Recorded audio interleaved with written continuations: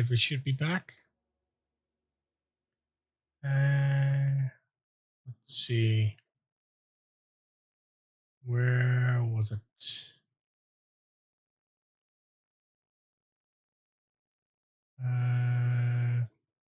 Oh, I'm looking at the wrong thing. Yeah.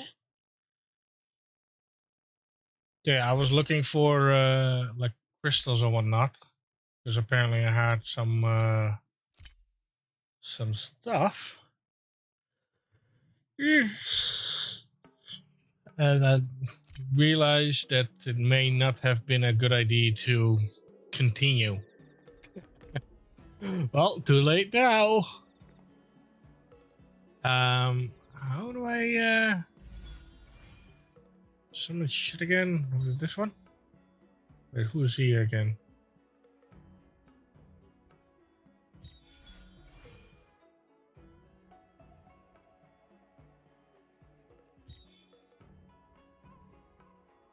And why is there a timer here? 10 days.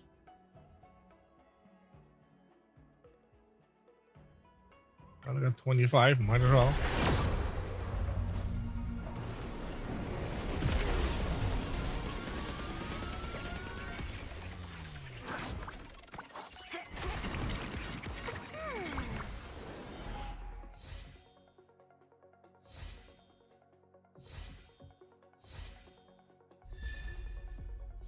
The doctor.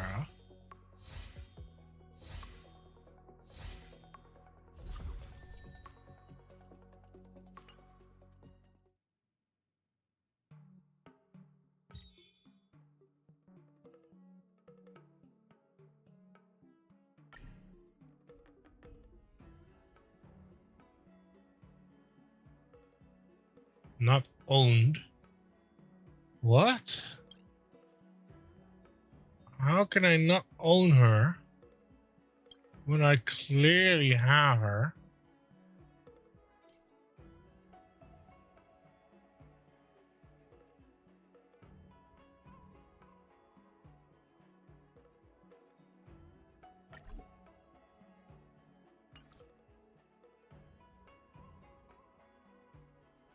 That is weird.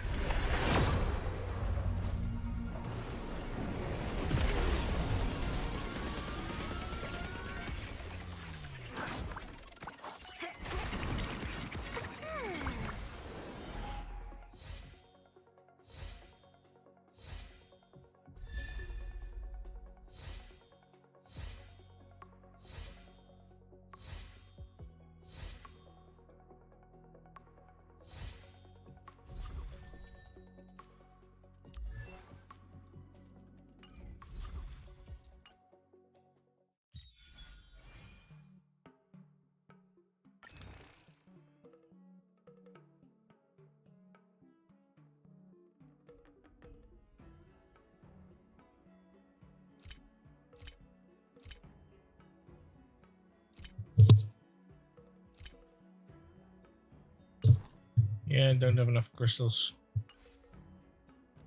I used them all. Now what does it still say new? Oh. Okay, yeah, but like even if it's new, like I don't have enough points.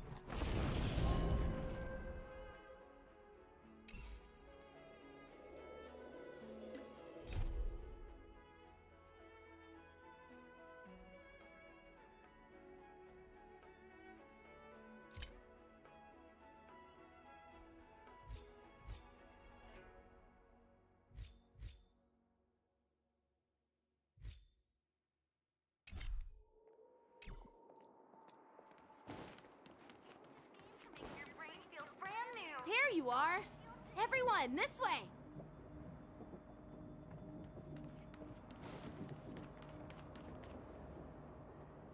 Hey, everyone. It's been a while. Well, it doesn't feel like it's been that long since we last saw you. But, Yanqing, are you? What's up, Miss March? They say kids grow up really fast. Yanqing, are you a little bit taller than before? We've only been away for a few months.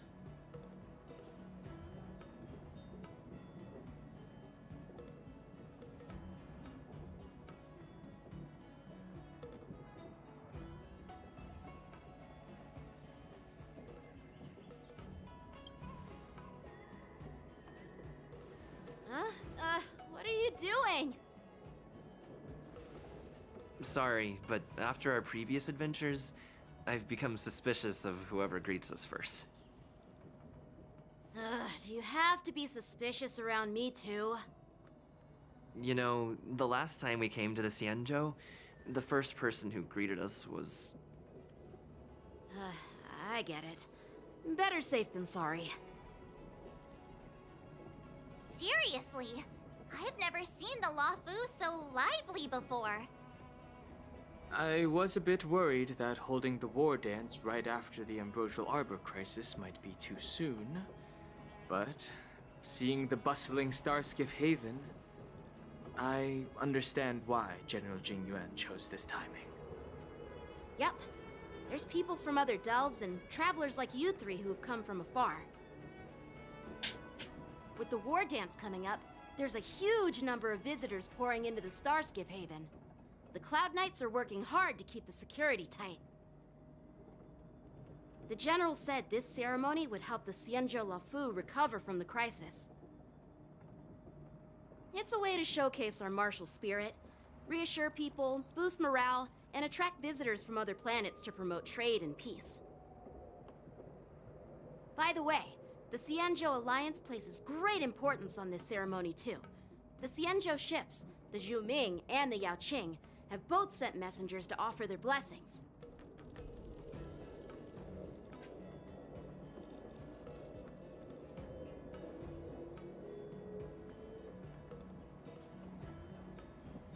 Yeah, the Xianzhou Yaoqing is a major force in hunting down abominations, and is always engaged in conflicts across the cosmos. Although it's a member of the Xianzhou Alliance, I don't know much about it. But Madame Yukong from the Skyfaring Commission mentioned that the Yaoqing always sends back reports of great victories, which is quite impressive. I heard General Fei Xiao of the Yaoqing is a young and dauntless lady. My peers say that she's like a goddess of war, capable of crushing dozens of abominations with a single punch. I wonder if it's true. If only I could witness her prowess with my own eyes. By the way, Yanqing, where are we headed next? I'm sorry for talking your ear off. The General wants to catch up with you at the Palace of Astrum. He's been eager to hear about how the Express has been doing. It's funny how he tries to act all mature, but whenever it comes to something he's interested in, you can really see his childish side. I agree.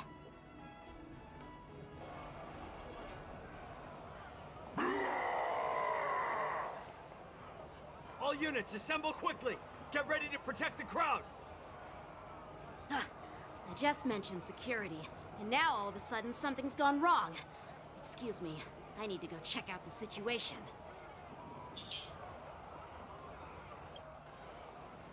Hey, what's that supposed to mean? We'll go with you.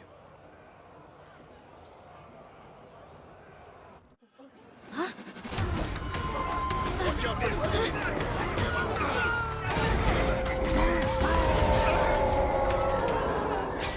Protect the civilians. I'll deal with him.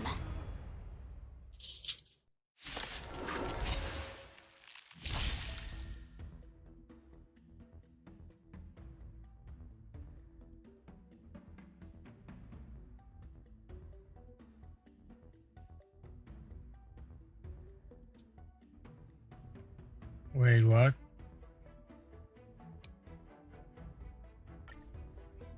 Borison?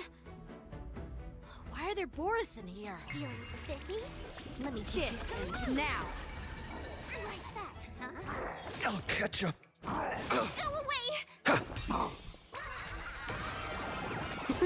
Wiped him out.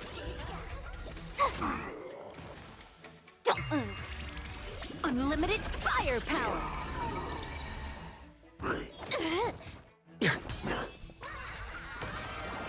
All for the thrill. Watch this awesome move! Feeling spiffy? Can you find the answer? Let me teach you some moves.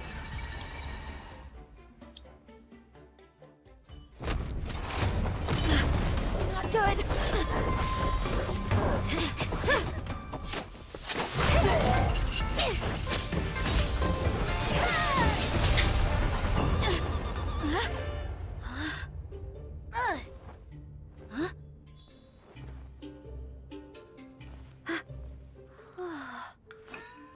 Thanks for the help.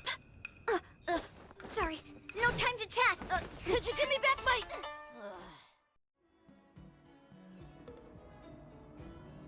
Yeah, there goes his sword. Hold on, I'm checking my thingy real quick. An ancient game to make your brain feel brand new. Celestial Jade. An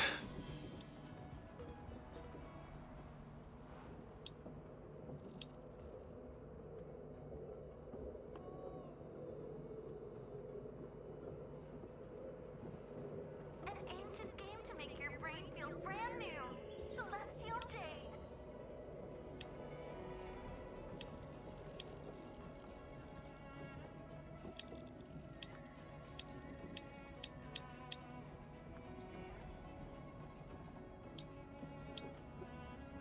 An ancient game to make your brain feel brand new.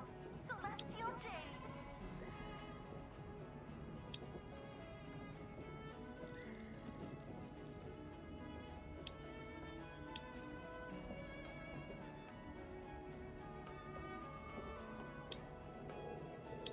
An ancient game to make your brain feel brand new. Celestial Jade.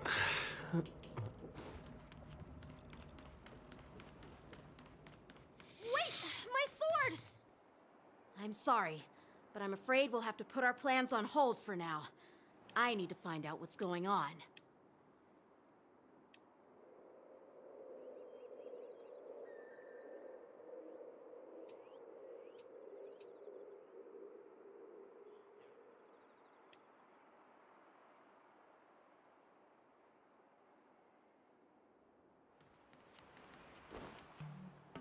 While we appreciate your rescue, my Cianjo friends, don't you think it's a bit too much to detain us and our cargo? Sorry, but we've been ordered to detain you and your cargo for inspection until we figure out the source of the attack. Once we're done with the formalities, we'll let you and your cargo go. Oh, but this shipment isn't even meant for the Lafu. And it's IPC's patented technology. Who do you think you are to conduct an inspection? According to the protocol, all cargo arriving on the Lafu must go through inspection. But we didn't officially enter your dock at all. We just sought refuge in your dock because we were attacked by the Borison. My eyes. No, bad timing. Looks like I this just argument could go on started. forever. Let's not get involved in a heated dispute that won't lead to a resolution. To change this to 13. Whoops. And then part 2.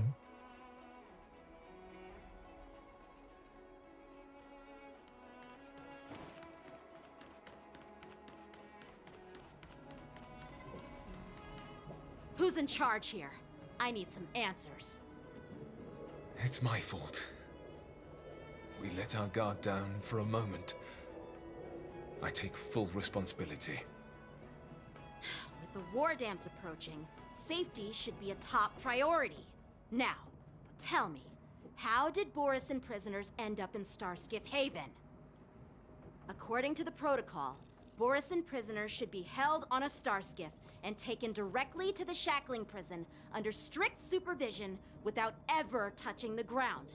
Who allowed a prisoner transport ship to dock at the passenger terminal?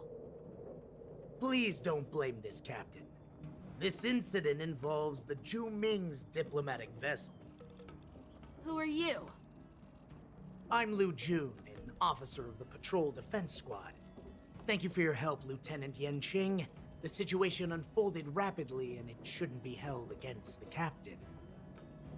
Here's what happened.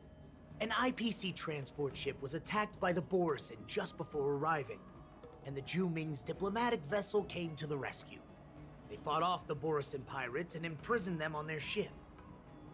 So, an IPC ship was attacked by the Borisin near the Luofu, and the Zhu Ming envoys saved them? This sounds complicated. Honestly, it gives me a headache too. The Zhu Ming diplomatic ship, adhering to standard procedure, docked at the passenger terminal to hand these criminals over to the Luofu. You know, with all the outsiders flooding onto the Luofu, the Starskiff lanes are under immense pressure. The Borisin desperados decided to put up a fight before the prisoner transport Starskiff could get there. And that's what you just witnessed. We'll make sure these prisoners are sent to the shackling prison as soon as possible. I see. It's an unusual situation indeed. I'll report it to the security department of the Realm Keeping Commission and ask for their cooperation in handling the aftermath. Maybe I should gather more details from others so that the Seat of Divine Foresight can have a better understanding of the situation.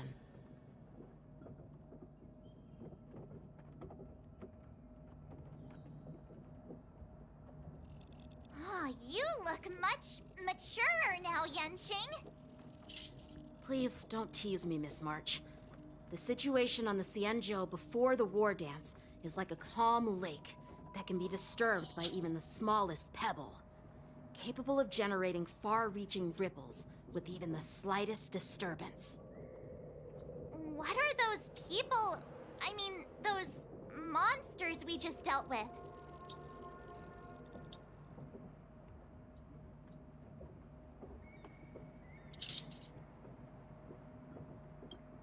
Yeah, those werewolf monsters are known as Borisin. They are abominations of abundance, and we've been fighting them for a very long time. The Borisin have been a powerful force for a long time, plundering and enslaving many worlds. The threat they pose is just as terrible as the Swarm disaster, and the Alliance even had a fierce war with them 3 decades ago. Their presence has faded over the years, but who would have thought? According to that officer, they attacked an IPC ship near the Shenzhou Luofu. Such a brazen attack seems quite unusual to me. Yeah, that's what I find strange too. It seems like the IPC and the Borisin have some serious grudges. Well, enough with the chit-chat. The General wants me to take you to the Palace of Astrum. I'd love to chit-chat a little longer, but there are some things that can't be left unchecked. Is it a serious matter? Maybe you'll need our help in hunting down the Borisin? Thank you, but it's no big deal. By the way, that young lady who just appeared, she took my sword. I'm thinking of filing a lost property report at the Realm Keeping Commission to see if I can get it back. I doubt she did it on purpose.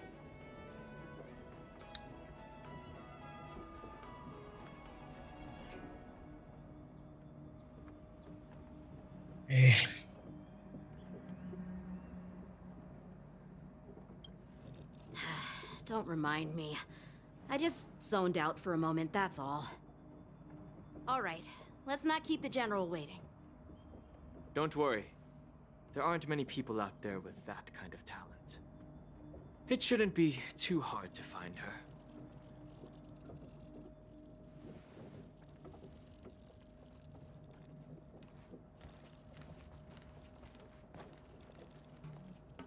There sure are a lot of troublemakers around.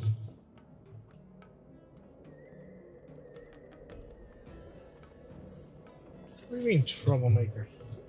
I'm just a visitor.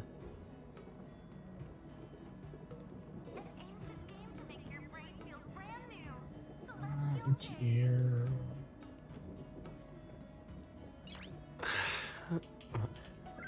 Nice.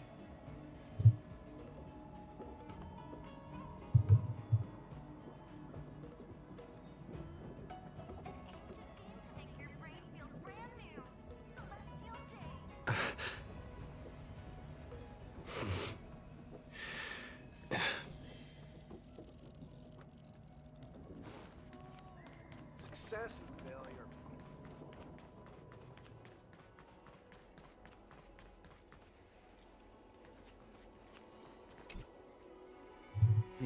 It's been a long journey, Elder Wyatt.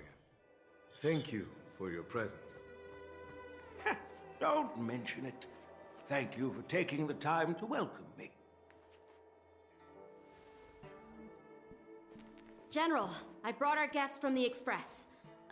Oh, I'm sorry for my bad timing. I didn't know you were meeting a guest, General. Don't worry, you're just in time. It's been a while, my friends from the Astral Express.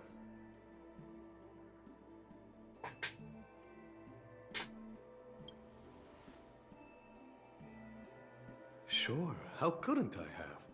It's not often we find such moments to reunite and enjoy one another's presence.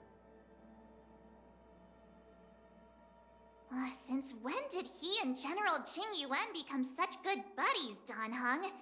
They seem to be having a great time. A lot must have happened without our knowledge. At least, I hope that's the case. Allow me to introduce you to General Huayan. He's the Arbiter General of the Xianzhou Zhuming, known as the Flaming Heart. No need to be so formal. I'm just a tourist here, no different from other tourists who've come to attend the ceremony. Elder Huayan is not only one of the Arbiter Generals, but also the Furnace Master of the Artisanship Commission. Besides his martial skills, he excels in forging various weapons. Such talents are unique, even among the Arbiter Generals. Be it Arbiter General or Furnace Master, these are merely titles given to me long ago. I've retired several times already, but with the current change in circumstances, the Marshal has called me back to duty, and I had no choice but to answer the call. Well, in the end, I'm to blame. Living such a long life naturally brings its share of disapproval. It's an honor to meet you, General Huayan. It's my honor to meet you, General Huayan.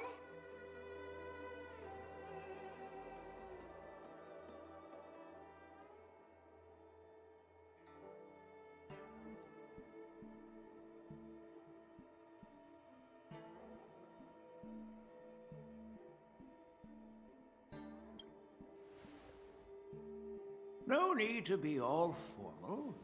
Today I'm just a guest on the Luofu, the same as all of you.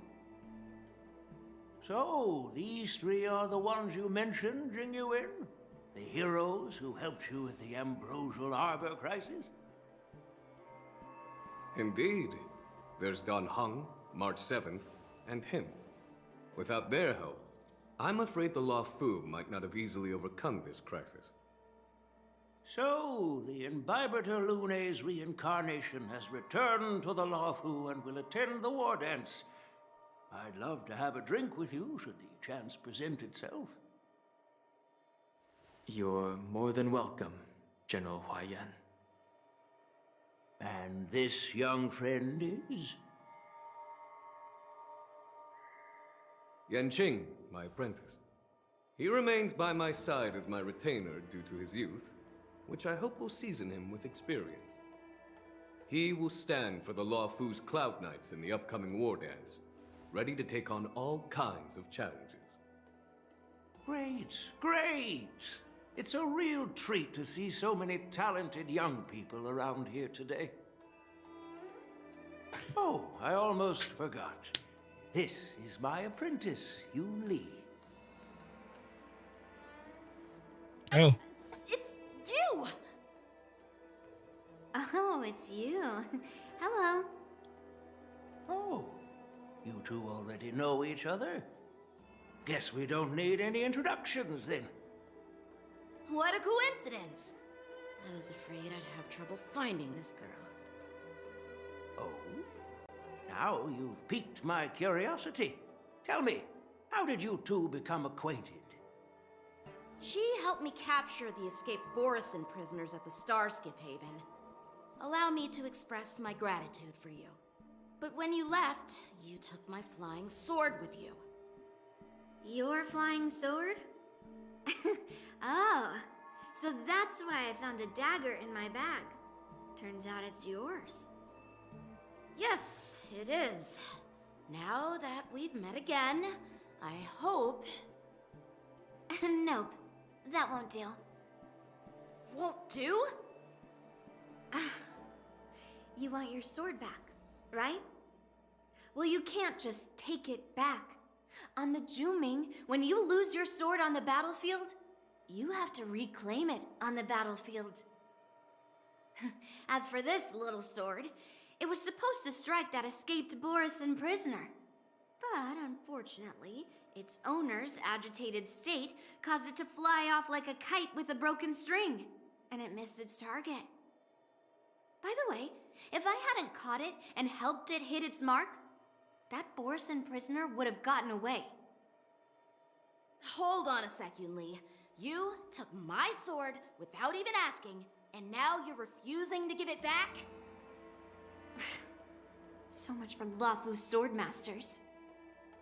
What did you just say? If you just stepped up and took your sword back from me fair and square, I would have totally respected you. But nope, you tried to play it down, expecting me to just hand it back to you like it's nothing. In front of everyone. With all due respect, you don't honor your sword, so you don't deserve it. Hasn't anyone told you that taking without asking is stealing? If you want to settle this with swords, fine. Let's have a one-on-one duel right now. Yang Qing.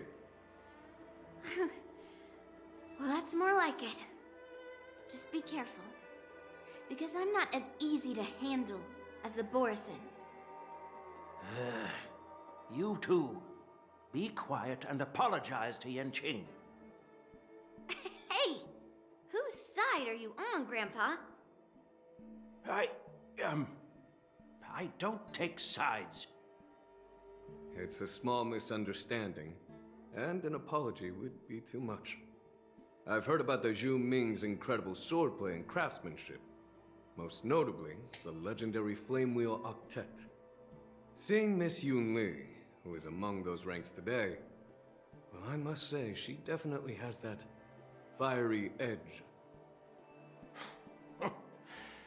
Such grandiose names. Some folks love to spin these fancy titles, trying to set the Cloud Knights apart. Yoon Lee is still just a young girl, a bit awkward and hot-tempered, so please forgive her if she's being rude.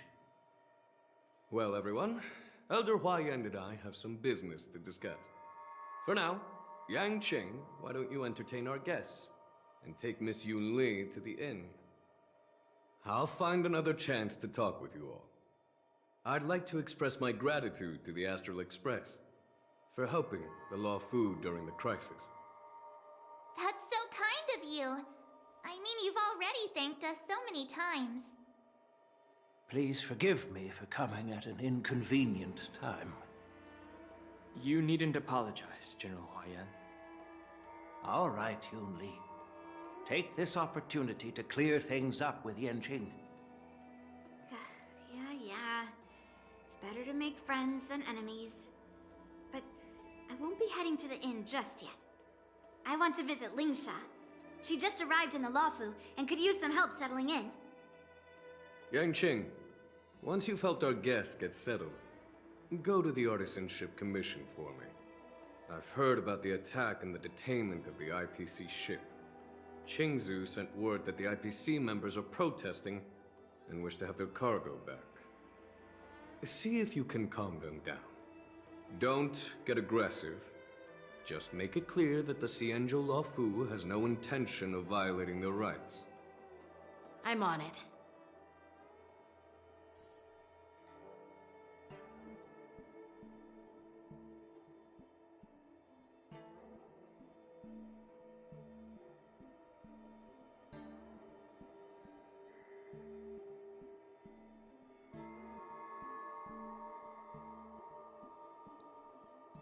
Oh, I'm trying to figure something out.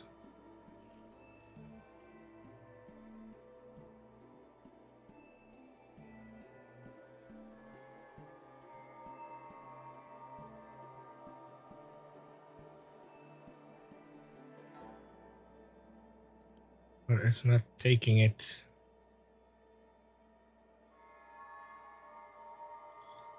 Fine, I'll use this one instead. It'll cost me €2, but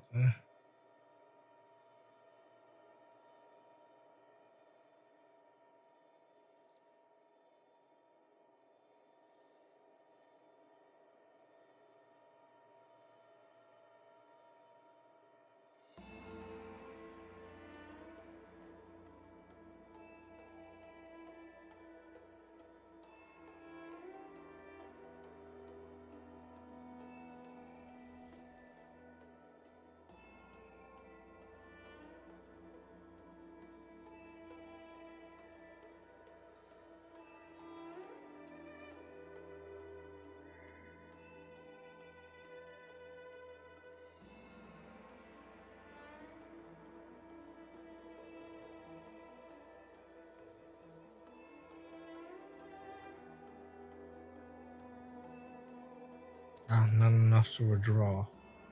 Okay.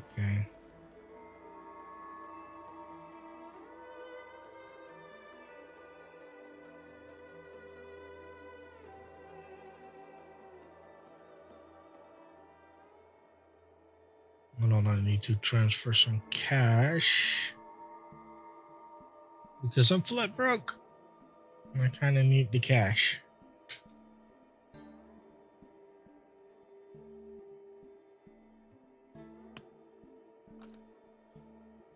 Or else I'm gonna have a very bad day.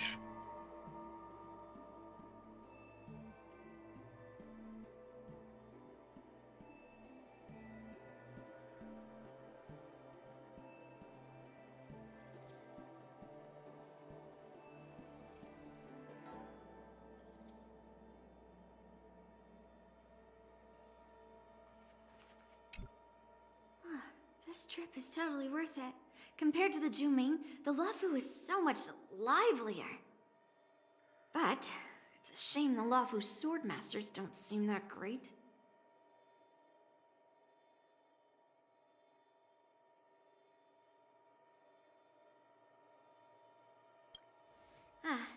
That's how outsiders refer to my peers in the Juming Cloud Knights and the Artisanship Commission. We all train under Grandpa's guidance, learning the art of craftsmanship and swordplay. That's how we got that title, I guess. Just don't mention it in front of Grandpa. He always says that empty titles bring pointless challenges and conflicts. We Juming swordmasters pride ourselves on the success of the group over the individual.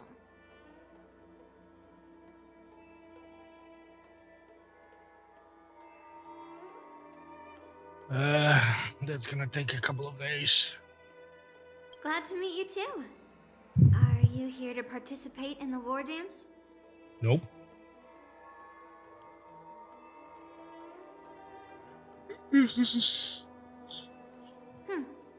So, you're not a participant? You look like you know your way around a fight. Well, you can still sign up. The Cloud Knight's ring is always open to outsiders. I have some things to do. Besides, little Yanqing doesn't seem too happy about me tagging along.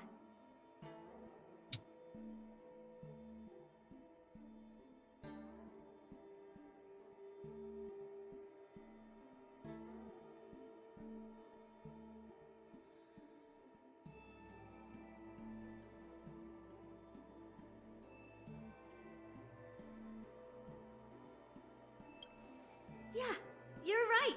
I took it with my skills. So I guess you can say I'm a robber or something. How dare he imply I'm a thief? Totally different.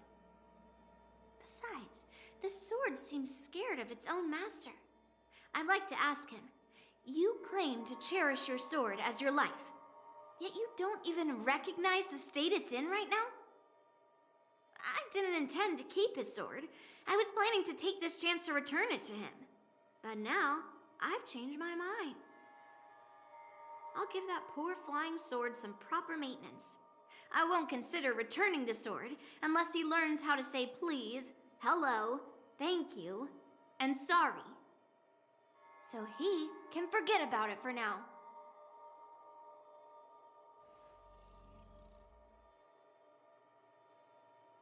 Wait, what? She just went poof.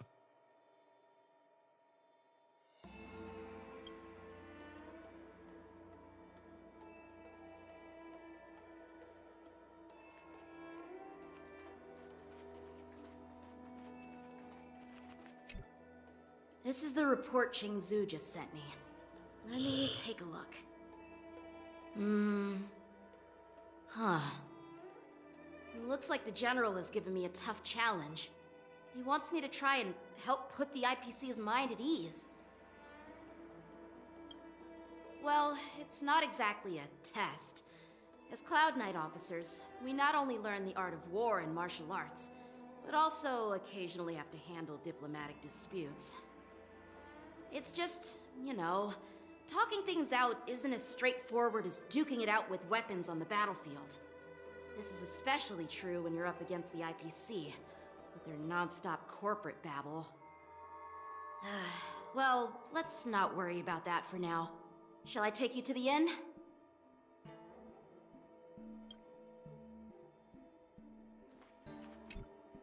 Hey, Don Hung.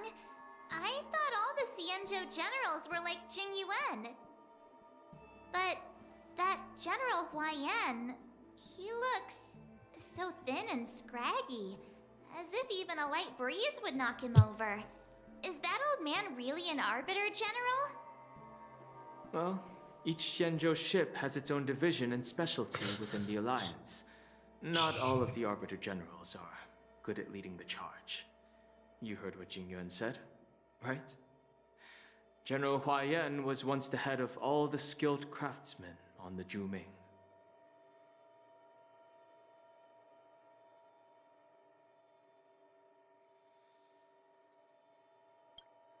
Yeah, you've noticed that too? It's really weird. Do the Xianzhou people age? I rarely see any old people on the Xianzhou ship, and when I do, they're usually travelers. But General Huaiyan looks like an ordinary old grandpa. Is he really a Xianzhou general? Good question. He's right there. So why don't you ask him yourself? Nah, I'd like to live a little longer. We should leave. General Jing Yuan asked Yanqing to entertain us, so obviously, he has important matters to discuss. Let's not waste any time here.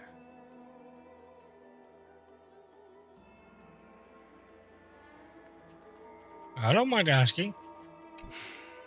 I'm sorry for Yang Qing's rudeness. Not at all. Taunted by Yun Li like that, even a training dummy would be angry. You've taught your apprentice well. If it were me in my younger days, I'm afraid I'd have drawn my sword and fought. Yanqing can understand your concerns, On the other hand, Yoon Lee is still a naive girl who's only interested in swordplay. Honestly, I brought her here to participate in the war dance because I want to broaden her horizons. Yanqing can understand your concerns. On the other hand, Yoon Lee is still a naive girl who's only interested in swordplay.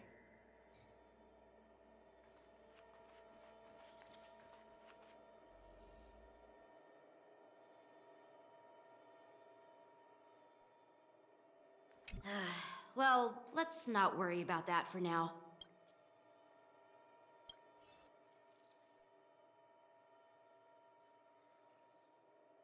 It is the Law Fu's honor to have you in attendance at the war dance. Yet, the fact that a simple martial arts ceremony has attracted esteemed generals from the Zhu Ming and the Yao Qing implies intentions beyond mere spectating. Might there be any specific instructions from the Marshal? You're overthinking it, Jingyuan. As I said, I'm here to broaden my granddaughter's horizons. I have no ulterior motives. However, I have no clue what the Yaoqing Arbiter General has in mind. Do you remember when you accepted this position? I told you that an Arbiter General's battlefield goes beyond the physical one. You'll need to lead and manage everything on the Xianzhou. The title of Arbiter General holds a weight far greater than its literal meaning.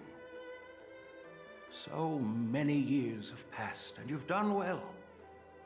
However, longevity for the Xianzhou people can be a curse.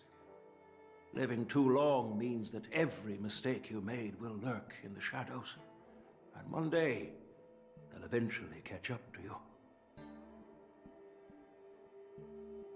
The Marshal knows everything that has happened on the Luofu.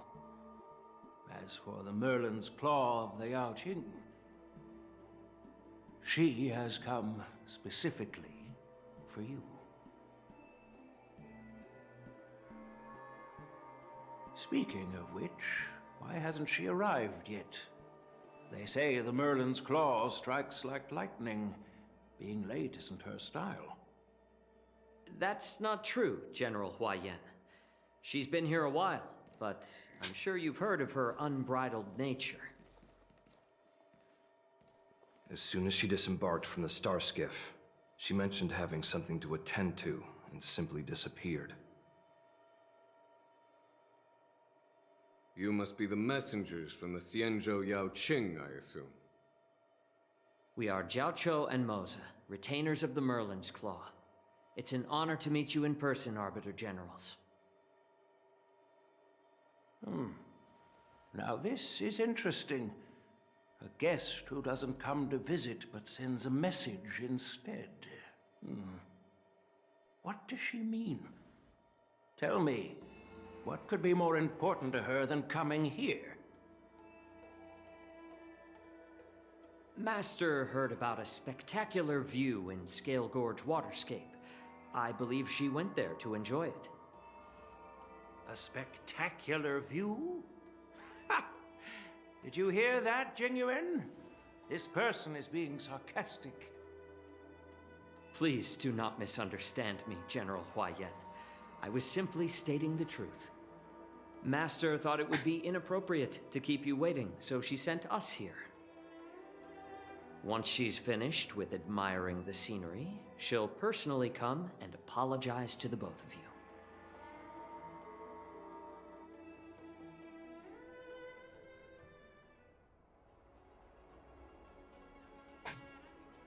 Drat. I forgot to ask Yoon Lee to return my sword.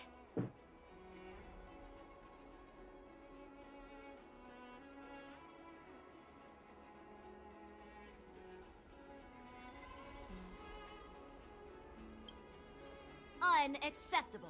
Every sword is precious to me. If it weren't for the General's interference, I would have taught that shameless girl a lesson in swordplay. By the way, I don't know if it's just me, but the general seemed a little reserved. Could it be because of Elder YN's visit? Reserved? Really? Maybe I'm just overthinking things. No, you're not. When I entered the Palace of Astrum, I realized that the messenger from the Xianzhou Zhu Ming was actually the Arbiter General himself. So, the messenger from the Xianzhou Yao Qing must be the Merlin's Claw herself, I presume. That's right. Well, that's what makes this entire thing so unusual. What's so unusual about it? They simply received an invitation from Jing Yuan, just like the crew, right? The war dance is just a small festival. And now we have 2 Arbiter Generals from other Xianzhou ships here. I'm afraid they're here for something more. Maybe they've come to hold Jingyuan accountable for the Ambrosial Arbor crisis? Hold him accountable? Come on, didn't the Luofu fall victim to the disciples of Sanctus Medicus and the Antimatter Legion? Why would they blame the victim? Don Shu's rebellion and Ventilia's scheming are merely one side of the story to the other Arbiter Generals of the Alliance. Only a single piece of incontrovertible evidence remains, creating an endless source of potential complications. The Ambrosial Arbor. Yes. It's undeniable that the plague mark, which was subdued by the Xianzhou Luofu, has resurfaced. But was it really a conspiracy instigated by the Antimatter Legion? Or does it indicate a traitorous intent from within the Luofu, implicating Jingyuan himself? Once the spark of suspicion is kindled, it proves hard to extinguish.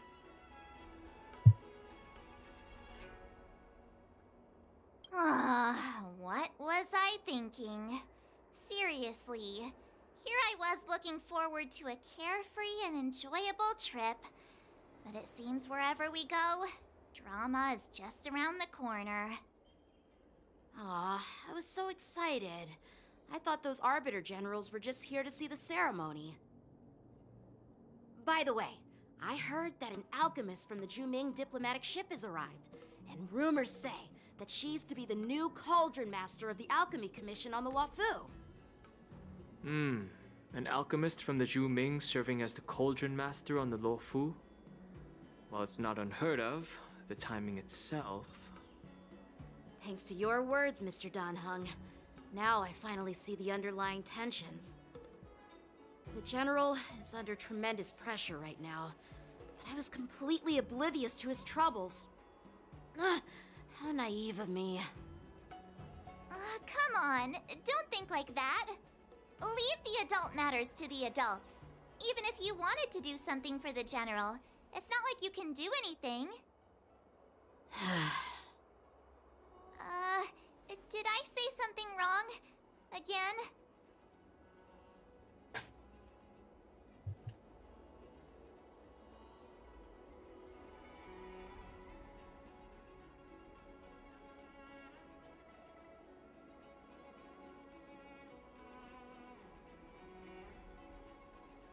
Miss March is right. I don't have the skills to share the General's burdens at the moment. Still, I'll do my best to follow his instructions. Let's go. Once I've taken you to your accommodations, I need to go to the Artisanship Commission to handle the IPC's protest. He looks like he has a lot on his mind. We can't just let him go alone. Why don't we accompany you to the Artisanship Commission? This is too much trouble. While I appreciate your kindness, dealing with the IPC's workers could be tricky. I'm afraid this will cause trouble for the Express. No worries. We're pretty experienced in dealing with the IPC. You've heard of the 10 Stone Hearts? We've dealt with quite a few of them, right?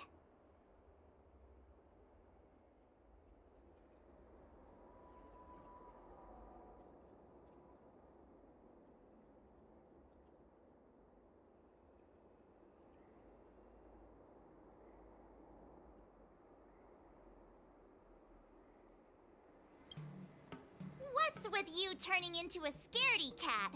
I didn't see you worrying about lawsuits when you wrecked that giant mech. Well, since you're willing to help, I won't decline your kindness. Let's head to the Artisanship Commission and meet them.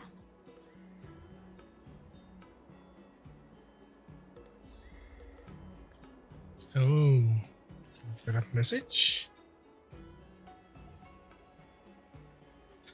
I got a message. Does it mean the money has been transferred?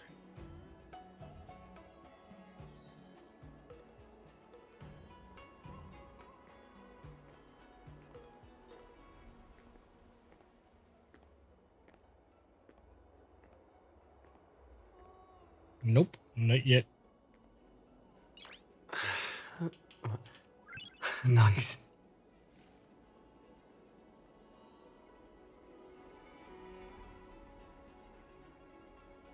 Oh my god, frick off.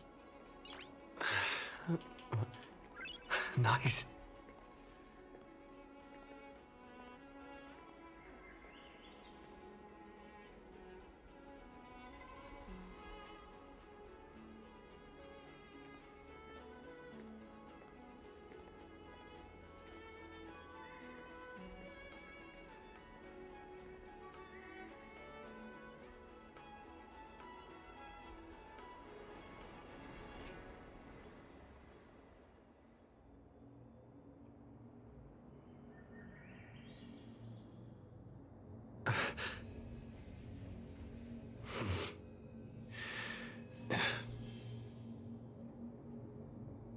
Okay, does that mean it's finished?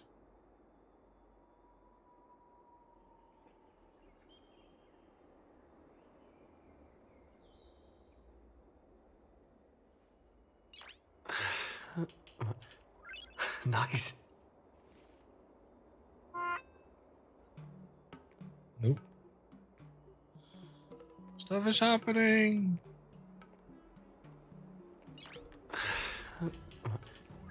Nice.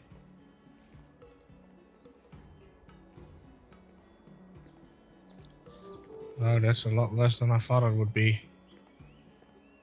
Wow, from the 20 that I got,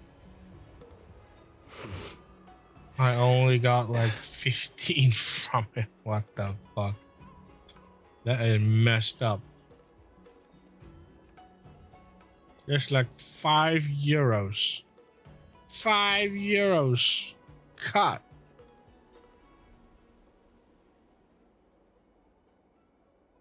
Transfer to bank. Wait, what? Instant. Free. Standard. Well, if it's free, I mean.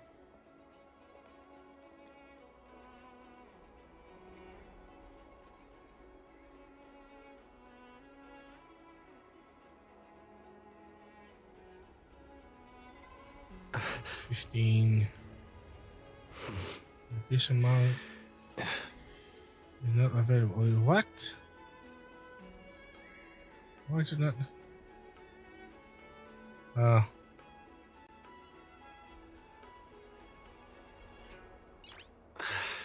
What the fuck? Nice.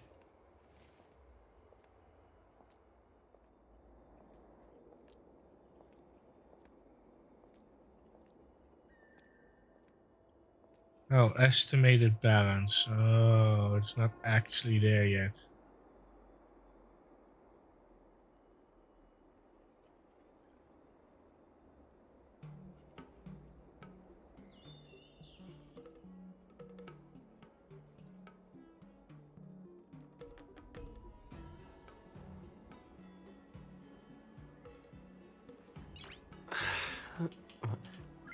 Nice. Yeah, it's not there yet. Okay, okay. Close all tabs.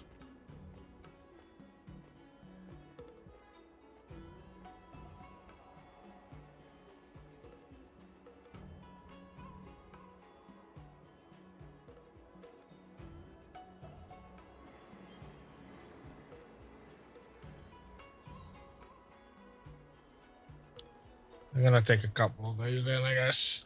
That would be on Monday. Because I'm getting hungry. I need to buy some food. Here we go. Wait, what? Oh, there it is.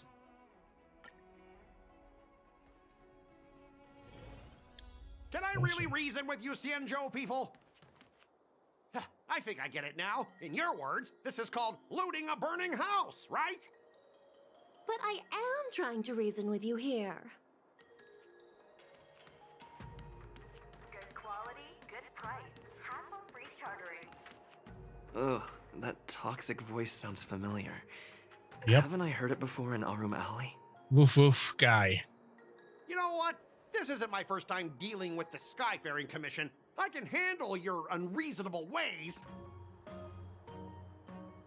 But straight up snatching IPC cargo, isn't that going a bit too far? Just as I've said it many times already, once we've inspected the cargo and completed the security check, you can be on your way. Is there something wrong with your ears, or is it just your brain?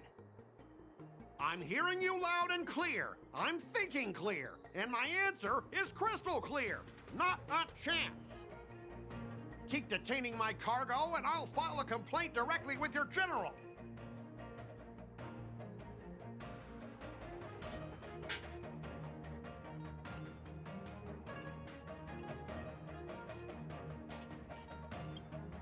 You jerk! Who are you calling a dog? Wait, why are you here? You're staying on the Cienjo, are you? What terrible luck! Wherever you go, disasters aren't far behind. Aren't you the guest from the Astral Express? What brings you and Yanqing to the Artisanship Commission? The dog that has been barking.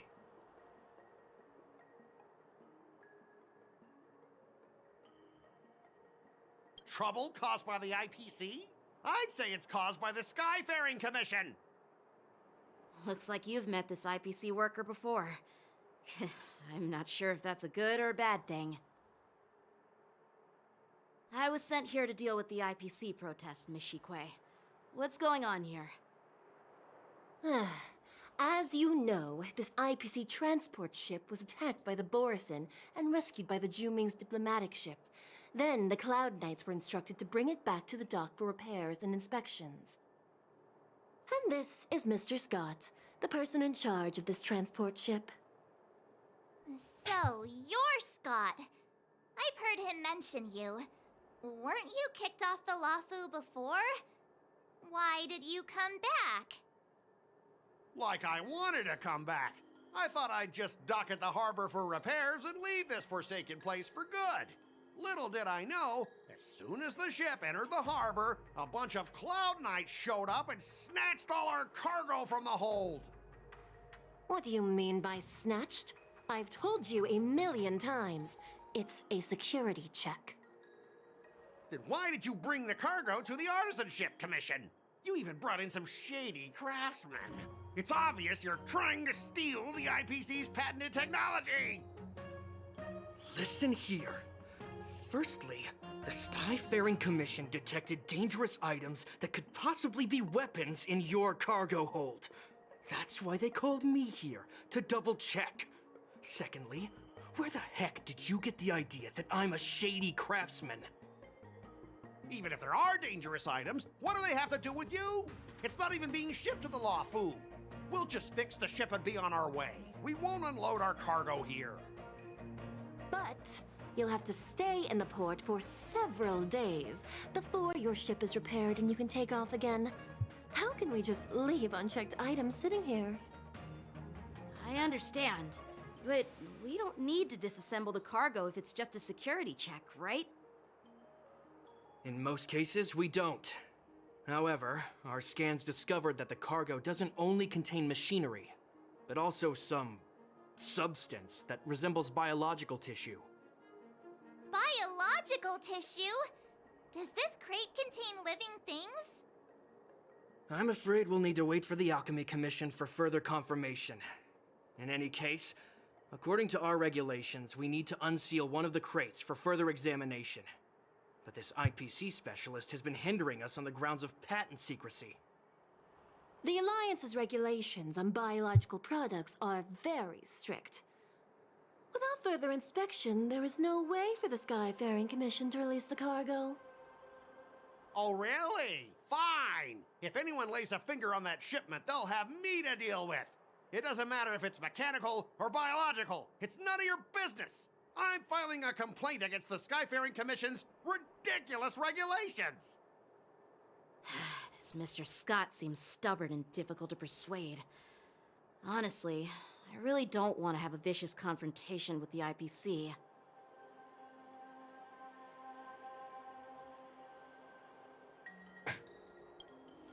I heard how you helped Aramali. The IPC representative back then was Mr. Scott, right? Since you've dealt with him before, it looks like I'll have to rely on you again. What are you guys whispering about over there? Just hurry up and give us back our cargo.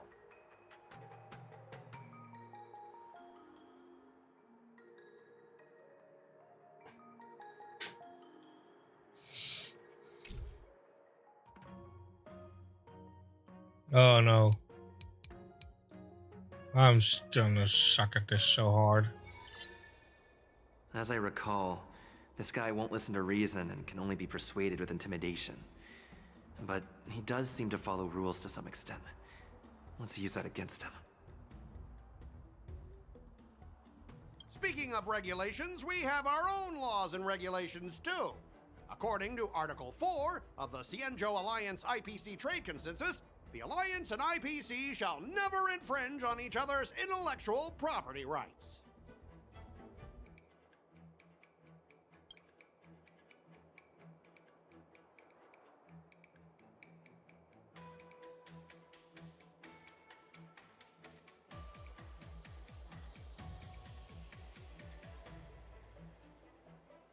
Hey everyone! Meet my old friend Scott. He's very talented, especially at imitating animals.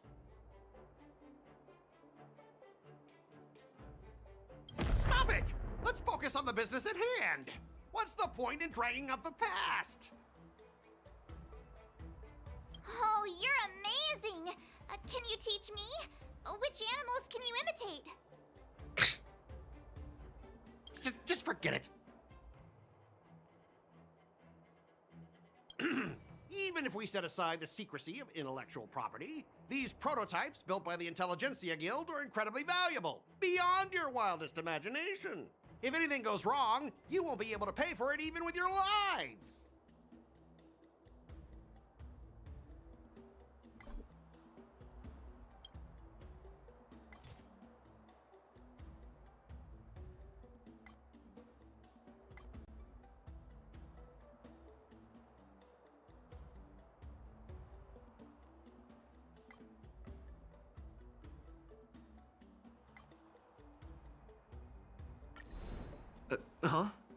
Could you repeat that? I didn't quite hear you. Could you say it again?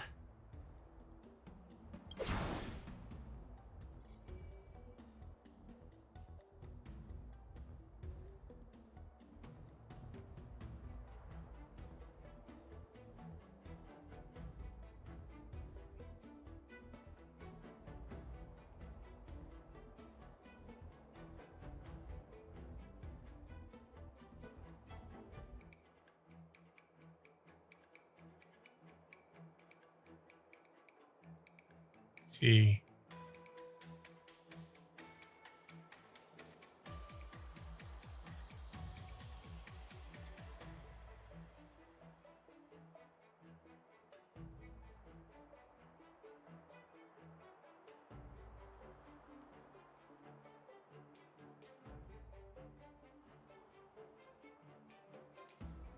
Back in Arum Alley, you were dealing with civilian merchants, where you could use the IPC's name to scare them.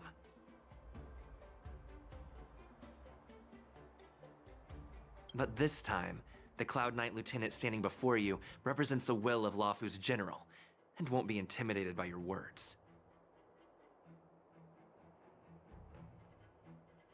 Of course, I'm sure we both want a peaceful resolution.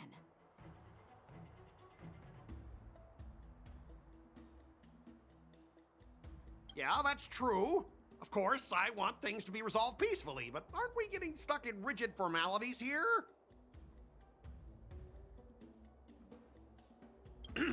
Even if we set aside the secrecy of intellectual property, these prototypes built by the Intelligentsia Guild are incredibly valuable, beyond your wildest imagination.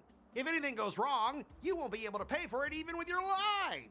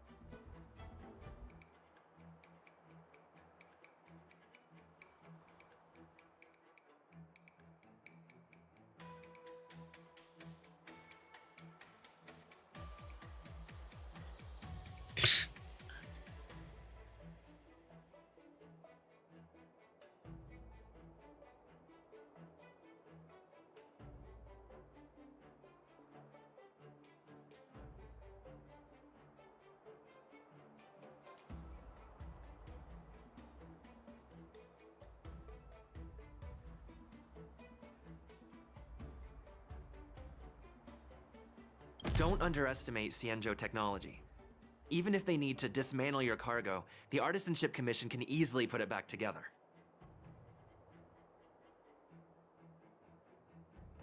Yeah, go ahead and brag about their skills. After all, you're just a negotiator they hired. But I'm different. I'm an IPC member, and my fleet has accepted this transportation order. Naturally, I need to be responsible for the integrity of every piece of cargo. Besides, the cargo on this transport vessel belongs to the Intelligentsia Guild. If you want to inspect the cargo, shouldn't you at least call in a member of the Intelligentsia Guild to be present?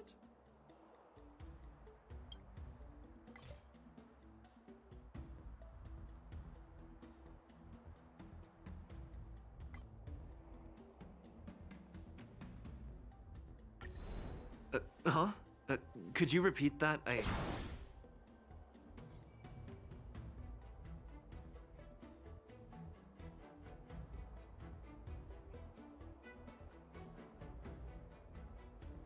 Let's see.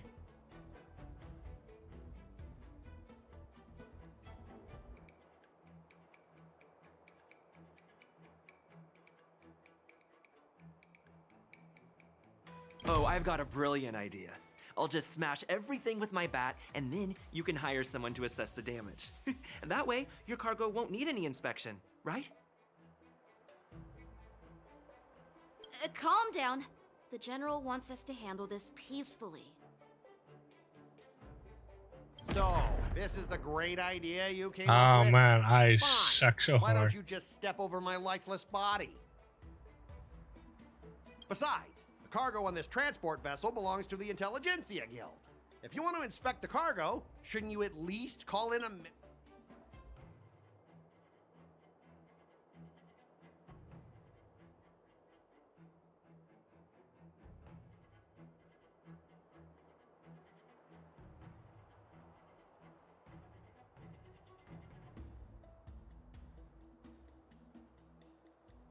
According to the principle of territoriality, since your vessel is stranded on the Cienjo, the Skyfaring Commission has the right to inspect it. Indeed. According to Article 27 of the Cienjo Legal Code, all official and private goods upon entering the port shall be subject to inspection. Failure to submit to such inspection shall be deemed equivalent to the possession of unlawful items and shall be subject to legal ramifications. Huh? My synesthesia beacon must not be working, because I have no idea what you just said. Simply put, if you insist on hindering the inspection, we'll have to treat the cargo as unlawful items and confiscate it. Confiscate it? How can you Xianzhou people be so unreasonable? If this were Pier Point and incoming cargo posed a safety risk, the IPC would take it in for containment and disposal, correct? That's true, but the IPC sometimes makes exceptions. For example, they've always given special terms to Xianzhou vessels. We both need to follow the regulations, because that's how the IPC and the Xianzhou operate, right?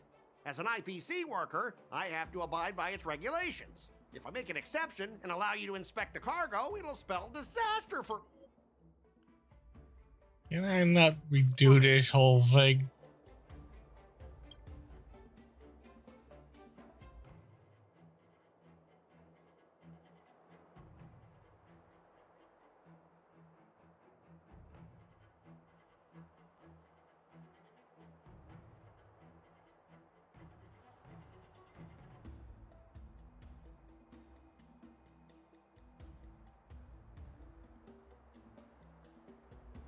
Everyone has their own set of rules.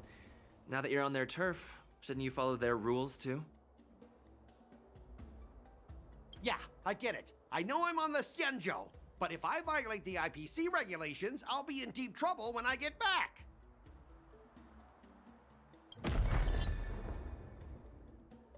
Well, you guys sure know how to argue your case.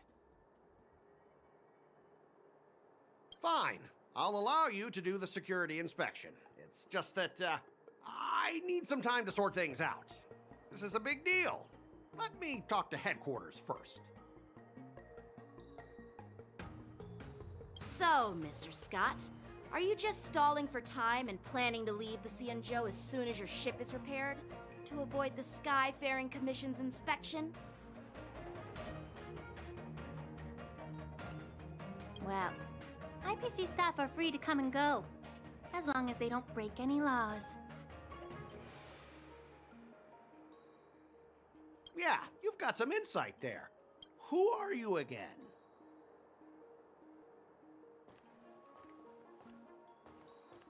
Allow me to introduce myself. I'm Lingsha, Cauldron Master and head of the Alchemy Commission on the Lawfu. Could she be? Yeah, she's the new Cauldron Master assigned here from the Xianzhou Zhuming. I received a report from the Artisanship Commission about cargo containing samples of unknown organisms. It said they needed help from the Alchemy Commission. I had nothing better to do, so I came myself. It's fine, Mr. Scott. If you really don't want your cargo to be inspected, it doesn't matter. It doesn't matter? How can you say that? Why are you being so nice all of a sudden? Well, since you're not going to check it, I'll take this crate and be on my way. Is that okay with everyone? Yeah, sure. Why should I object? Not only this sample, but all the goods on the transport ship are yours to keep. Like I said, we won't inspect them. Wait a minute!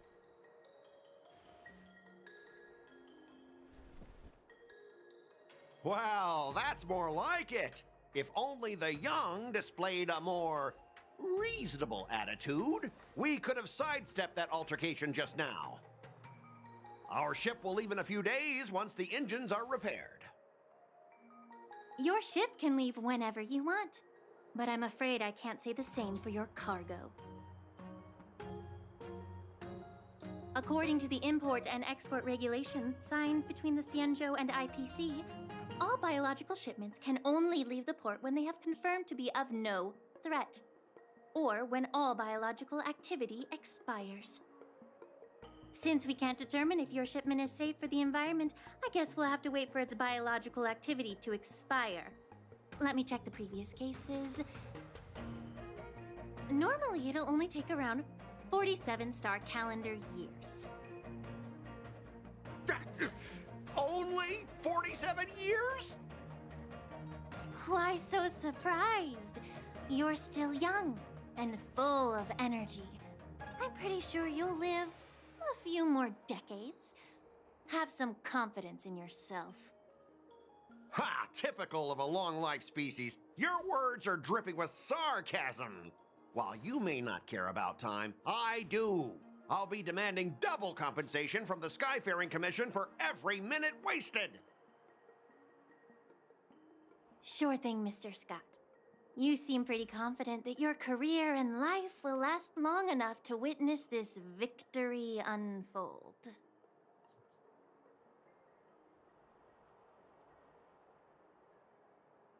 Step aside, guys. Let them do the inspection. But, Mr. Scott... Come on, we're already in enough trouble. Just let them do the security inspection. And if needed, I can always grovel before the Intelligentsia Guild later. I'm just using my head for what it's apparently good for, right?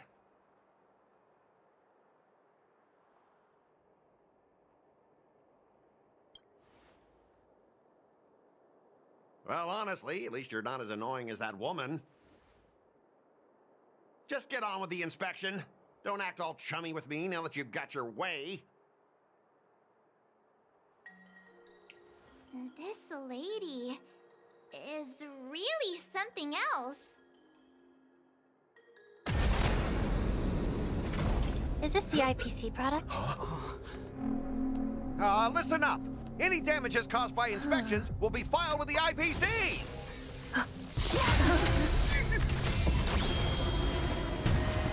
Turn it off.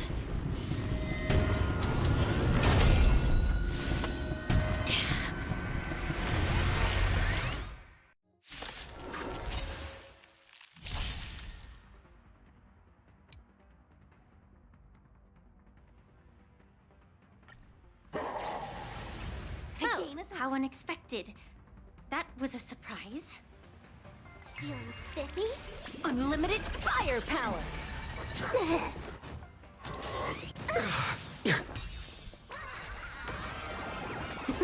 Wiped him out. Phew!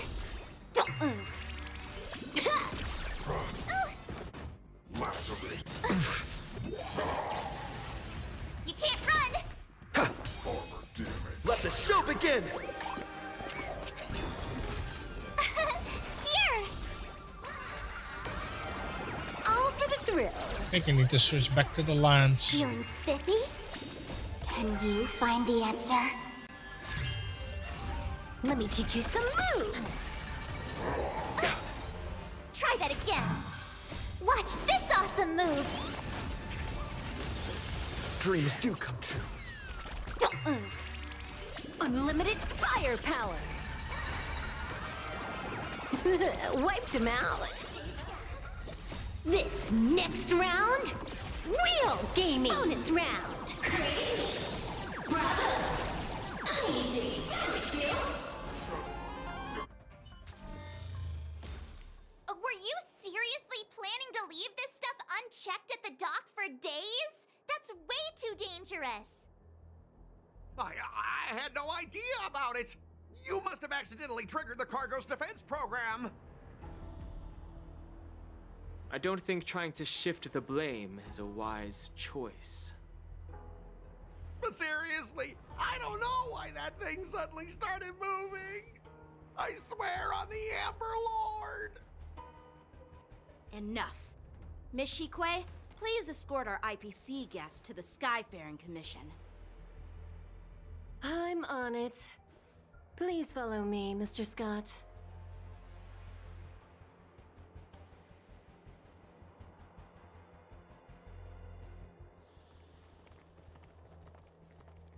Our preliminary inspection shows that there is indeed hidden biological tissues inside, just like the craftsman feared. I can't even tell if it's ingenium or biological in nature. The core of this device is what they call wetware in industry slang. To put it simply, this machine operates with a kind of biological nerve as its control center. I'll take some samples for the alchemist to analyze and figure out where the biological tissue comes from. why would the Intelligentsia Guild use such unethical technology? Perhaps they're trying to create a new weapon? Whatever the reason is, it's probably why the Borison attacked the ship. No wonder the IPC were trying to obstruct our inspection. I'll contact the Ten Lords Commission and ask the judges to come and give their final verdict on this. According to our rules, all prisoners and weapons involving dangerous creatures must be taken to the shackling prison for further sentencing. After all, it's the safest place on the Luofu. As for you, Mr. Craftsman, please go with the Cloud Knights and explain the situation to the judge.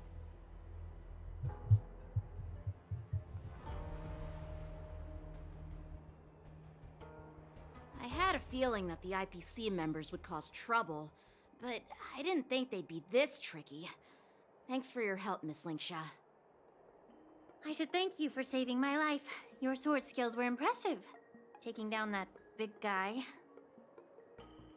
I thought the General's retainers were all burly martial masters. I didn't expect Yenqing to be so...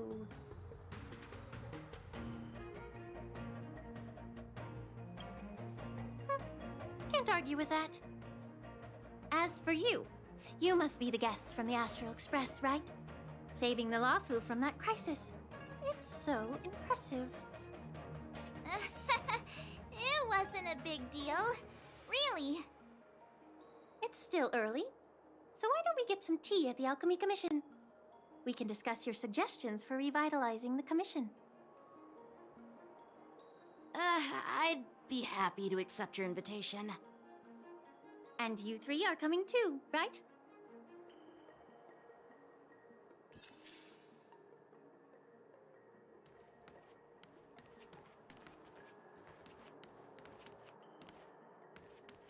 But now I can't. Oh, can I?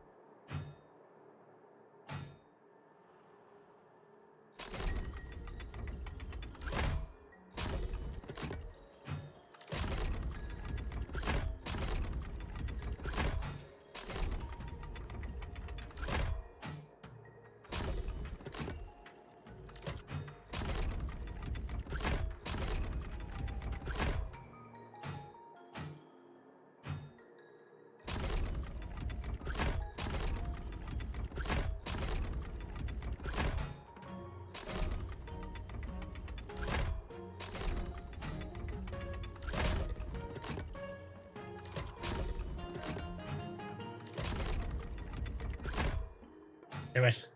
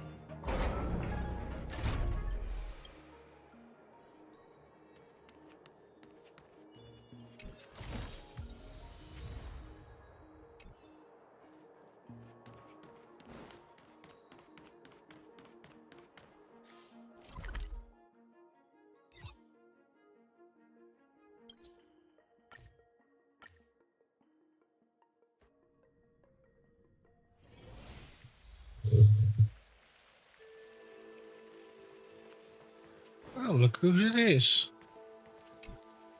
Hey! Oh, you're back! Why didn't you say anything in the group chat? I'm on duty. let's catch up later. Cut it out. I'm carrying out my sacred duty.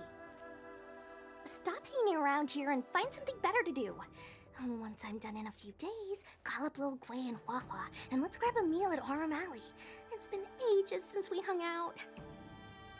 Goodbye.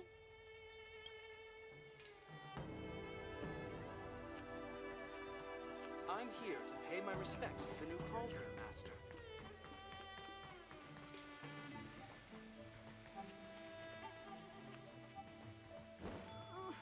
Can you just give me some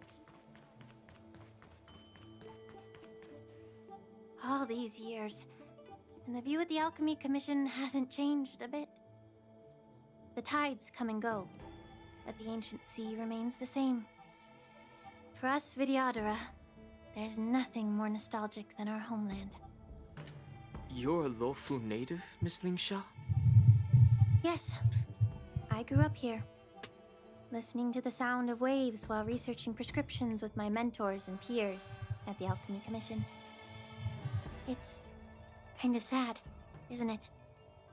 Everything changes, but somehow remains familiar. Just like you, Dan Heng, I traveled far from home, and now I've returned. Seeing the familiar scenery brings back a hint of nostalgia. The view here would be even better without the ambrosial arbor. Oh, really? I think that towering tree looks pretty impressive. Even if it's impressive, it's a plague mark. The Xianzhou have been fighting abominations for thousands of years. And now that the ambrosial arbor has been reborn, it's only natural for everyone to feel uneasy. Well, once a seed is planted, no matter how long it takes, it'll eventually sprout and bear fruit. In my humble opinion, the rebirth of the ambrosial arbor and the resurgence of the disciples of Sanctus Medicus were inevitable. The seed was already planted when the ancestors of the Xianzhou sought immortality.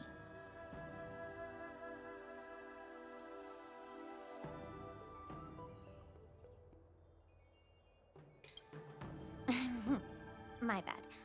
Well, since you went through the entire Ambrosial Arbor crisis firsthand, Dan Heng and Lieutenant Yanqing, I'd like to discuss something with you. What's actually up with their hands and What her would you like to feet? discuss, Miss Lingsha? I was lucky enough to be chosen by the Alliance to come in and clean up all the old grime in the Alchemy Commission. Honestly, the Alchemy Commission is riddled with problems and has reached a point where fixing it seems impossible. I'm looking to remedy this problem, but was wondering if you could provide any insights. Well, even though I'm a Vidyadharan like you, I'm an outsider, just like my companions here. I can't really say much about a remedy, but I do have a piece of advice, Miss Lingsha. The Vidyadhara and the Alchemy Commission on the Luofu have always been intricately connected. If you cannot distance yourself from these ties, Miss Lingsha, changing the situation within the Alchemy Commission may be quite challenging. I may not know about politics, but I do know that the disciples of Sanctus Medicus have been operating within the Alchemy Commission for years. If you're determined to root them out, maybe you should discuss it with the General. I see. Thank you for your valuable insights. While the Lux Arrow from the Rainbow possesses unparalleled power to sever the Ambrosial Arbor, it can't sever mortals' desire to prolong their existence. Just like how the Cloud Knights can eliminate the remnants of the disciples of Sanctus Medicus, but are unable to calm the hearts and minds of the people within the Alchemy Commission. Our Xianzhou forebears knew this well, and that's why they entrusted the duty of guarding the roots of the Arbor to the Vidyadhara. However, the Vidyadhara are still only mortal beings. 30 years ago, my mentor served as Alchemy Commission's Cauldron Master. She recognized the emerging undercurrents and sought to cleanse the source of the disturbance. Unfortunately, Even though she was skilled in the art of healing, she didn't understand the human heart or how to eliminate the sickness lurking within the depths of the Alchemy Commission. In the end, she was framed and exiled to the Juming. I was also implicated and had to leave the Lafu. And guess who arbitrated the case and handed down the sentence? None other than General Jing Yuan himself. What? You heard it right. The ones responsible for the corruption in the Alchemy Commission are not just the remnants of the disciples of Sanctus Medicus, but even the Divine Foresight himself.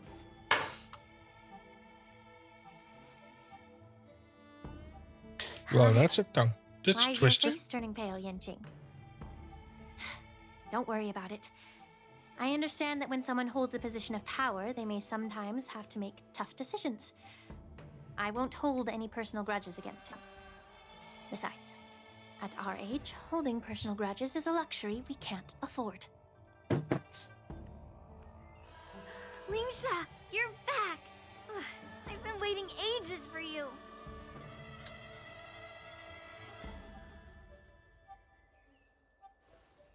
Yunli! Why aren't you with your grandpa? What brings you to the Alchemy Commission? Well, let me take this opportunity to introduce you to Yanqing. What a small world. You stole my sword!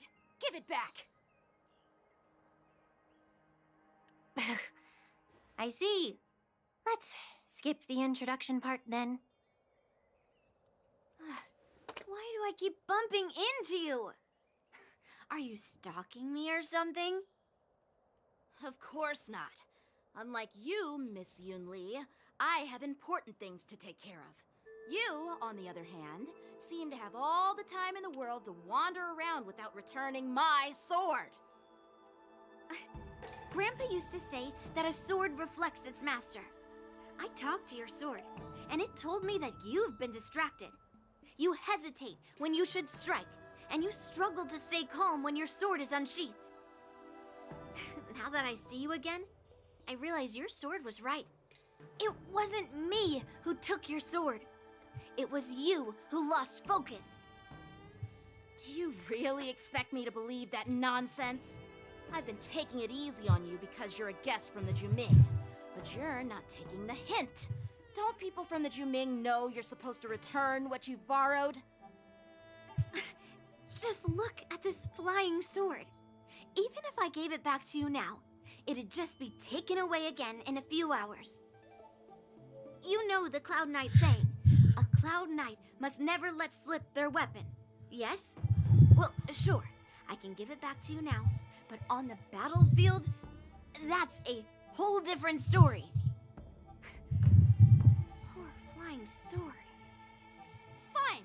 You don't have to give it back, because I'll take it back myself! Oh dear. Children, please calm down.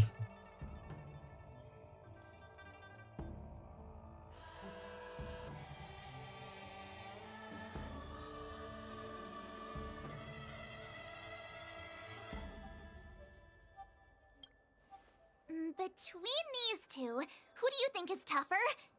Don't get me wrong, I'm just curious. Get ready to separate them. It is my first day at the Alchemy Commission. A brawl is definitely not how I imagined celebrating it.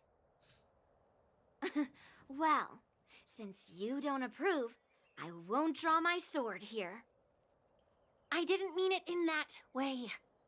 Since you've already drawn your swords, you'd be disappointed if you didn't get to test one another, right? I've received reports that the delves near the Alchemy Commission are still infested with abominations. Seems like my predecessors left quite a mess. So, if you two want to determine who's better, why not focus on them instead of each other? Clearing out some abominations? Sounds boring. It's the Cloud Knight's duty to eliminate those abominations. You don't have to ask me twice, Miss Lingsha. I'll help you get rid of them. Oh, you think you're the only one who knows how to behave? If Lingsha needs anything, I'll gladly draw my sword and help her out. It's so heartwarming to see both of you being so sweet and caring. So then, shall we get going?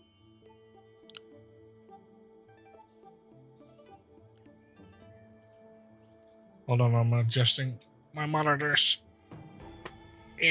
Oh shit.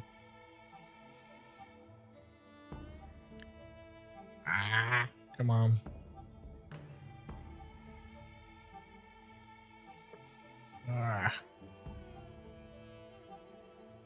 Oh, for fuck's sake, come on.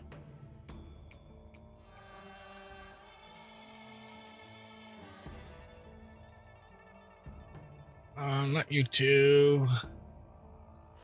Come on. Stay that height. You move to this side. You go closer.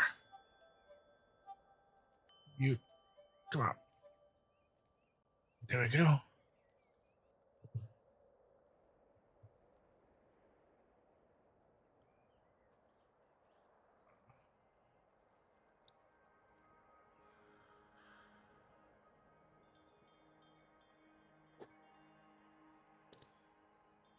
Oh my, for fuck's sake. Fine, I'll move my monitors.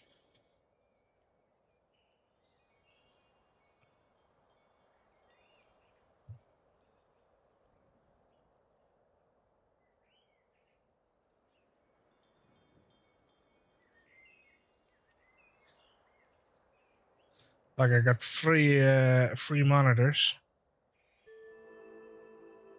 And I want to make sure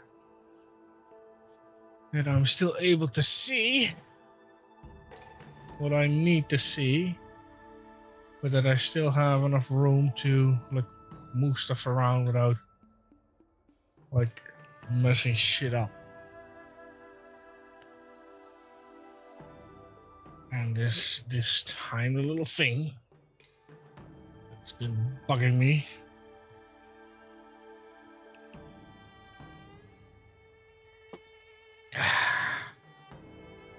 Because of the angles. Come on.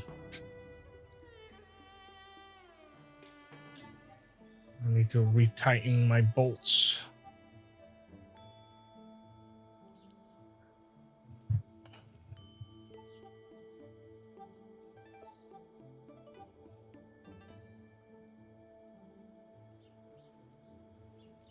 A little lower. There we go.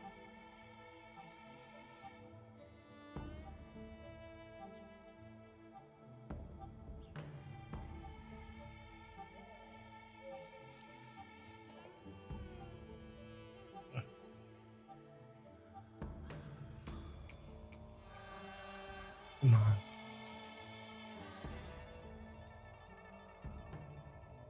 Jesus Christ.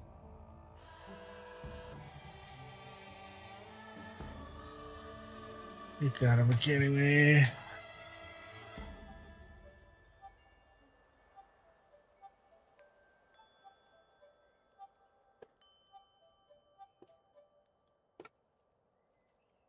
We seriously need to. Oh crap. No. Oh no. Fuck, I nearly ripped the fucking cord.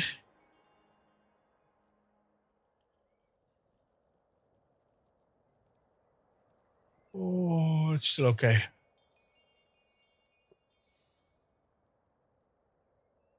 I need to rip the freaking port out of the fucking monitor.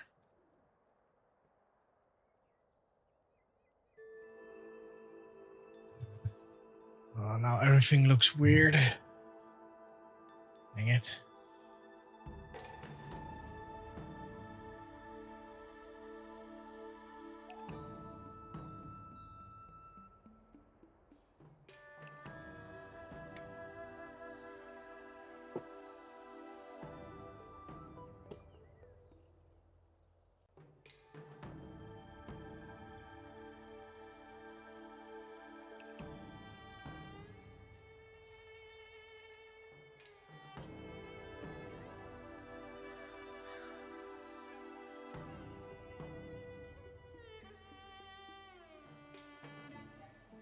that should do it. Oh, make sure it's just that thing.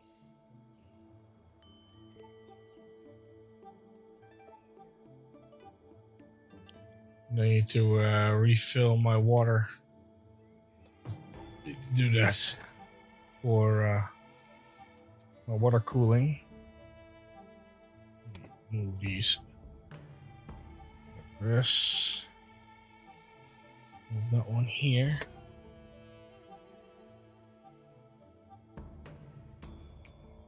This one here. I really need to clean up my desk.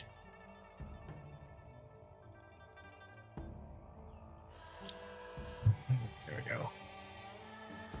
I can see the time on that thing.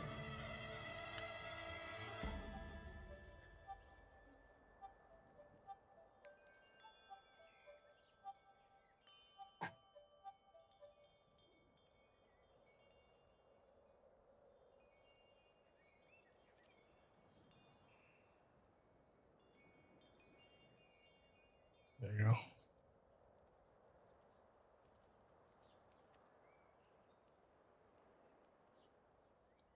Almost done with my monitors. It's just that. God damn it.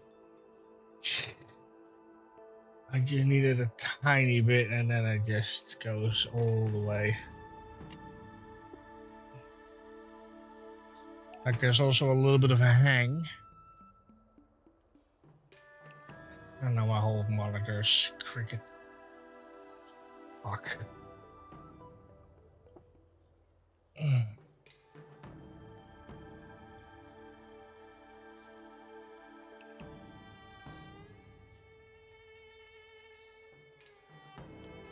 Yeah, my monitors are now fucked up. Oh my god. God damn it. Okay, hold on. Having some technical difficulties. I should not have touched my monitors. Just completely fucked up everything.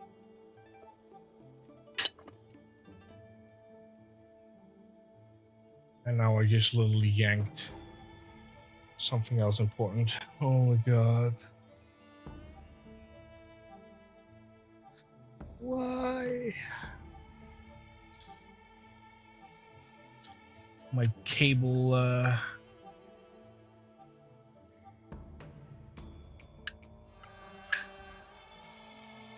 there we go. Cable back in there.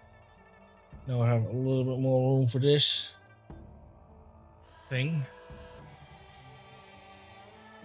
Put the cam.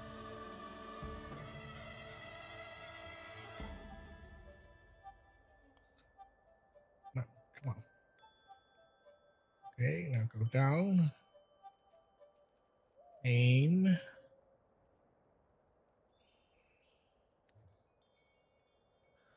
Oh my god.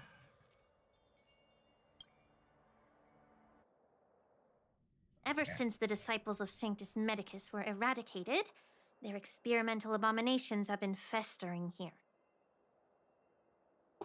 If you want a contest, I'll be the referee. The one who kills the most abominations within 15 minutes wins.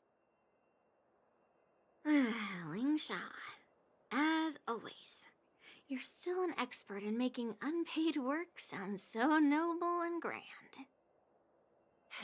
It's for your own good, little Yunli.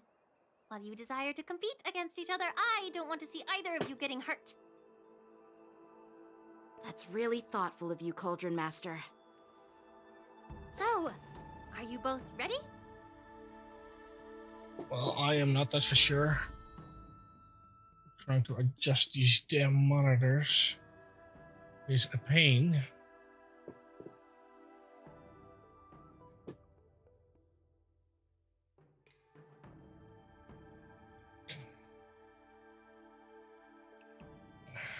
Come on, let me just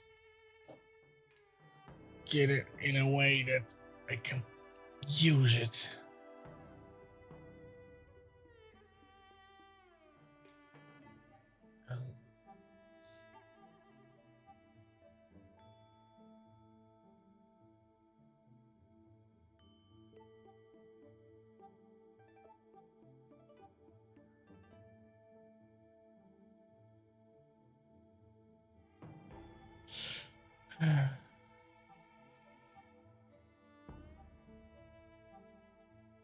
Okay, almost done. You need to check the door. It doesn't slam into my monitors. Yep, that one is good. That one should be good too. My water. There we go. Water rack. I don't quite like that I don't really have the view there, but better than the alternative.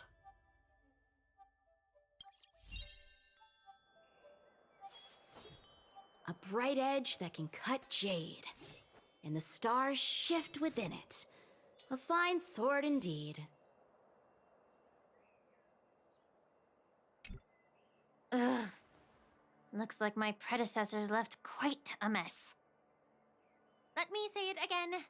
The one who kills the most abominations within 15 minutes wins. Be careful when you draw your swords, and make sure you don't hurt each other. Can we start now, Lingsha? Time for swordplay!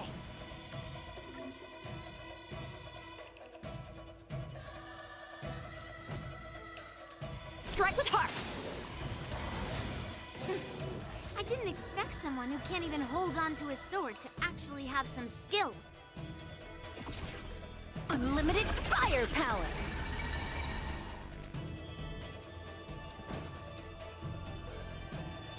Let's improvise.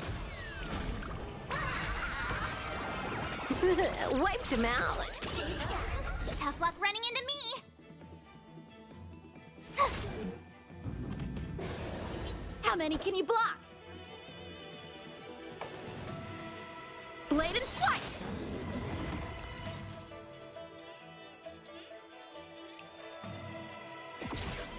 Let me teach you some moves!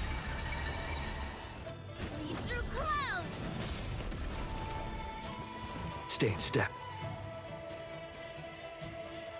I completely forgot to switch to the lines. The mood is set just right. Let the show begin!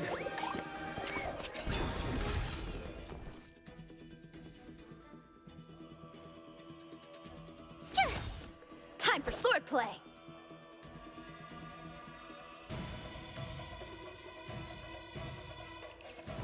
Strike with heart!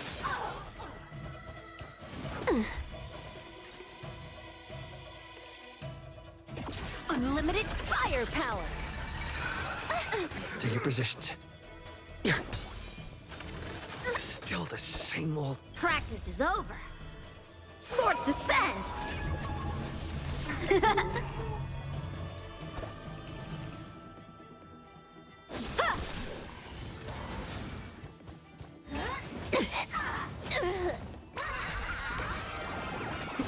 Wiped him out. My turn!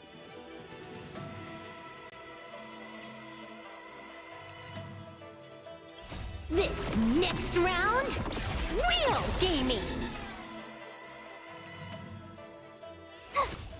Bonus round! Crazy! Bravo! Easy! Super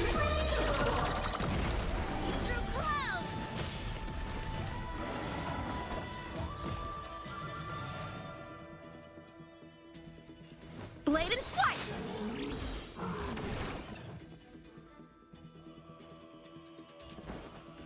Let's improvise. Bonus round! Crazy! Bravo! Easy!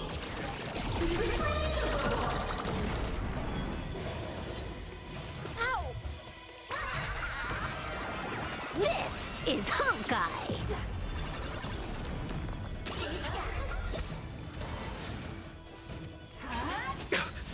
I'll catch up.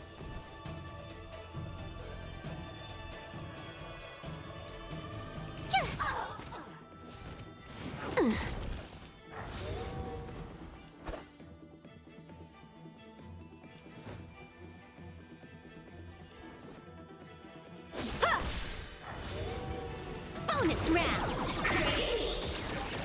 Bravo! Easy! Super Take your positions.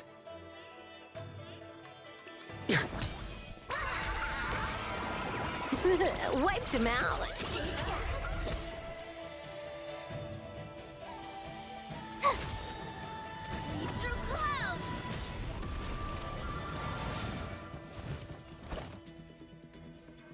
Gotta try hard sometimes. Watch this awesome move! Strike with heart. Top tier play. Practice is over. Swords descend. The mood is set just. Let the show begin! Unlimited firepower. Stay in step.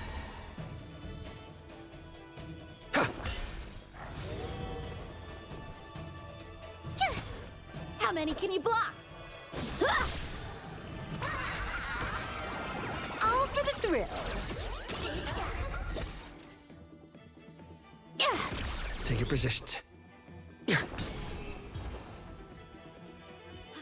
I win, Miss Yun Li. You got lucky. Why don't you just give me back my sword, sincerely apologize, and then go cry your eyes out to your grandpa? Consider yourself lucky that I'm not interested in your rusty sword, as I don't have the nasty habit of snatching other people's weapons. All you did was chop down a few monsters. Don't get carried away with yourself. If you think you can just take this sword from my hand, go ahead and try.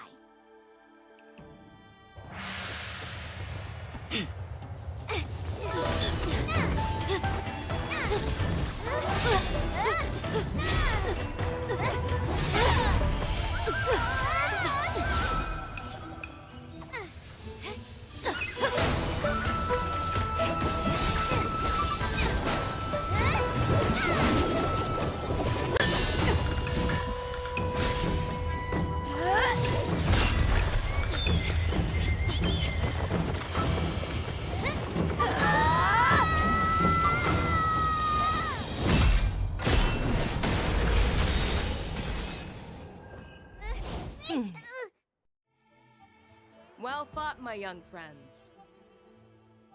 However, both of you have shortcomings. One of you focuses on dodging and weaving, while the other relies on brute strength, trying to take down targets with a single strike. Both of your tactics and techniques are lacking. Who are you? Me? I'm just a patient seeking medicine from the Alchemy Commission. A passerby, if you will. I thought I'd see my fill of impressive fights during the war dance. Yet here I am, able to witness a remarkable fight at the Alchemy Commission, of all places. Well, the Lawfu is never short of surprises. However, I have a small suggestion for you. Why don't you settle this dispute fair and square in the war dance's ring?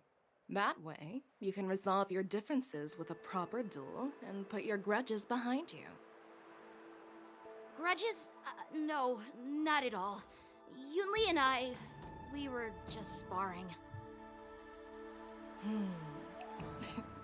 Sparring? You summoned your flying swords and she swung her sword with full strength. No grudges between you. I don't believe it. Aha! What brings you here, Lady Fei Xiao? Have you finished your health consultation with the Dragon Lady?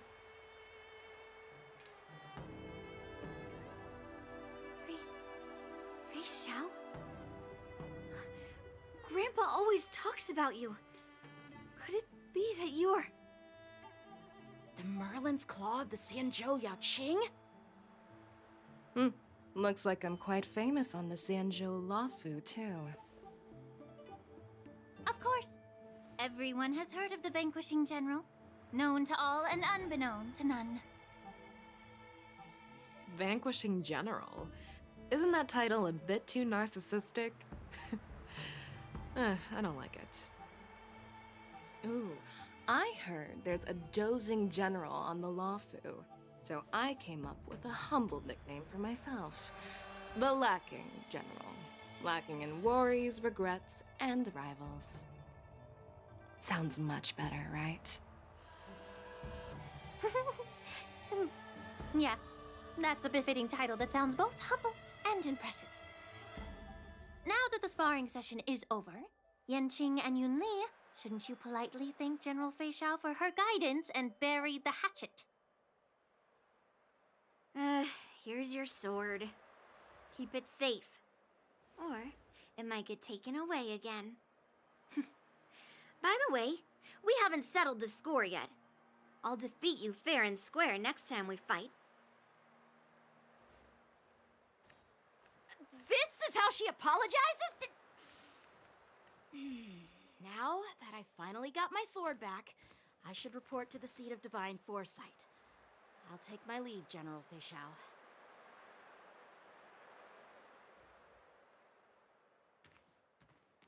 Oh, by the way, Miss Linksha, if you've got some free time, I'd like to invite you to the seat of divine foresight for a chat with General Jingyuan. I think there's more to those personal grudges you mentioned earlier.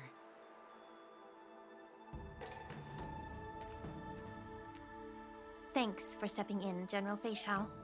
Otherwise, I'd have had to knock them out with my incense. Not at all. Just doing what you asked. How about we call it even as payment for the healer lady's consultation? Sorry, but even a general needs to pay their bills. We don't do credit here. And let's not forget, you'd have been waiting decades for a chance to see the Dragon Lady if it weren't for me. Well, you can always send the bill to the seat of divine foresight and say it's for mentoring those kids. After all, it was quite the effort splitting them up. I nearly had to get tough. Now, if you'll excuse me, I need to find a spot and get some fresh air.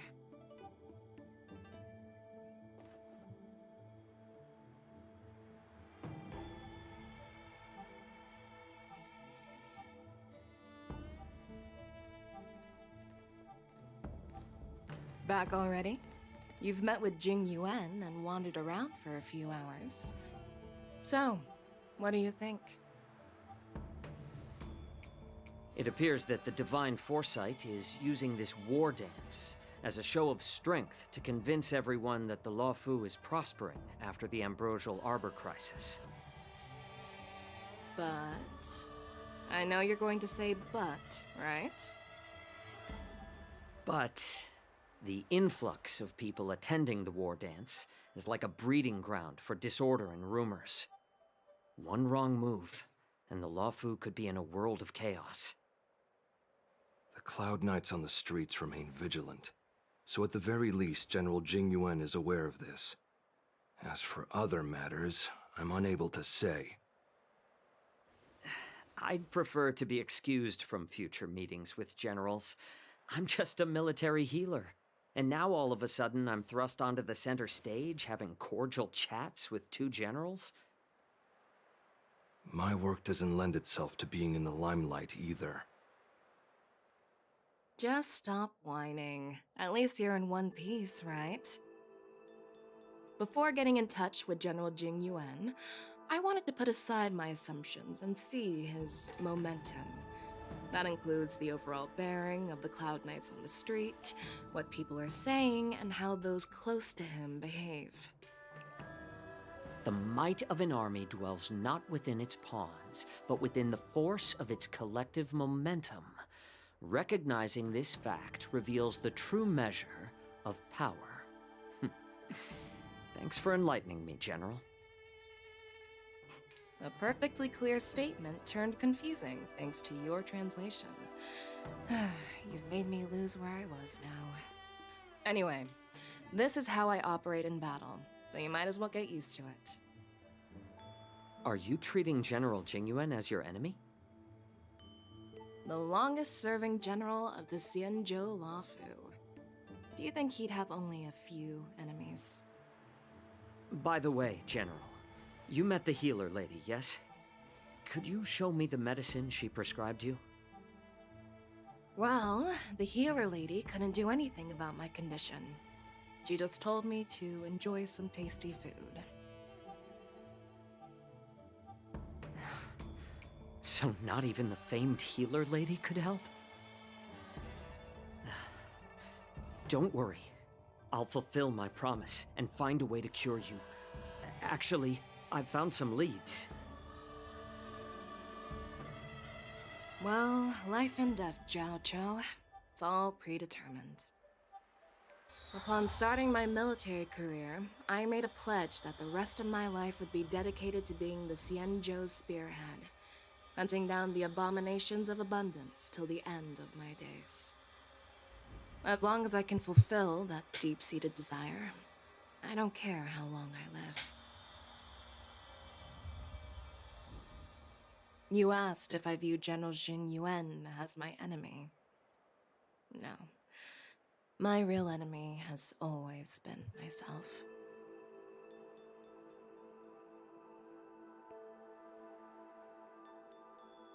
Enjoy some tasty food. So, what's for dinner tonight? Jeez. You really know how to read the room, don't you? You guys figure it out for yourselves. I'm due to catch up with an old war friend I've not seen for quite a long time.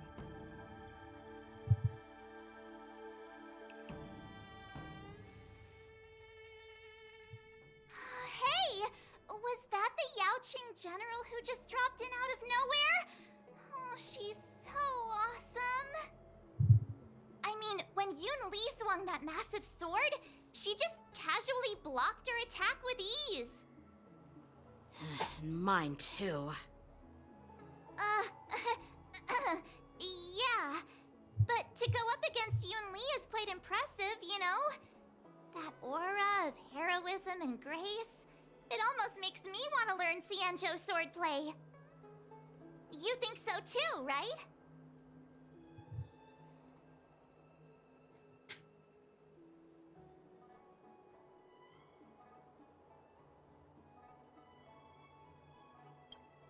I agree. General Fei Xiao is indeed impressive. I was actually hoping you'd give Yanqing some praise. Thanks for the kind words, Miss March. The war dance is coming up, and I've been chosen to represent the Cloud Knights in the ceremony. I've had my fair share of defeats lately, and even though I know there are always more skilled swordmasters out there, seeing General Fei Xiao's skills today has made me feel a bit uneasy again. Don't underestimate yourself. After all, generals won't fight in the ring during the war dance. Just remember the state of mind you had when you single-handedly took on me and Blade, putting life and death aside. With that mindset, you can prevail against most challengers. I see. Thanks for the advice, Master Dan Heng. By the way, now that today's events are over, General Jing Yuan wants to invite all of you to the Seat of Divine Foresight. He has something important to discuss.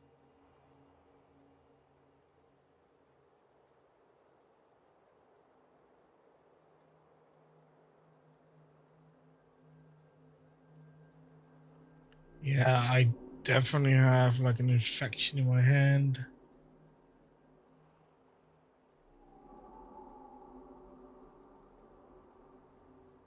I bet it's about how to deal with the generals from the Yaoqing and the Zhuming. I really don't want to get caught up in grown-up games so soon. I just hope Generals Fei Xiao and Huaiyan can see the truth. We don't need any more chaos on the Luofu before the war dance.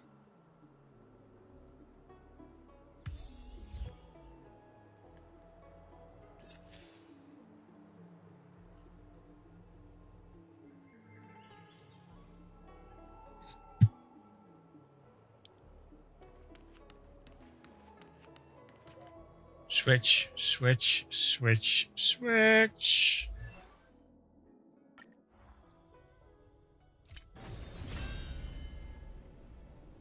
Go back to the baseball bat.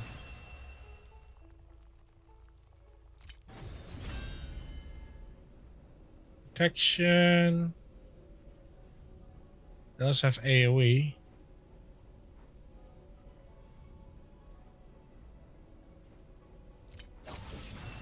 baseball bat heals though.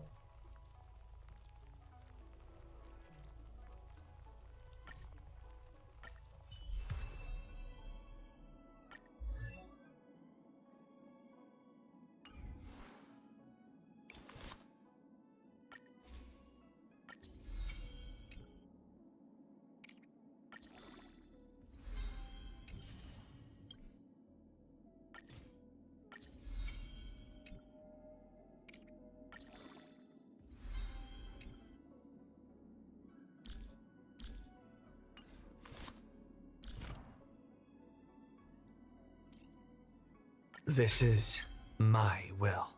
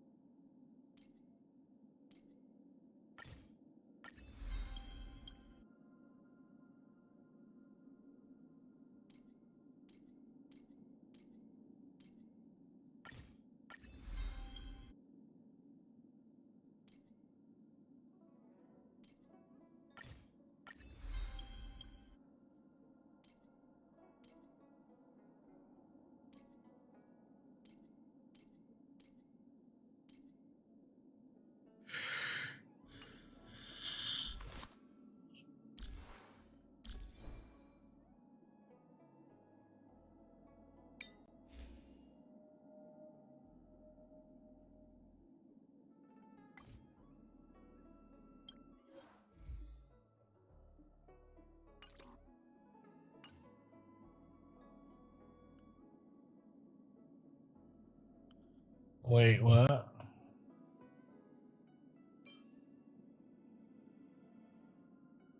What type of shit? Let's see. Recommendations.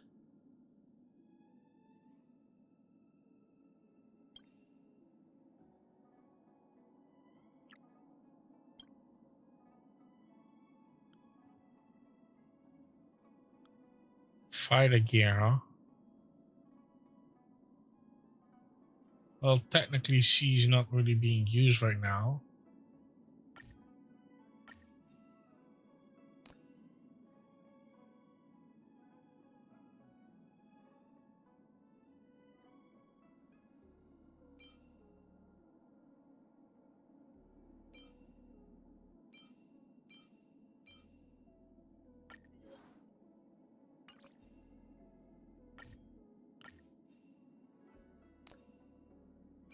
Let's go with the full set.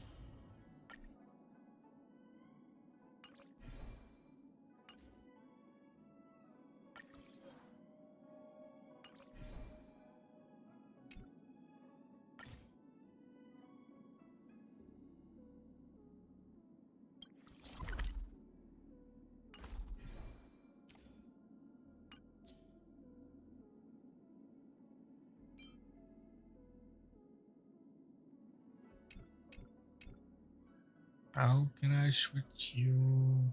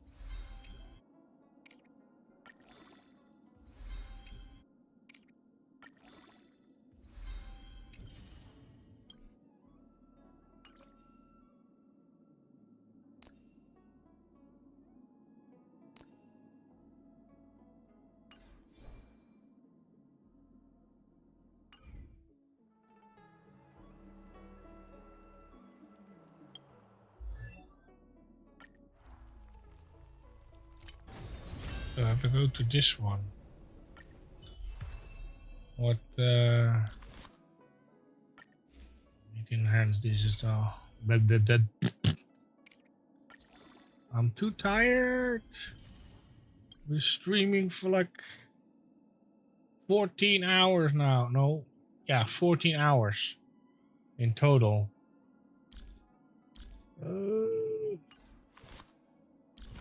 Why do I do this to myself? Preservation is determined by our actions.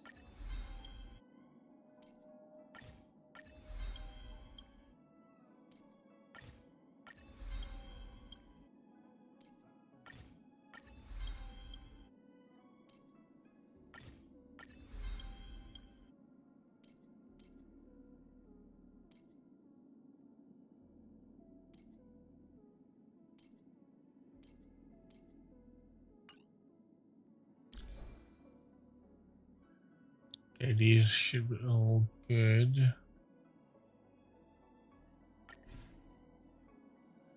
Apparently from this one. I don't need crit.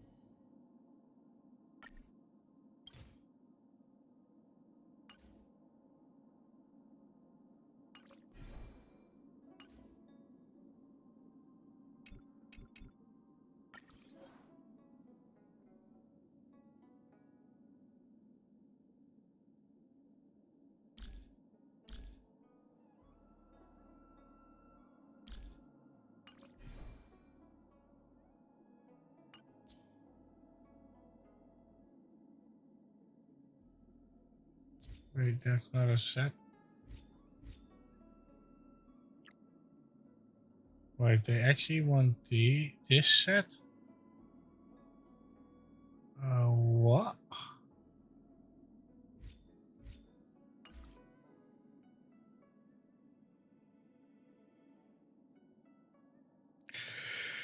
Yeah, nope. Nope. I'm gonna enhance this. Now it's converted back to another item.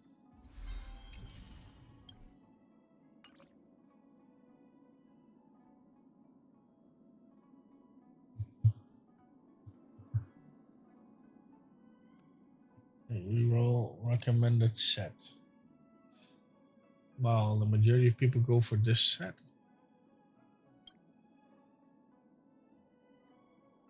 Interesting.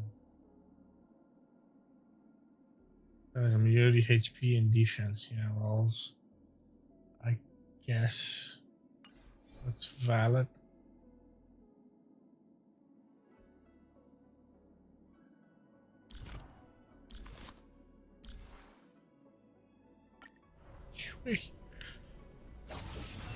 Unbelievable.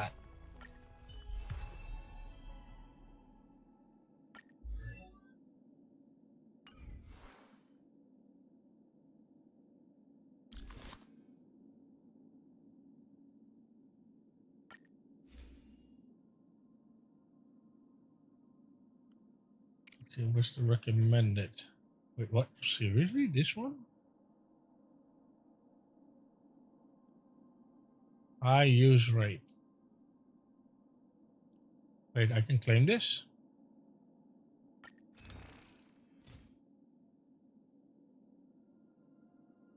No, I need 8.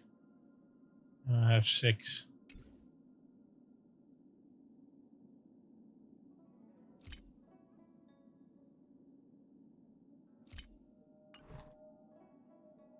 But I do have this one, so I can equip this one. Switch. And enhance. We're gonna soup this one up.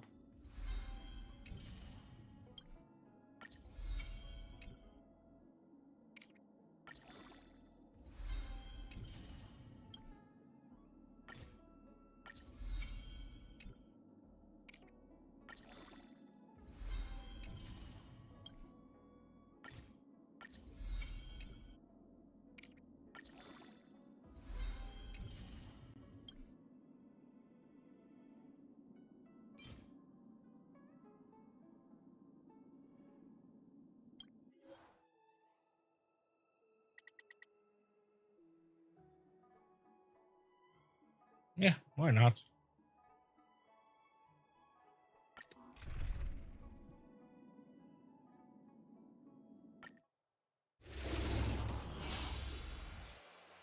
I'll go easy this time.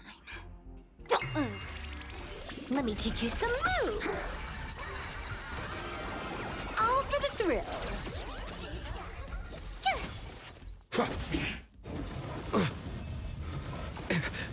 Feeling spiffy? Can you find the answer? Unlimited firepower. Wiped him out. Here! Rules are made to be broken. Let me teach you some moves. All for the thrill. This next round, real gaming. Bonus round. Crazy. Bravo. Amazing. Super Wait, I should get free power now. Yes, power is free now.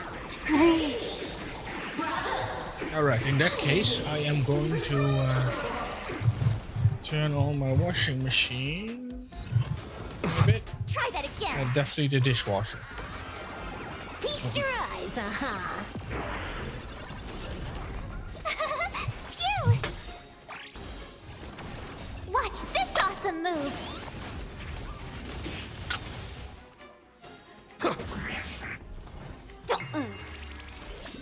Can you find the answer?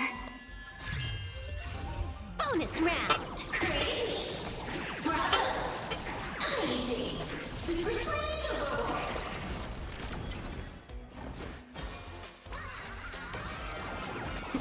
Wiped him out. Here! You can't run! Rules are made to be broken. Feeling spiffy? Unlimited firepower. All for the thrill. Try that again. You can't run! Let me teach you some moves. Wiped him out. Feeling spiffy?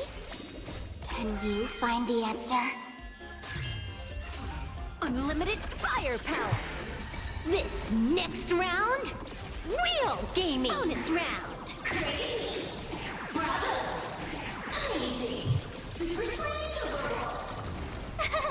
Phew! Watch this awesome move.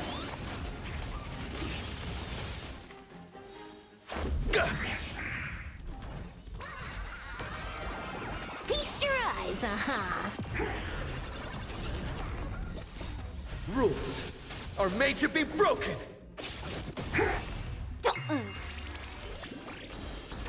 Bonus round. Bonus round.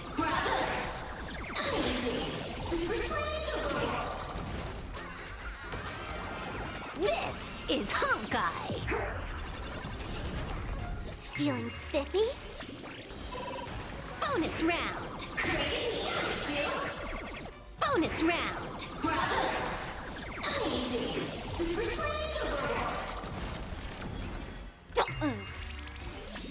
Can you find the answer? Let me teach you some moves. All for the thrill. Just a scratch. You can't run! Feeling spiffy? Unlimited firepower. Wiped him out. Try that again. You can't run!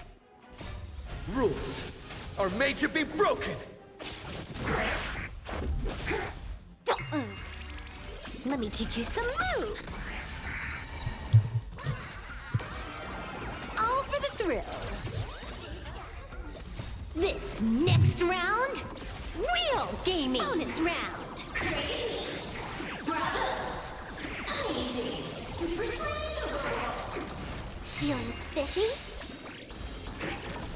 Can you find the answer?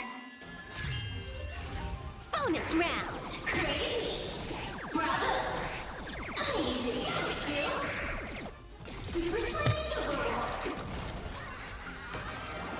Feast your eyes,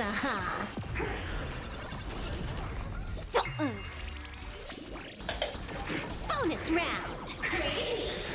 Bravo. Bonus round. Easy. Feeling spiffy? Unlimited firepower. Wiped him out.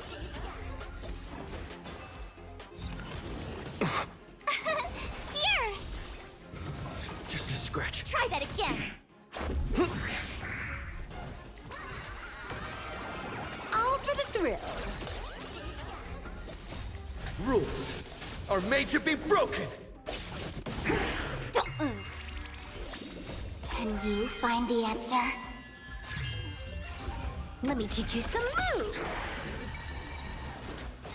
Phew! Watch this awesome move!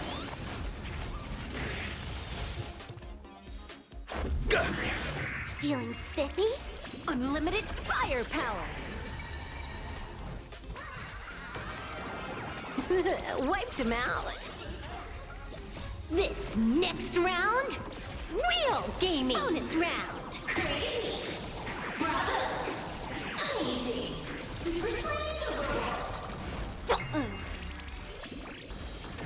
Bonus round. Crazy. Bravo. Easy.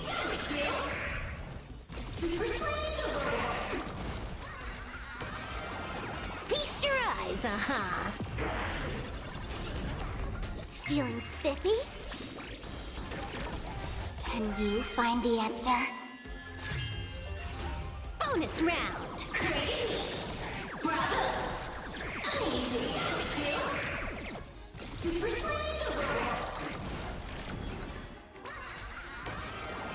All for the thrill.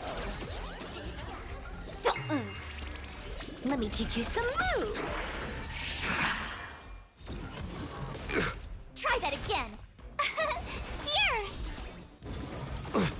You can't run! Rules are made to be broken.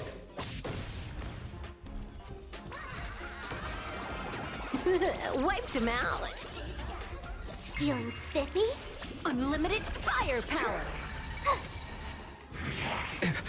Try that again.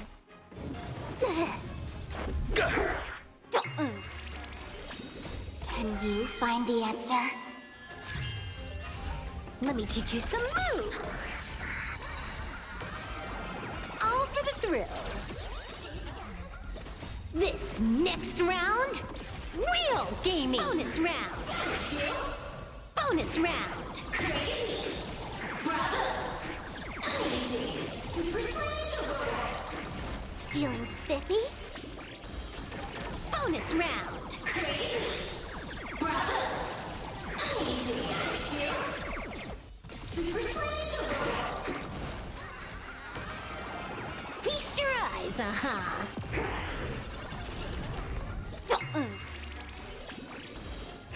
Bonus round. Crazy.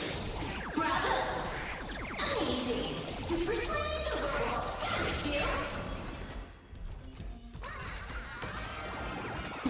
Wiped him out.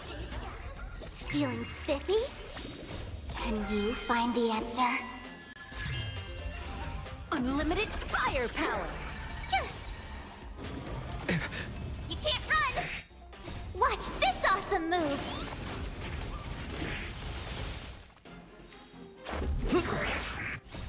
Rules are made to be broken!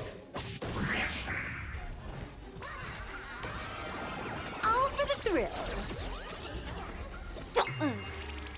Let me teach you some moves. Here! Try that again. Wiped him out. Feeling spiffy? Unlimited firepower. This next round, real gaming. Bonus round. Crazy. Bonus round. Bravo. Easy. Super slice. Can you find the answer? Bonus round. Crazy. Bravo. Easy. Super slice. This is Honkai. Feeling spiffy? Bonus round. Crazy. Bravo. Easy. Super slice. All for the thrill.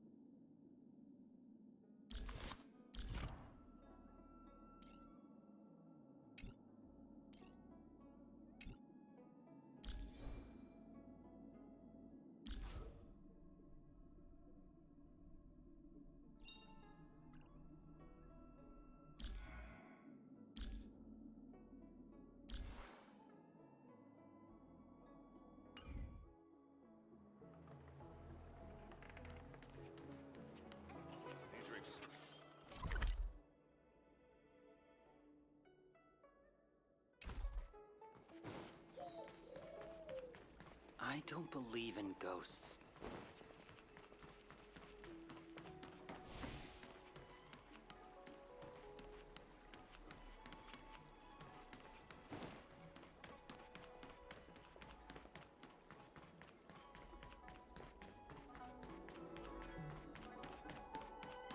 Would you like me to relay your message?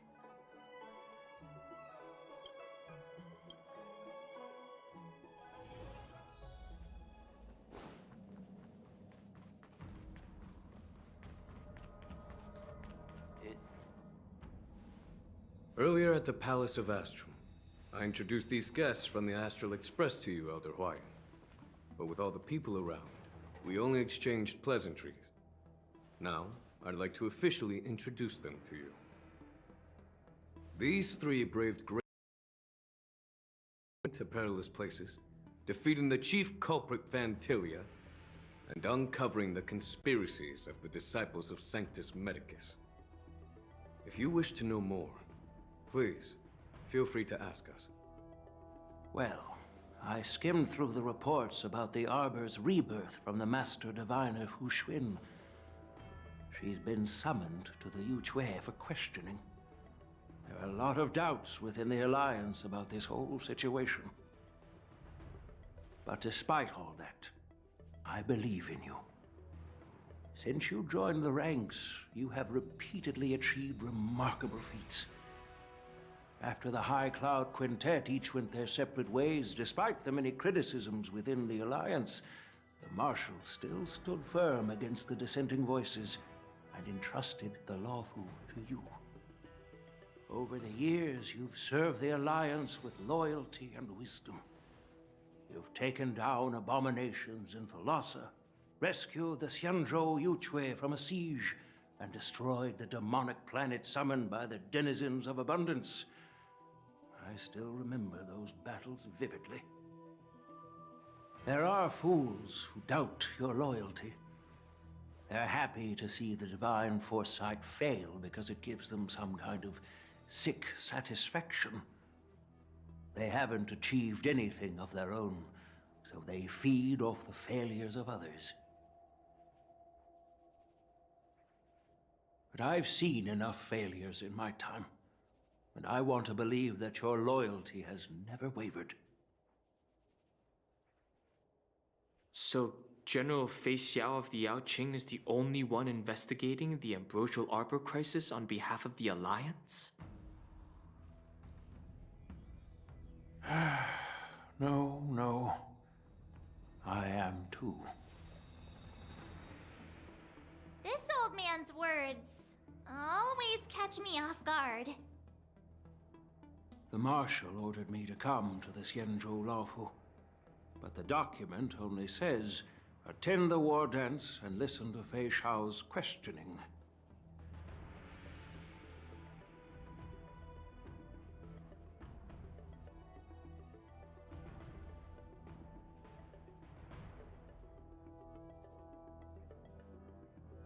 No need for that.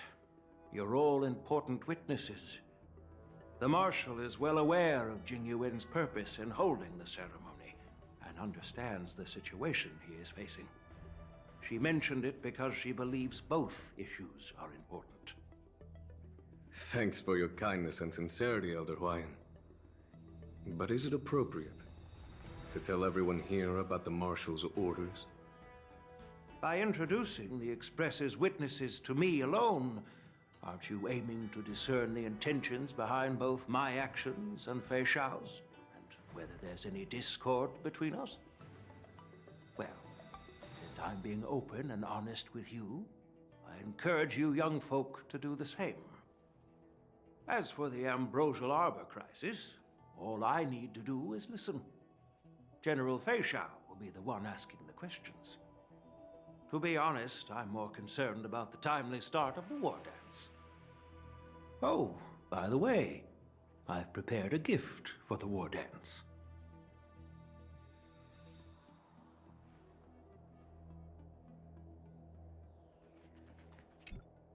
Yes, it's this case right here. There will be numerous contests and celebrations during the war dance, and the main event will be the Ringmaster's Challenge. The host will dispatch a skilled warrior to take on challengers from all over the cosmos, showcasing the excellent martial arts of the Xianzhou Luofu. When you mentioned that the Astral Express would be attending the ceremony, I thought the High Elder of the Luofu would be the Ringmaster. You humor me, Elder Huayan. The healer lady is just a young lady who knows nothing about martial arts. How can I assign her as the ringmaster? I'm no match to you when it comes to joking. What's this box for? Why don't you open it, General Huayan? This sword case is intended for the War Dance's award. It's empty now, but in a few days, a precious sword will be delivered and stored inside. I don't mean to boast about our skills, but this sword represents the pinnacle of the Juming's craftsmanship. It has a legendary history, full of heroic tales from foreign lands, tales that are too detailed to be summarized in just a few words. Since the delegation delivering the sword hasn't arrived yet, I'll just leave the case here for now. I've been wondering who would be worthy of such a sword. And then it hit me. I can award it to the champion of the Ringmaster's Challenge. The ceremony's champion is sure to be a perfect match for the sword. Moreover, I hear that Yanqing is an excellent swordmaster, and that he will be representing the Luofu as the Ringmaster. So it seems like a perfect gift for him. Thank you for your generosity, Elder Huayan. If you want to give me a sword, just say the word, Grandpa. No need to beat around the bush. You've got confidence, my girl, but I don't think you can best Yanqing. I know you're all about swords, Miss Yunli. It's just a shame that it's the sword that ultimately chooses its rightful master. Yeah, and even if someone gets their hands on such a precious sword, it'll probably end up in someone else's. The outcome of our duel at the Alchemy Commission is still up in the air. Since you're interested, why don't you represent the Xianzhou Juming and challenge me in the ring? That's exactly what I had in mind. Nobody knows who's gonna come out on top. It could be me, could be someone else. It'll probably be me. But whatever happens, it won't be him.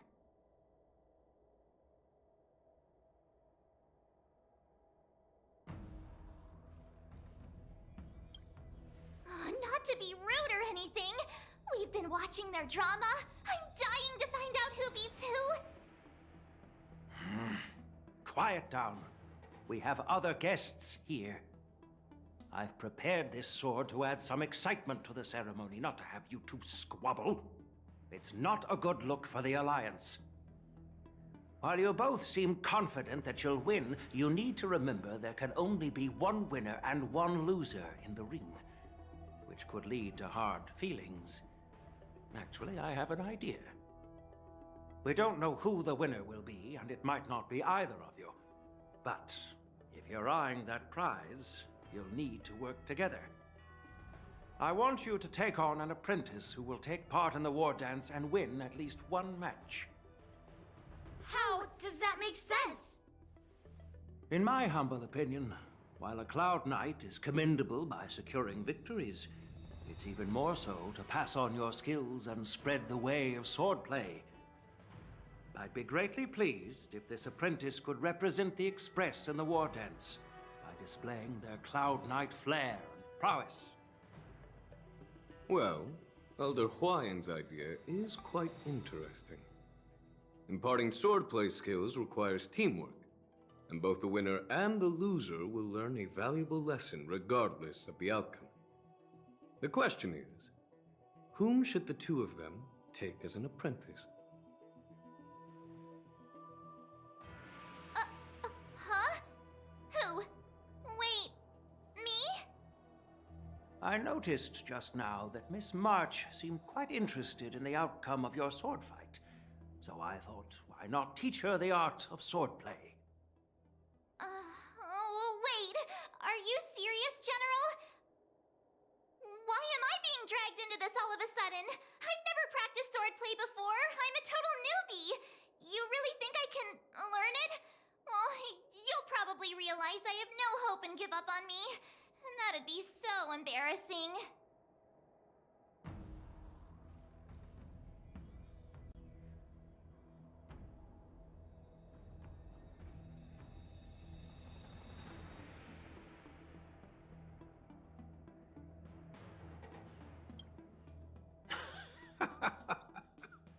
Your talent is quite unique. Are you also interested in swordplay? But you know, based on my years of judging people, you don't really need to dive into swordplay to boost your skills. And I doubt there's anyone out there who can really show you the way forward. As for Miss March, she's like a piece of jade in the rough, just waiting to be shaped. I appreciate your kind words, General YN. But won't teaching me swordplay be a waste of Yanqing and Yunli's time? They should be preparing for the ceremony. Oh, plus, I heard that each sword master has their own special moves. What if they let something slip while teaching me? If everyone knows each other's tactics, won't that mean everyone's stuck in a stalemate and unable to end their fights during the war dance? That's considerate of you, March 7th. But don't worry. It'll take you at least a decade of hard training before you can even start learning special moves. No need to freak out. A few Juming swordplay tricks will mean you'll be more than equipped. Really? Looks like March's curiosity has been piqued. The whole point is to know each other's moves. Defeating your opponent in just one move? How boring would that be? Plus, what really decides a swordsman's fate isn't some special move. It's the solid fundamentals. So Miss Yunli has already agreed. What do you say, Yanqing? General, I haven't graduated yet. How can I be qualified to teach swordplay to others?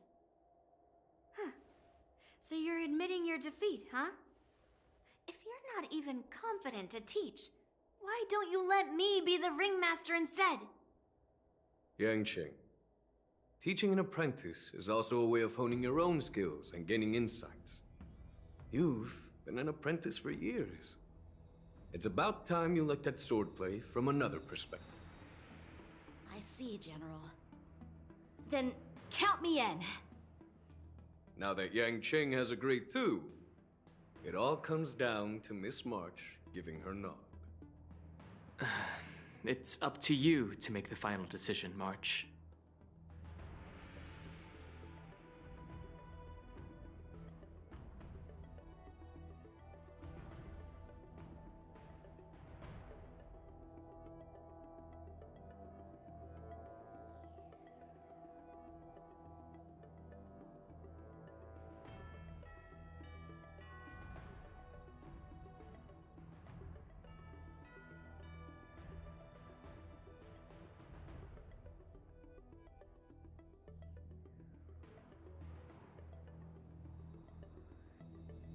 I understand.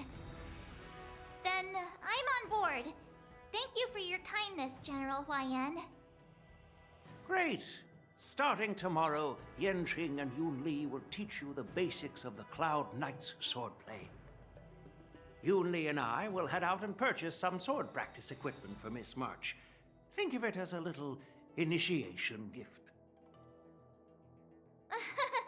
You're too kind. Wait, you're giving me a gift? Shouldn't it be the other way around?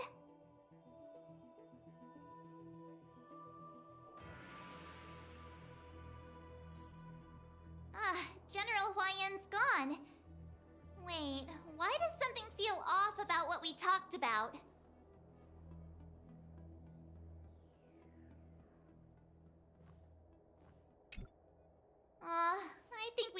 off topic. How did things even get to this point? Yeah, I brought you here because the General said he had some important matters to discuss. But how in the world did Yoon Lee and I suddenly become Miss March's swordplay mentors? Because General Hua Yan wants us to stick around on the Lo Fu for some time.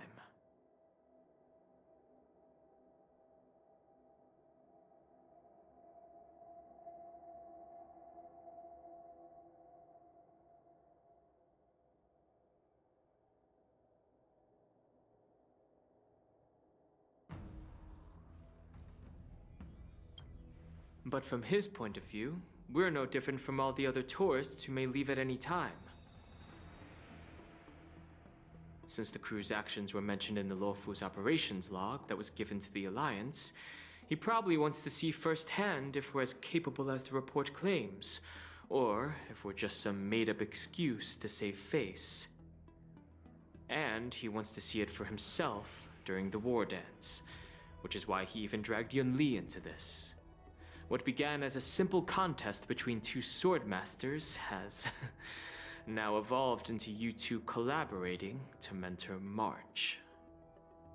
Elder Huayan is still that tricky general who likes to give everyone a headache. My apologies. Truth be told, I invited all of you to the ceremony because I wished for you to act as my witnesses. Now, I apologize for not disclosing this information earlier. In the coming weeks, I'll also invite all of you to a meeting with General Fei Xiao, where you may need to answer her questions and clear up any doubts she might have.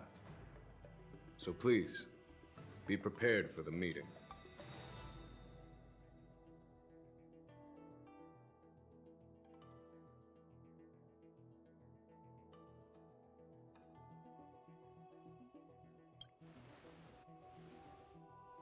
Don't worry, General. No matter what happens, I'm prepared to stay here as the Express's witness and answer any questions. Thank you, everyone. General, I know there isn't much I can do to share your burden, but... As the Lawfu Ringmaster, I won't let anyone defeat me in the war dance. I know.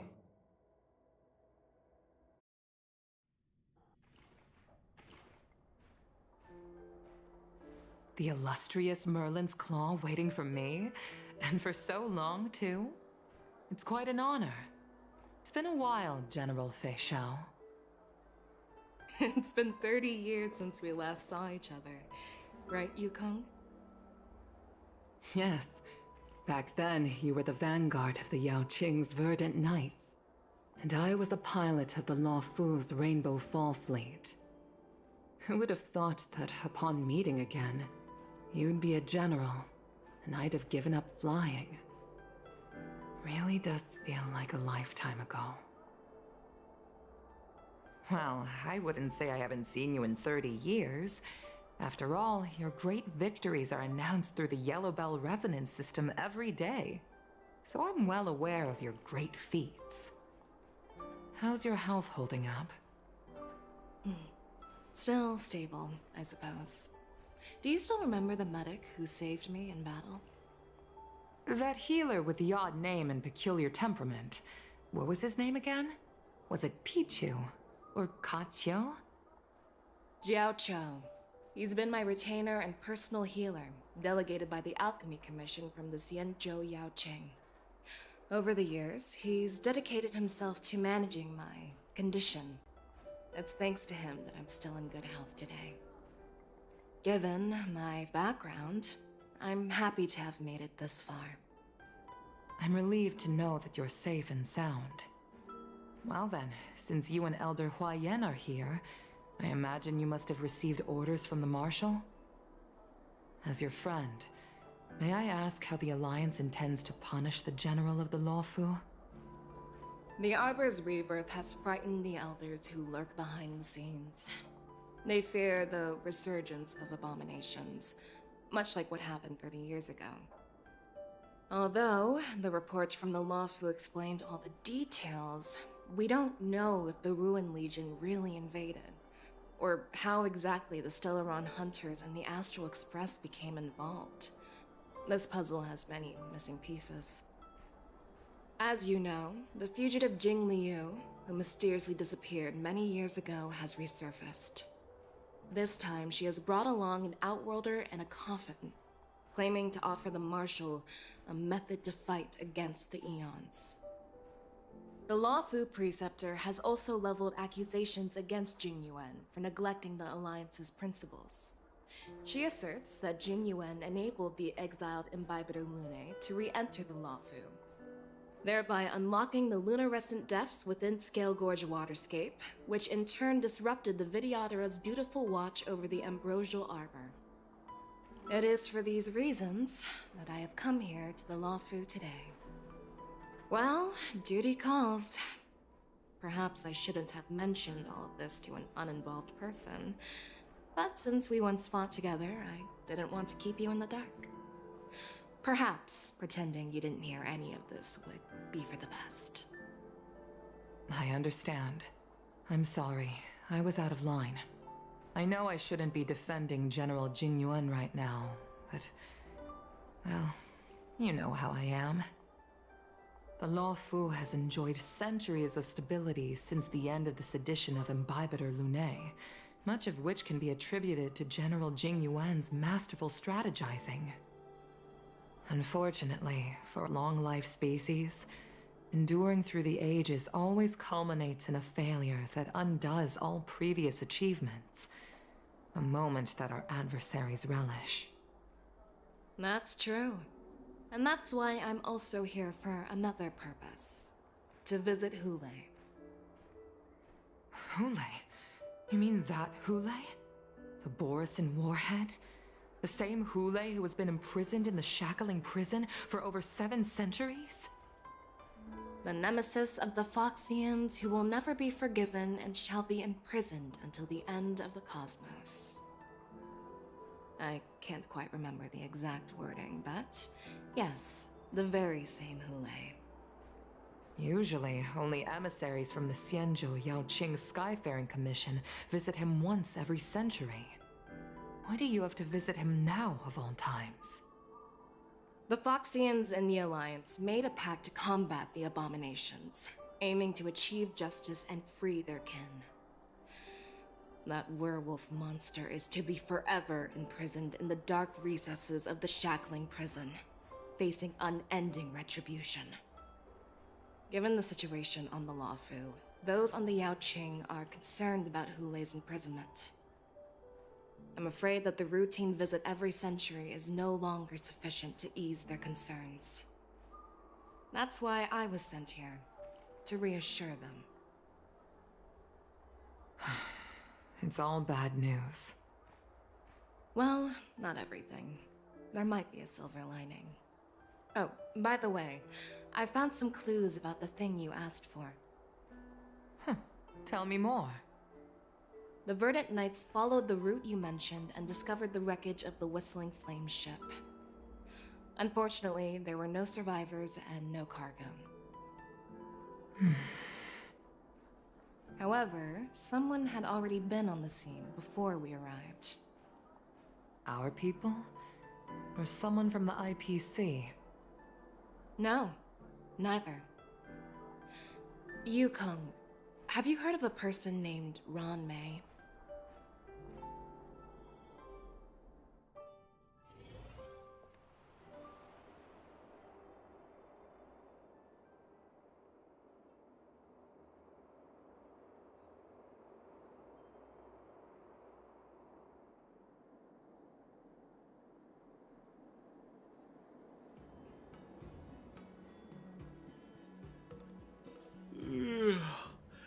I'm still feeling sleepy. Did I oversleep? Where did March and Donhung go?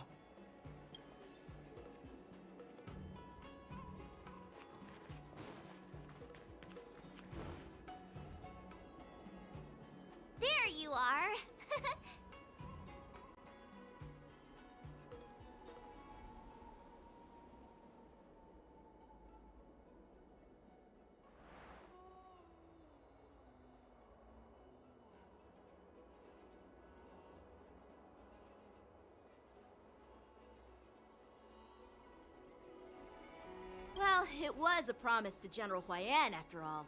I woke up especially early, so I can start teaching Miss March swordplay. Hey, why are you blushing, Master Yanqing? This is, the first time someone has called me Master. I need to, get used to it. Ahem. Let me make it clear.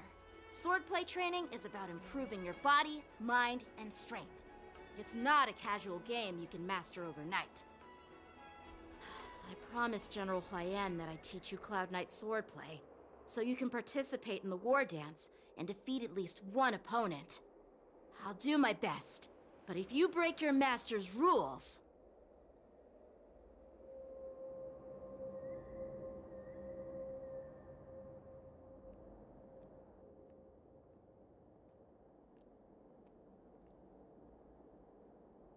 Is it too late for regrets? I'm already regretting my impulsive decision. Honestly, I'm not sure what I'll do either, because I've never been a teacher before. So, Miss March, please behave and don't skip classes. Or complain. You need to toughen up and train her properly, Master Yanqing. Don't go easy on her. You're so heartless. By the way, where's Yunli? I've found a quiet spot in the back garden of the Palace of Astrum for our first lesson together.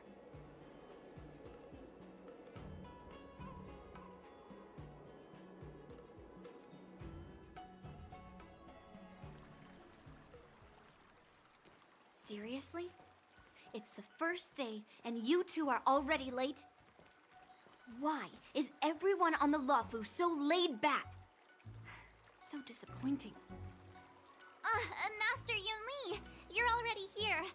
Sorry for keeping you waiting. Oh, wait. Were you trying to teach her in secret? That's sneaky. I'm just showing you what Luofu etiquette is all about. She might be my apprentice, but it's customary for the master to personally escort their apprentice to the place of learning. As the host, I'll be teaching Miss March the essence of Luofu swordplay, after which she'll emerge victorious in the war dance ring. You won't be complaining about Luofu swordplay then. Stand aside, rookie. Let me show you how we Zhu-Ming swordmasters treat their apprentices. Quickly, over here, Miss March. This is a reverse mentorship gift from me to you. I hope you put it to good use. What's this? Xianzhou clothing? It's so beautiful! Sword practice requires precise movements. This outfit is tailored to fit perfectly and allows for smooth movements. I even added some small accessories. I put a lot of thought into it. You're awesome, Master Yunli! See? See? How can you compete with me? I'll teach March 7th the essence of Zhu-Ming swordplay so she can win the contest with my sword skills. Actually, I've prepared something too. Huh? You have a gift for me too, Master Yanqing? Since you want to learn swordplay, Miss March, you'll need suitable weapons. So, I went out of my way to prepare a pair of swords overnight. Unfortunately, I didn't have time to ask the craftsman to customize the swords for you, but I did my best to choose ones that look nice and are suitable for a beginner. I hope you like them, Miss March. Thank you, Master Yanqing! Bet you didn't see that one coming, did you, Yunli? The real competition is just getting started. I'm so lucky to have two great masters. But why does it feel like things are getting a bit weird?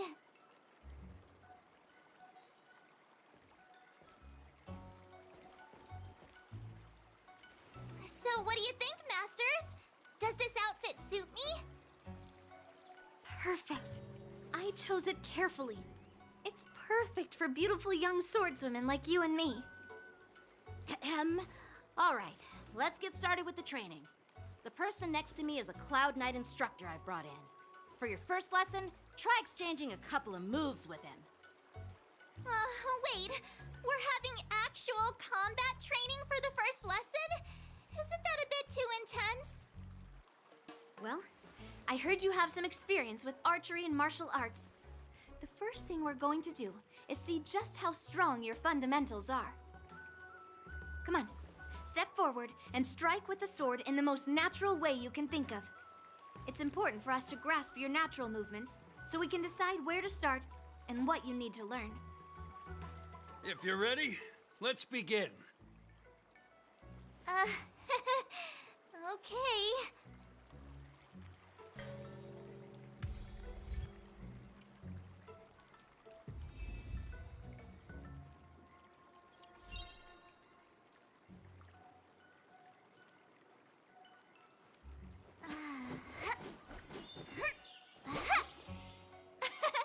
We did it! This is what they mean by no pain, no gain.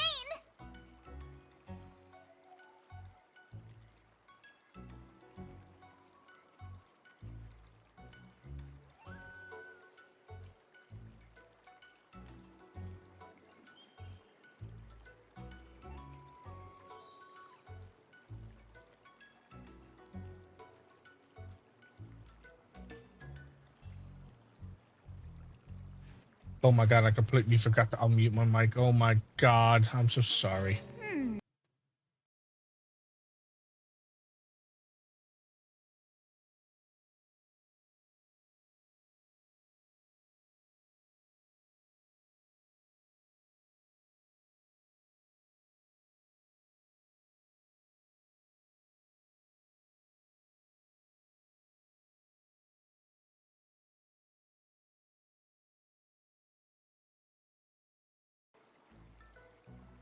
Alright. Wait, wait, what? Oops. Wait. She really cleaned up nicely though.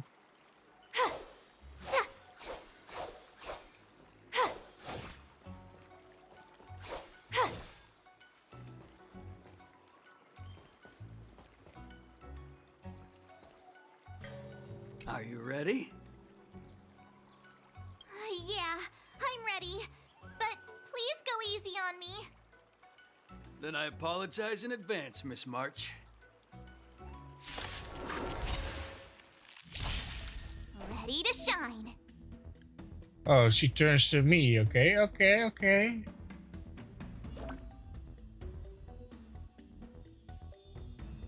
Please have some tea. Pay close attention, Miss March.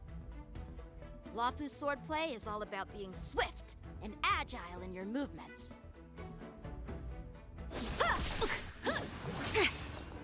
Right on time. Yes, you! Ignore him. Strength is everything. Strike! Like this? Well done! Yeah.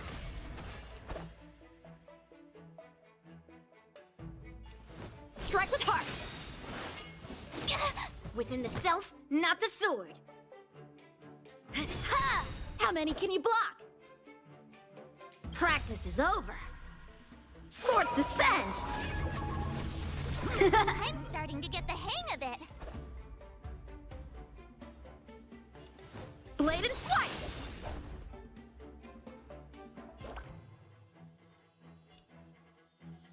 Here you go, Master. So she basically gives stuff.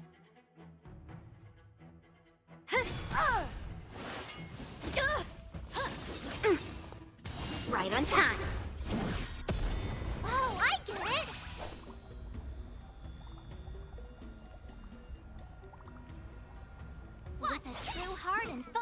mind. Here I come! Yes, you! Time to show you what I can really do!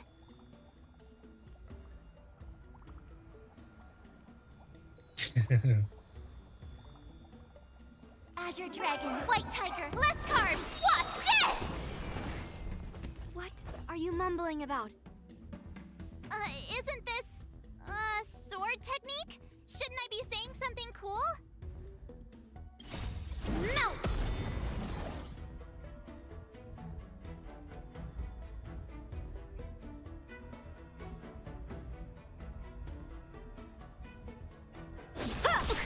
I could take 10 of you!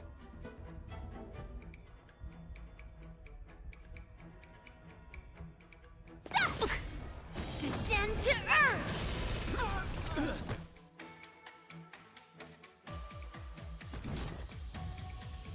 Slap! Awesome!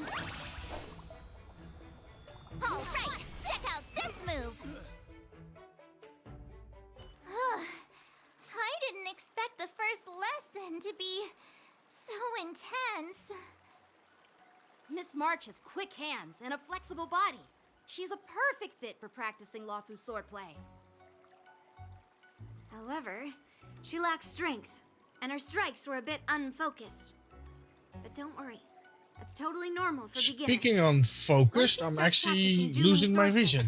She'll make heaps I'm of going progress. blind! No, literally, I am literally losing my vision. Everything is getting blurry. Her strength. I've been streaming for way too long. Seriously, do you actually know anything about swordplay, or what?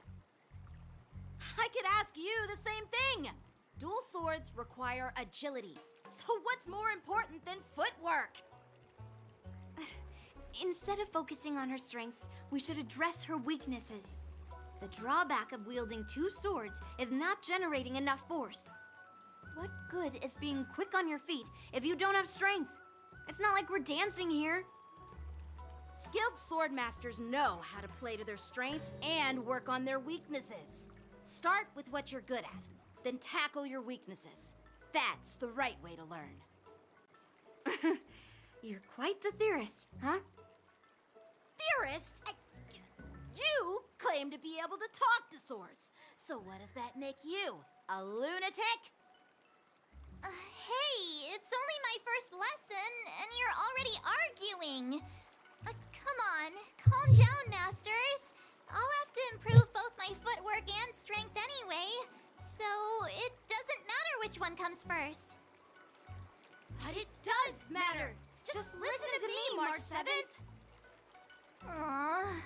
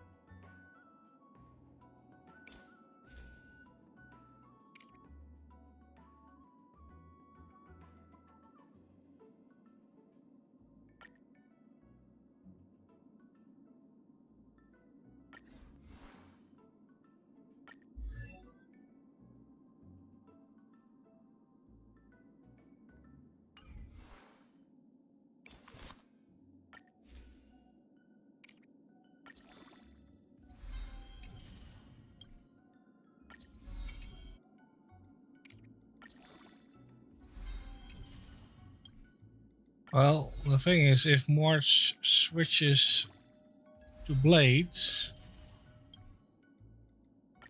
then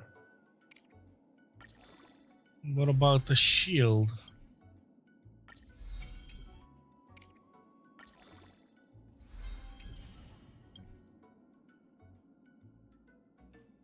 Because that is an issue.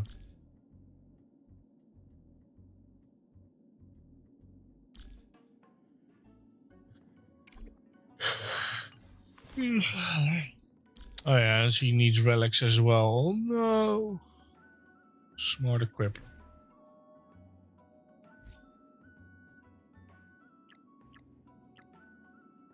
Okay.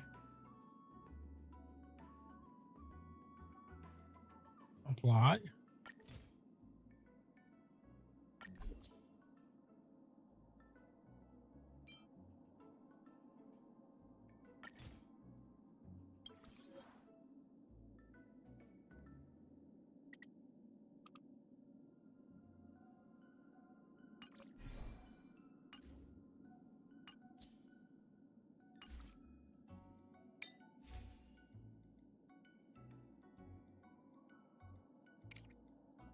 Recommended. Don't even have those.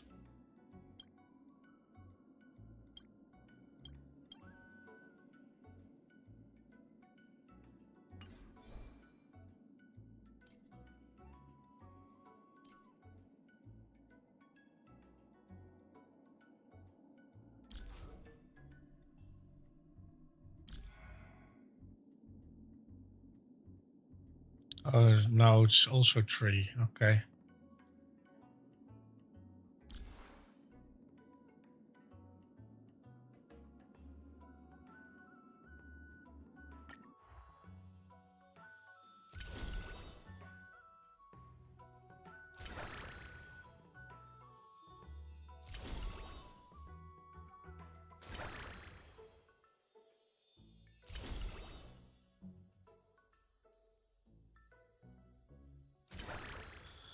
It's actually quite interesting that I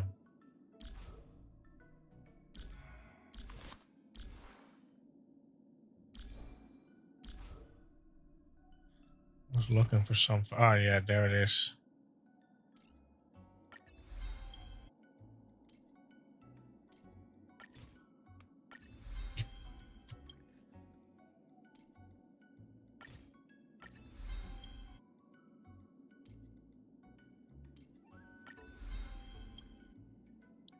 So what does this actually do?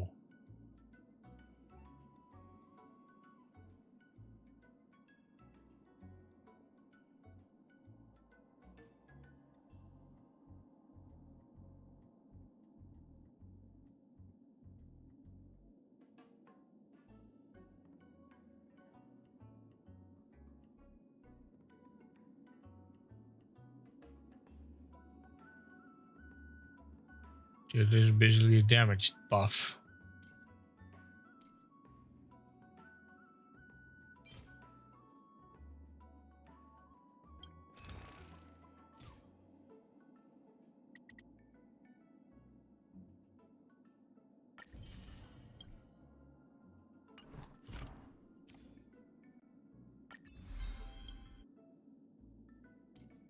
You can never have enough skills.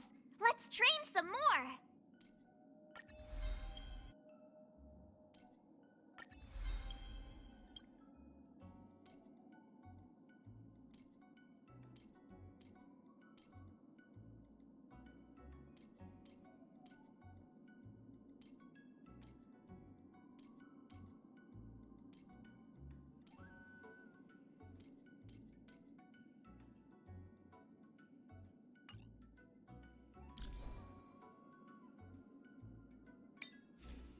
Yeah, I don't quite like that she doesn't have any relics.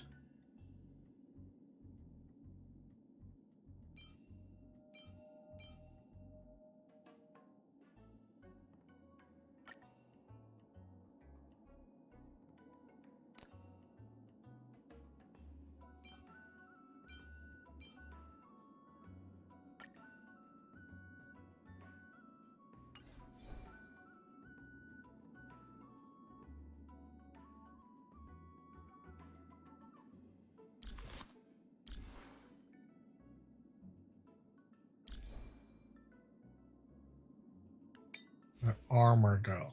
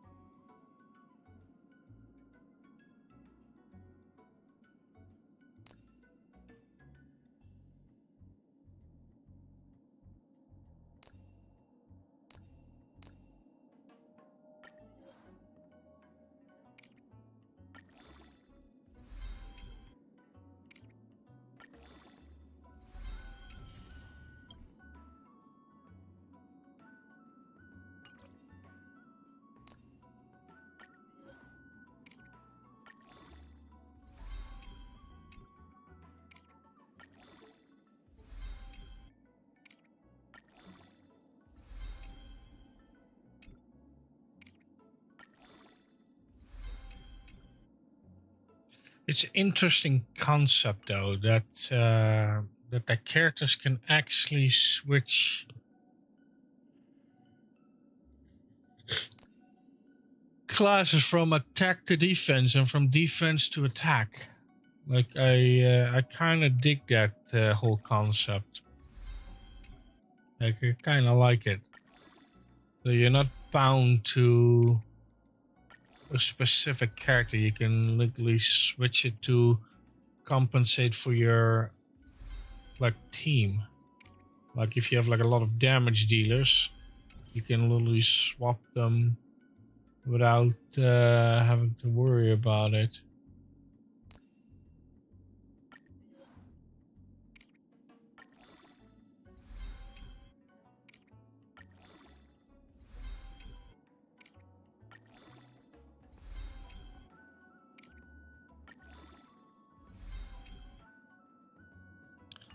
So now that we have her switched, I'll switch him.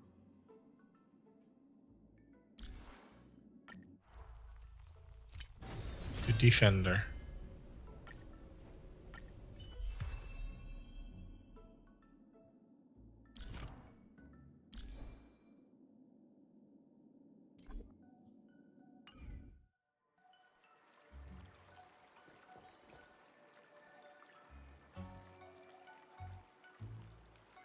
Dear Himeko, Mr. Yang, and Pom Pom, we're all good here on the Xianzhou Lafu, so no need to worry. By the way, how's your trip going? As for me, I've somehow become the apprentice to 2 Cloud Knight sword masters, and I've been honing my sword skills with their guidance. One of them is Yanqing, the boy we've all met before. The other is Yun Li, the granddaughter of General Hua Yan from the Xianzhou Juming. Both masters are super strict, giving me a real taste of how hard sword training can be.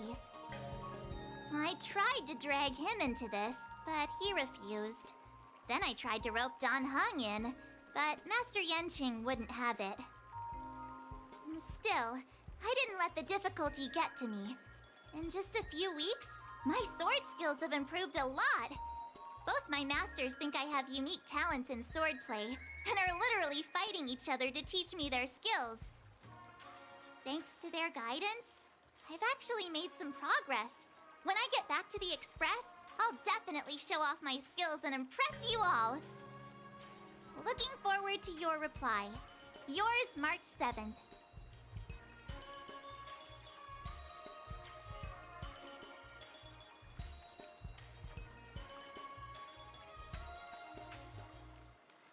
So this particular quest line is just unlocking new talents then. Well done. Let's call it a day.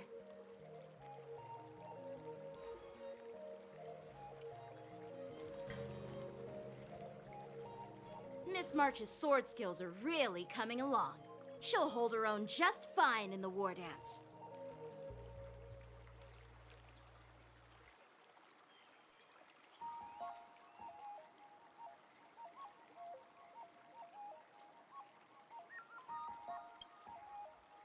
Just you wait and see. I'll show off my skills in the ring and win a match. I'll make both of you proud. Can you believe it? March 7th has actually become a pretty decent swordmaster in such a short time. Now I understand why Grandpa always had a grin on his face while training me. Are you sure he wasn't laughing at you? Oh, shut up. Get a room. It's all thanks to your amazing guidance, Masters. Miss March, you're really getting the hang of wielding dual swords. If you're keen on advancing, trying out different Xianzhou blades can improve your touch. Oh, let me see. Which sword is the most powerful? Single sword? Great sword? Or maybe a flying sword? There's no such thing as the most powerful sword. It's all about the skill of the sword master. Yanqing wields several flying swords, while I only wield one. But remember how I kicked his butt at the Alchemy Commission? First, you didn't kick my butt. Second, you'll never kick my butt. Third, how about we settle this right now and see who kicks whose butt? Yeah, I'm up for that. And if I kick your butt, you'll drop out of the war dance. Deal? Why are you two arguing again? I thought things had been improving between you lately. There was talk that the leading disciples of the Law Fu and Juming generals were supposed to face off in the war dance, but for some reason, they suddenly teamed up to train an apprentice of their own. Turns out, the rumors are true.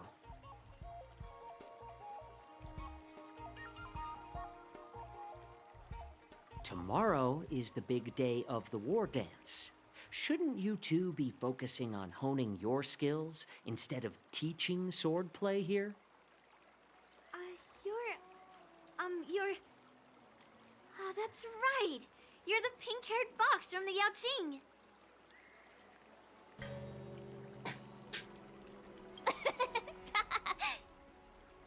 What are you laughing at? You've got pink hair too. I'm Jiaoqiu, the healer working for the general of the Zhenzhou Yaoqing. Ah, got it. So, you're the participant attending the war dance on behalf of the Yaoqing, and you were trying to sneak a peek at our training?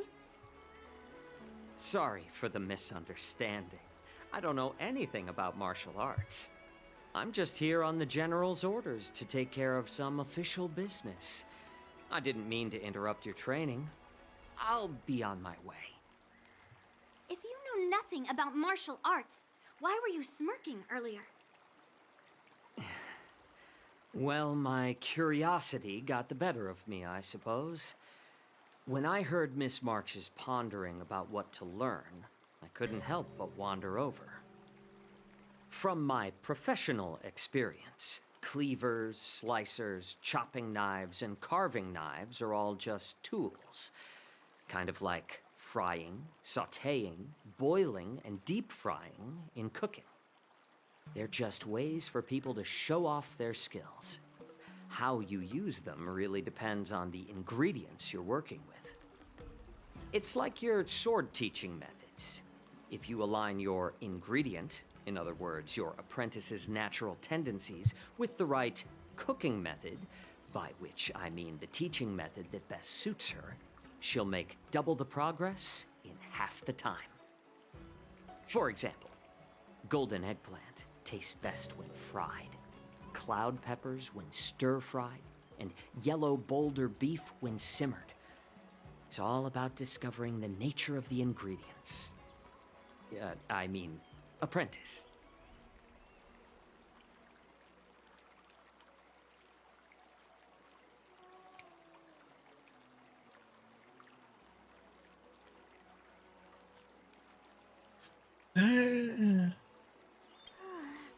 All this talk about food is making me hungry. Aren't you a healer? Why are you talking about food? Well, it's just a metaphor. The medicinal school I follow on the Zhenzhou Yaoqing is called the Ranja School, that specializes in food therapy. So it's only natural that I know a thing or two about cooking. So, you're the general's cook? I'm a healer. But anyway, a cook who isn't interested in health doesn't make for a good advisor. Fine. Call me a cook if you want. Seeing the way you're looking at me, it's obvious you think I'm just some feeble academic who likes to blabber on about martial arts. But, in reality, I know a thing or two about killing. After all, the art of healing inherently encompasses both life and death. Seriously? Trying to save face in front of kids? Ugh. Do you recognize this bottle of medicine in my hand? Nope. No? This is called tumble dust, an extract from an exotic flower named Yabra. Ugh, is it poison? Well, it depends on how it's used. With just one drop, it's able to numb a patient's body during surgery, making them painless throughout the entire process. However, increase the dose or the potency, and it'll slow the metabolism, making the blood thin and resulting in the loss of all senses. Even long-life species cannot escape its effects. This thing can save lives or take them. It's more powerful than the swords in your hands. That may be so, but still, I prefer settling things with a sword than, you know. Huh. Looks like I did get you all wrong. You're not a feeble scholar, but a sinister and despicable one. Hey, why the insults all of a sudden? I'm just sharing some medical knowledge here, not persuading you to poison anyone. Seems like you get real excited when talking about poison. I can't tell if that's an honorable thing or sinister. Picture this. 2 individuals. The one standing is full of malice. The other lying down is honorable and righteous. How can the one who's lying down label the one standing as sinister? In the throes of combat, where life and death hinge on a singular moment, every idea fades into nothingness. What the fuck? The only thing that matters is staying alive. Surviving the battlefield reshapes all notions of worth. How much? Be it integrity or treachery. In my eyes, their significance is negligible. How much power am I generating? Hold on. That's 3.5 there. And that's 2.5 there. So that's 5. Wait, it's going up. That's 4,000. Jesus Christ. Let's see, that's 5, it's 6. More than 6,000 watt that I'm generating. What the actual fuck?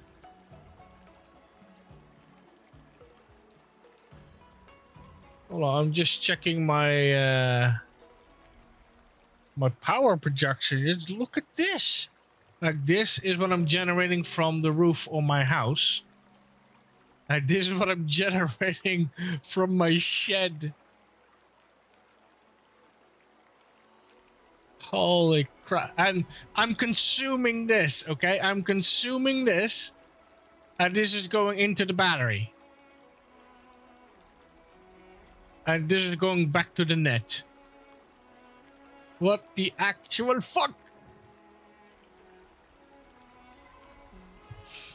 Jesus. Well, you don't hear me complain. I mean, woohoo! Perhaps you've underestimated Yunli and me, Mr. Jiaoqiu. We may be young, but we've seen our fair share of war. Well. Then you should know that the war dance is nothing more than a contest. So why are you so focused on it? When I was appointed as the ringmaster for the war dance, I asked the general, we Cloud Knights are supposed to charge into the fray and slay enemies. Why do we have to swing swords in a ring just to please an audience? And this is how the general replied. To unsheath your sword in a ring is no different than on the battlefield, as your sword reveals the might of all Cloud Knights. The war dance is the perfect chance to showcase martial virtue and forge alliances from all over the cosmos.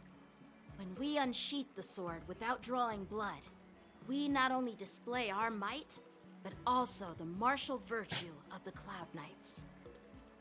That's quite an insightful statement, Yanqing. Yes, Christ. Well, My inverter my must be going apologies cray-cray. for being so short-sighted. I've been on the Luofu for quite some time, but I haven't had the chance to see the ceremony venue for myself yet. Wait, what the fuck? Hearing you speak so highly of it has piqued my curiosity. Would you mind showing me around? You want to see the Sky Splitter ship where the war dance will be held? Why is Let's this go! thing offline? I bet Yun Li and Miss March haven't seen it either, right? Well then, I'll give you all a tour. Hold on. I need to check my shit. My camera is offline. Why is my camera offline? Hold on.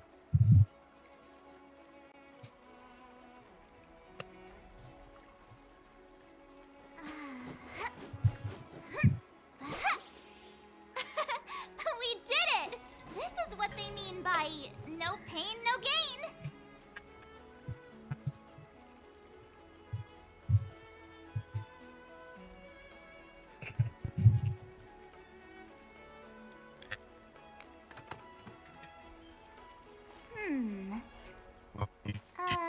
Let me see.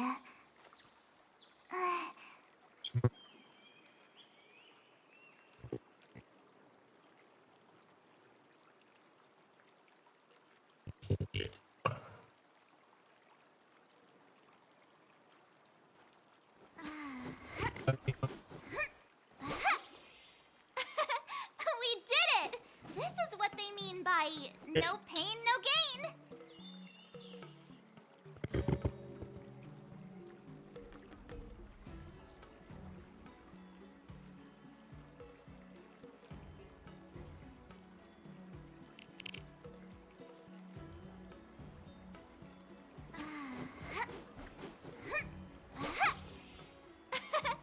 We did it!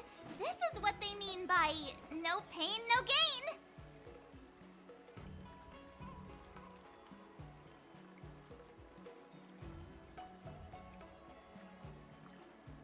Green lights. Let me see.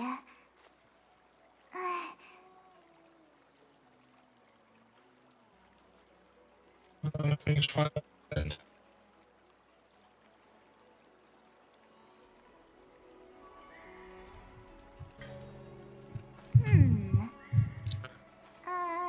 Let me see.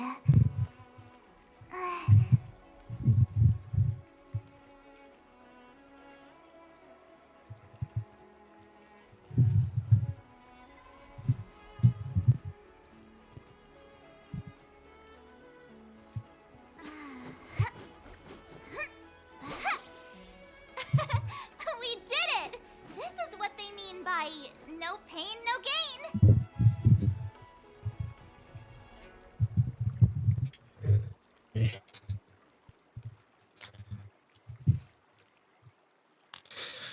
I'm gonna take a quick break, real quick. Because This is what they mean I want to by make no use pain, of this no gain. opportunity. Oh. So give me a moment. On break. I'll still be on the headset, but I need to clean my solar panels a little because they're completely full of shit. Let me see.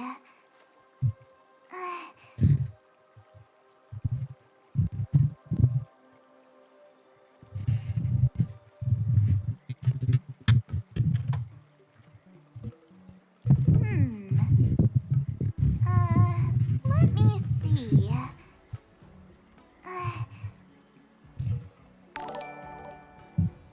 Ooh.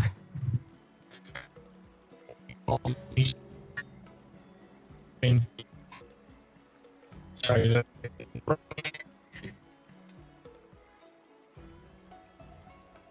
Here.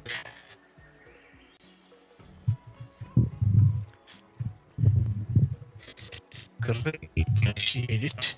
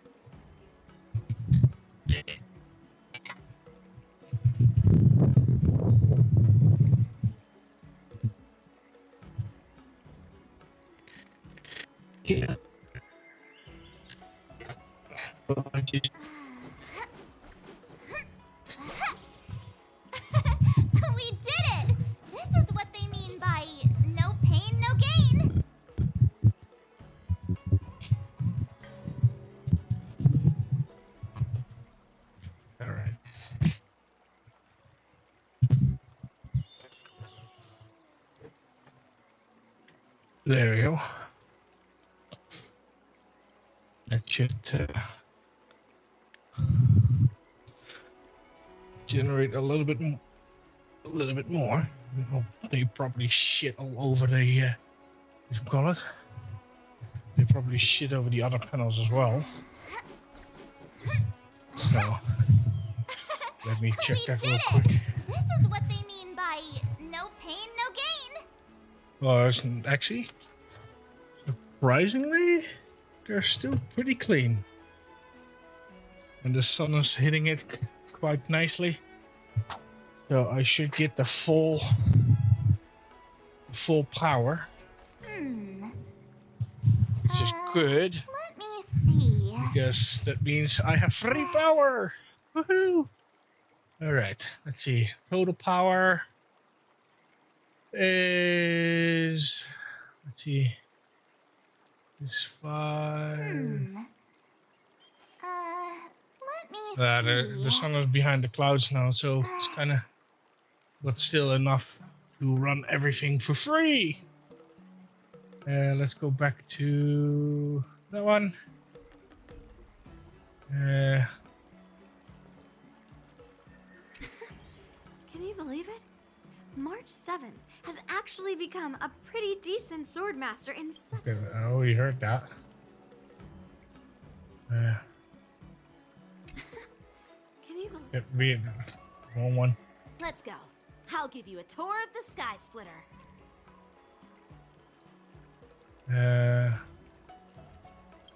Yep, let's go.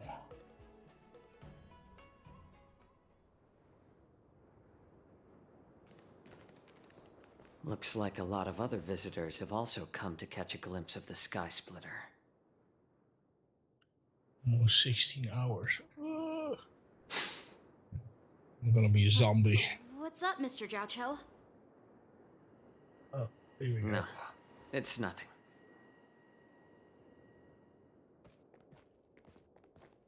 Yeah, about You see 6,000 that watts. airship in the distance?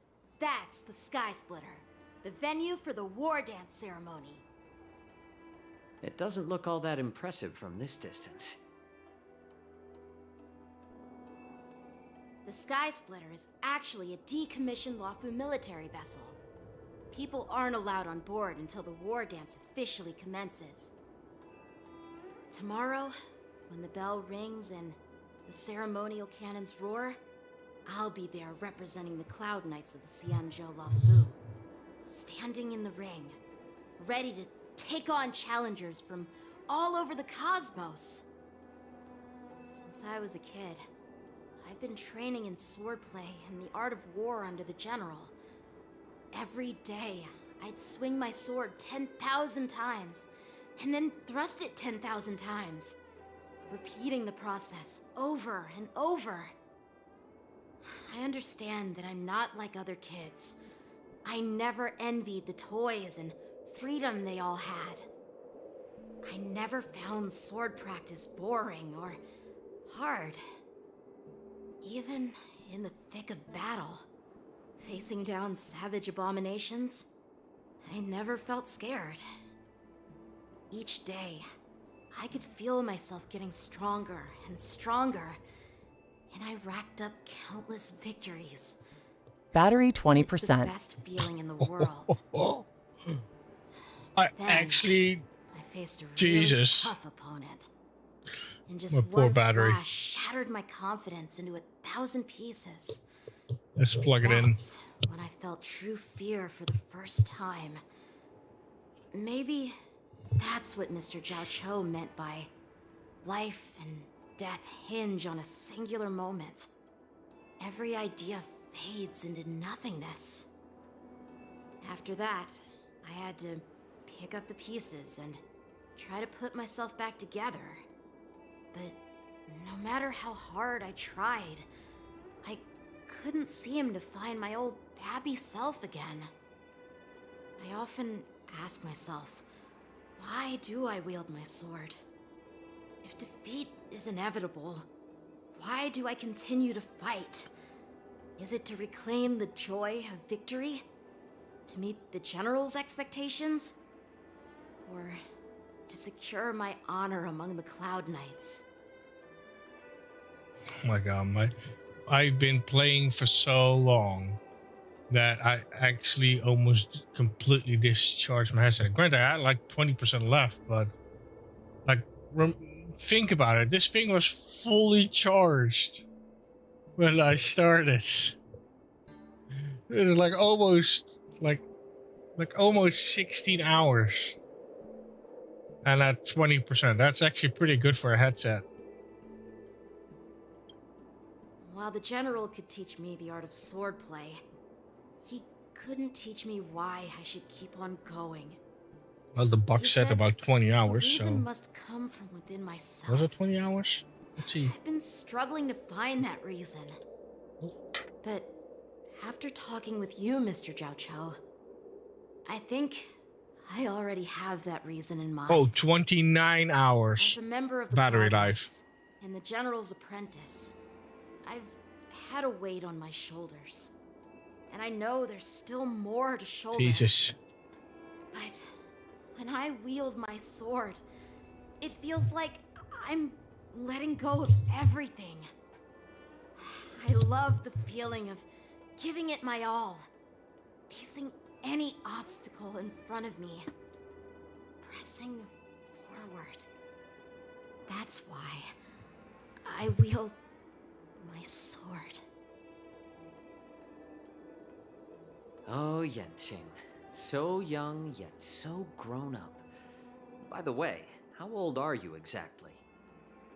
Age doesn't really matter. All sword masters will understand how I feel. I get it. Looks like all the kids on the Luofu live tough lives. So, how about you, Miss Yunli? It's not polite to ask a girl her age, no matter which Xianzhou ship you're on. I'm not asking your age. I'm asking if you have a dream like Yanqing has. You don't talk like a cook. You sound more like a TV host or something. Need I repeat myself again? I'm a healer. Well, I don't have a dream like Yanqing does. The only reason I'm participating in the Ringmaster's Challenge is because I made a promise to my grandfather. I want to win the precious sword he's contributed to the war dance. Sounds like that mind of yours is just filled with swords. I bet you've got nothing better on your mind. My father was a craftsman on the Xianzhou Juming. Because of his foolishness, many innocent people fell victim to the cursed swords he forged. Since I was a kid, it's been clear to me that not everyone deserves to have a weapon in their hands. Giving them a sword is no different than being cruel to the innocent. So, whenever I come across someone unworthy of a sword, I can't help but want to take it away from them. Given that Yanqing is the war dance ringmaster, I'm stepping up to challenge him. To ensure the precious sword doesn't fall into the hands of an unworthy master. Hey, what do you mean by an unworthy master? I see. It's not easy for kids on the Juming either. Well, it's better to have a reason for wielding a sword than to be lost and confused. Swords I've are saved tools. countless Cloud Knights in my life, and there are Same with plenty of guns. exceptional They're warriors, tools. just like the two of you. What happened, Mr. Zhao Chou? Oh, nothing. I was just reminded of some old friends and old tales. Judging from my professional perspective as a healer, both of you possess remarkable vitality. Your energies flow like raging fires and mighty gales. The upcoming fight will definitely be impressive. In my opinion, like, tools are just there if you need them, but it still depends on how you use the tool. Regardless if it's a weapon or like a tool, like for like crop farming, you know, like it all depends on how you use it. Like swords, for example, yeah, you can like cut your enemies with it, but you can also cut vegetables with it, for example. And hello to you too. So yeah, it in my opinion, it kind of depends, you know. Like it's the same with guns, you know, like they're tools. But it's like even if the tool is there, it doesn't necessarily mean that you have to use it. You know, like you can also just let it be. And even if you have it, you know, like the tool is just a tool. It doesn't have a will of its own, you know, like the person using the tool decides what the tool does. So it still depends, you know. It's like, yeah, it's a deadly weapon, but it doesn't have to be. You know, if you just aim like in something non-vital, then it should be okay, I guess. But that's just my personal opinion. Well, we've seen the Sky Splitter and toured the Stargazer Navalia. I guess it's time to say goodbye for now. What? You're leaving already? But you haven't asked me about my dreams. I've been working hard too, you know. It's getting late, Miss March. Unlike you lot, I'm a grown-up bound by responsibilities and duties. The tasks entrusted to me by the General won't complete themselves.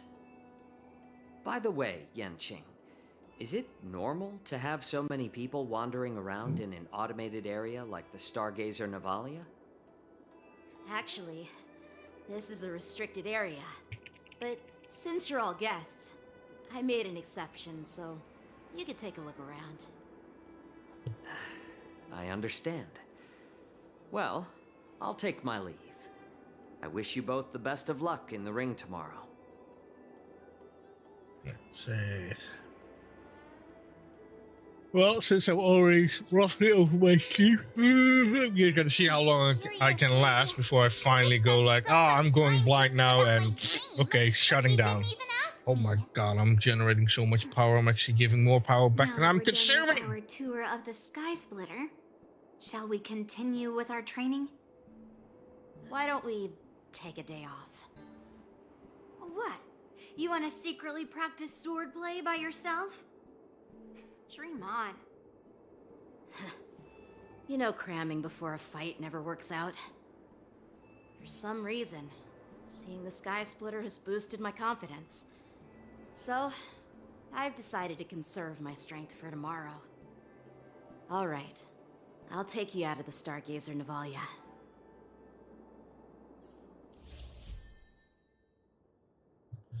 All right.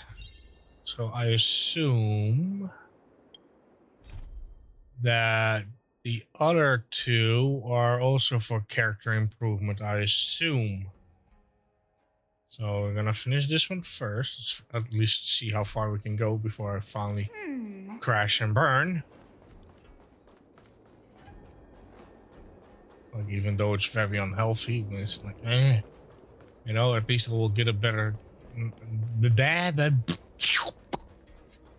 At least I'll get a better good night rest in one shot. This is not a beast ship. I need some time to take care of things. You willingly donned the skin of a lowly beast to join this mission, dedicating yourself to our glorious cause. And now you're telling me you can't handle it? Do you realize how many ships we need? I'm doing my best, all right? It takes time to figure all this out. When the guns go off tomorrow, all eyes will be on it. That'll be our only chance. How's that? Who's there?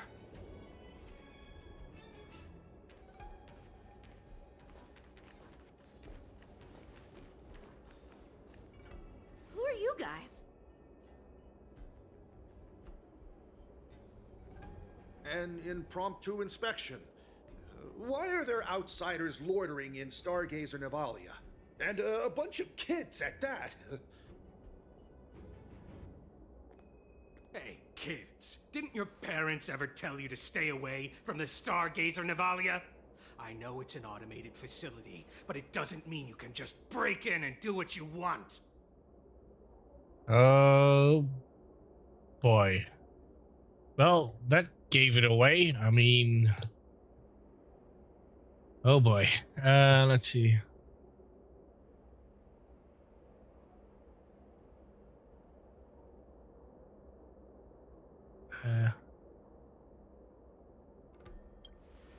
First of all, I'm an adult.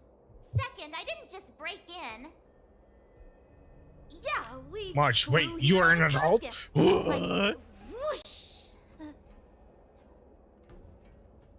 Well, I'm not trying to tell you off, but this place is off limits to the public, you know? Big sis, let's go. I want to play in Everhunt Plains.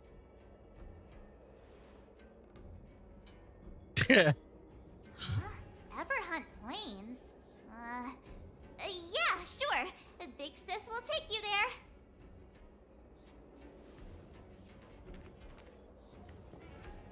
Shuha! You should have let me. Shh, the overhaul is done, and everything looks good. We should leave.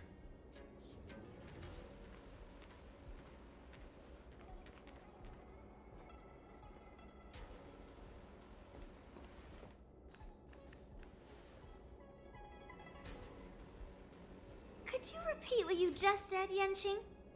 Yes, please. What did I say? Big sis, let's go. I want to play in Everhunt Plains. Come on. Can't you read the room? Something is definitely off about the three people we just met. Those two definitely need a room. Anyone could see that. I just wanted to hear you say it again. That pink-haired fox tried to say something.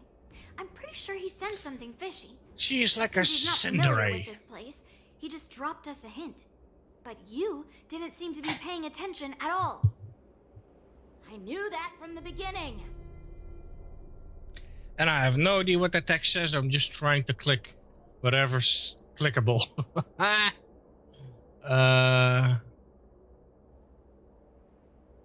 They said they were doing an overhaul, but it looked like they had no idea how to operate the Starskiff production line, right?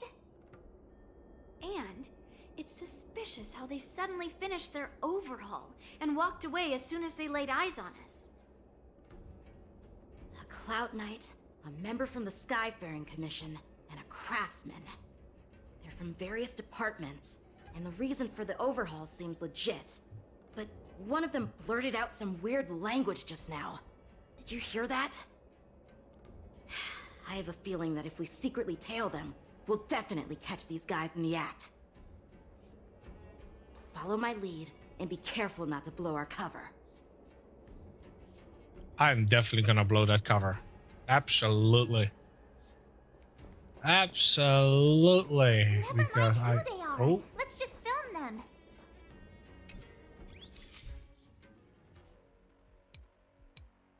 I have no idea what it says. I'm just gonna aim, zoom, and think. We should have just killed those lowly beasts. Those little brats won't take up much space. There are boxes all over this place. Just dump them into one and no one will notice. So violent. Cut the theatrics, Grulok. Even the slightest slip-up could interfere with Lord Moktok's plans. So where are we heading next? Lord who? To check the freight skiffs. We've got a lot of preparations to do. Also, don't forget to take those crates with you. Weapons, supplies. We've got to be well prepared. Otherwise, we're screwed. You're already screwed. So, are they smugglers? What exactly are they up to? I have no clue, but they seem to be moving those crates. I've got an idea. We can hide inside the crates and follow them. Oh no, don't do that. Don't go into the crates. And then you suddenly realize you're being vacuum packed. Ugh, so cramped in here. One guy, two women. Hardly breathe. In a crate. In the dark. Hang in there. Okay. Nothing's going to happen. Right?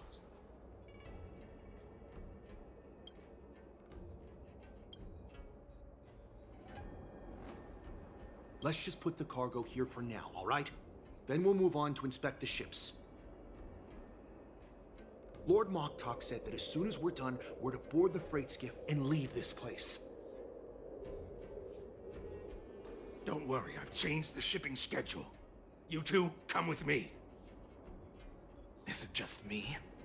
I keep smelling that stench of lowly beasts everywhere we go. Don't be so paranoid.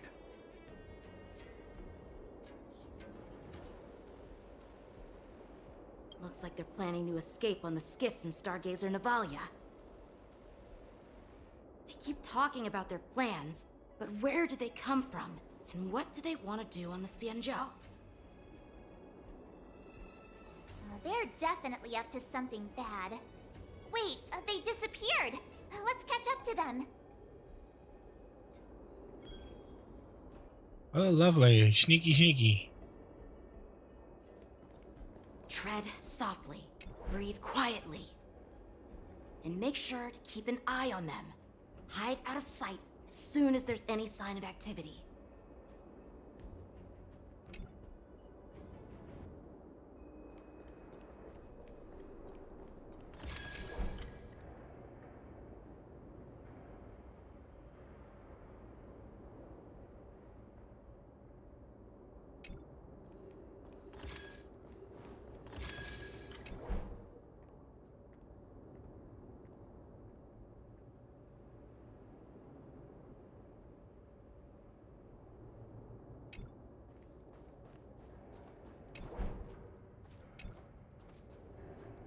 Don't be so paranoid.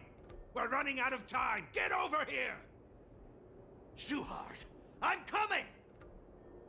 Are you now? They're leaving. We should catch up to them. Quickly!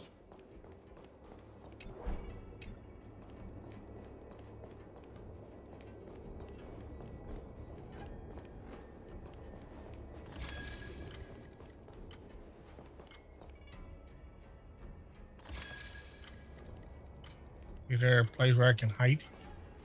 What are they up to?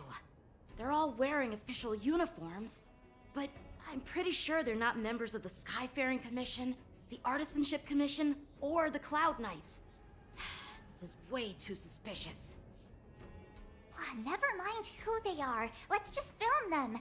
That way, if they do anything bad, we'll have solid evidence against them.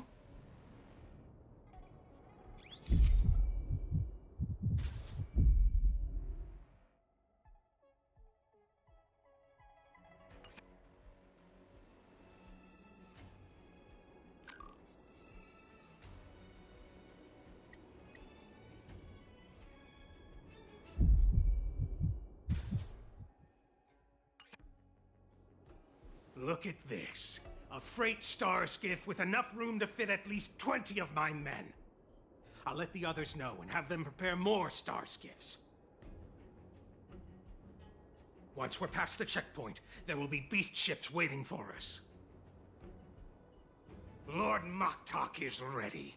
The revival of our ancient bloodline all hinges on this operation. What did he just say? Beast ships? Hey, you're gonna get caught. Who's there? Yep, called it. It's those brats! I told you to get rid of them, but you didn't listen, you idiot! Wipe them all out! What the fuck? Oh, hello. Can I auto battle?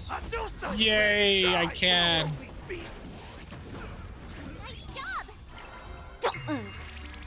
Unlimited firepower! I'm okay.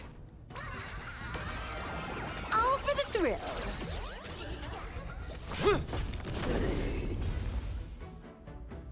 Just like that, boom, calm. How is this possible? How did these Foxians change their appearances like that? They're not Foxians at all. They revealed their true form. They're Borisin, just like the bandits I defeated on the IPC ship. Wait, that means... Yup. You're fucked.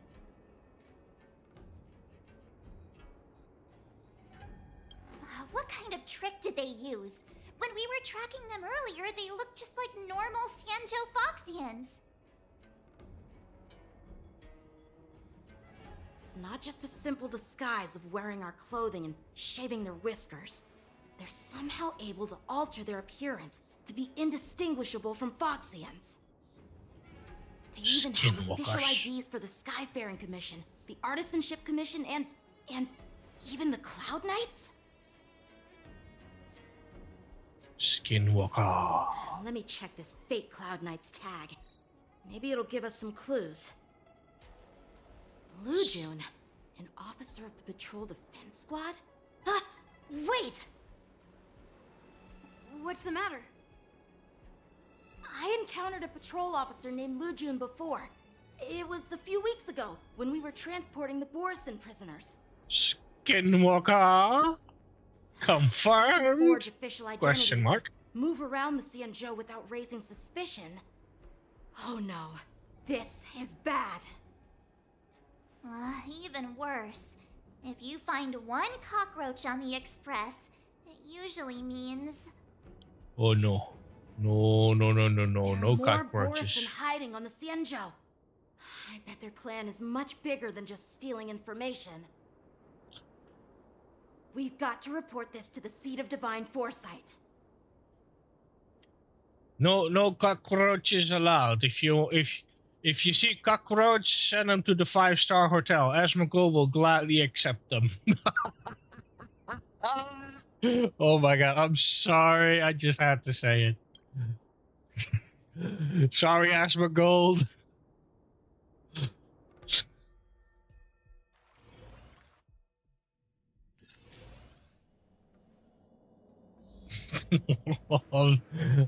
Oh man.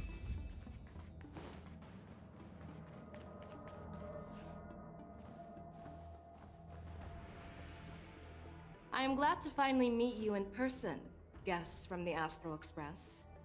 I'm Fei Xiao, the general of the Xianzhou Yaoqing.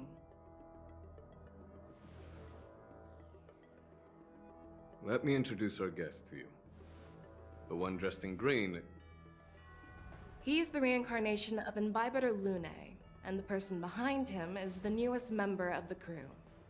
I've heard a lot about you.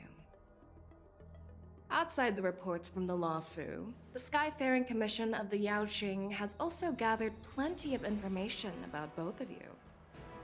I've been eager to meet you face to face for reasons that I'm sure General Jing Yuan has explained, right? Say what now?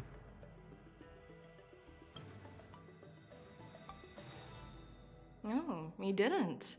That doesn't sound like the divine foresight I know.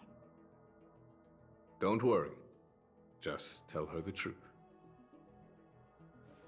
According to General Jing Yuan's report, the Ruin Legion is to blame for the Ambrosial Arbor crisis, and all Arbiter Generals should pay attention to the Ruin Author's movements. Over the years, the Destruction's minions have wreaked havoc on countless worlds, and the Alliance has been keeping an eye on them, but no one expected them to join hands with the remnants of the Abundance. The damage caused by the Ambrosial Arbor crisis was far less severe than expected, which is good news for us. However, it was quite different from the Ruin Legion's usual style of destroying life wherever they go. Yep, While I trust the bravery of the Divine Foresight and the it's Nameless, been officially I'm 16 curious about some hours details that I've missing been from the streaming. report. I'd like to take this chance to have an exchange with both of you. Let me be clear. The questions I'll ask might not reflect my actual thoughts. So please don't take offense if any of my questions seem a bit harsh. Please go ahead, General. But keep in mind, we can only answer based on what we know. And perhaps you already have the answers to your questions in your heart. You have a clever tongue. I like it. Oh no, not Marvin's the big claw is thingy. quite articulate. Right now, her intentions are unknown, and Jingyuan wants us to be honest.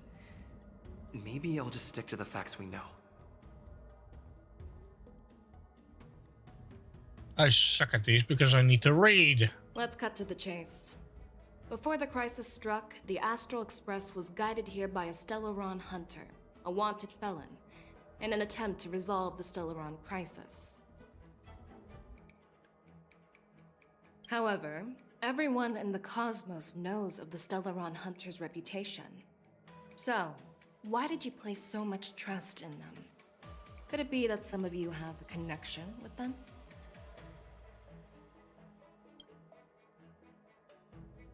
Let's see.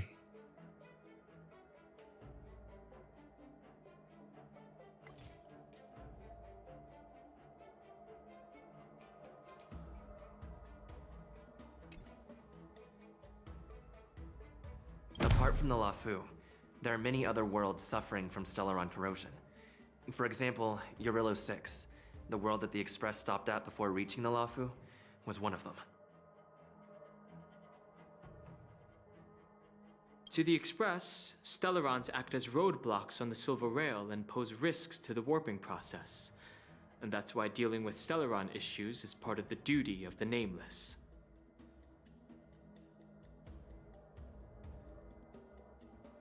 Ah, I've heard about those problems caused by Stellarons. The Express connects various worlds, so it makes sense for you to take care of this. The cosmos is a mess, and the Trailblazers are just doing their best to fix it. I understand.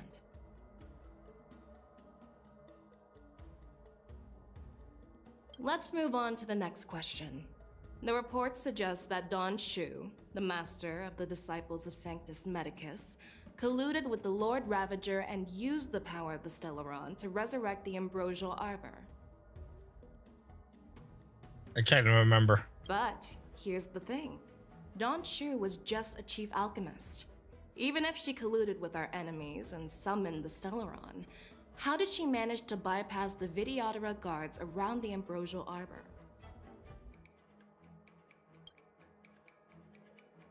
I have no idea. Oh god, I need to read all of them, don't I?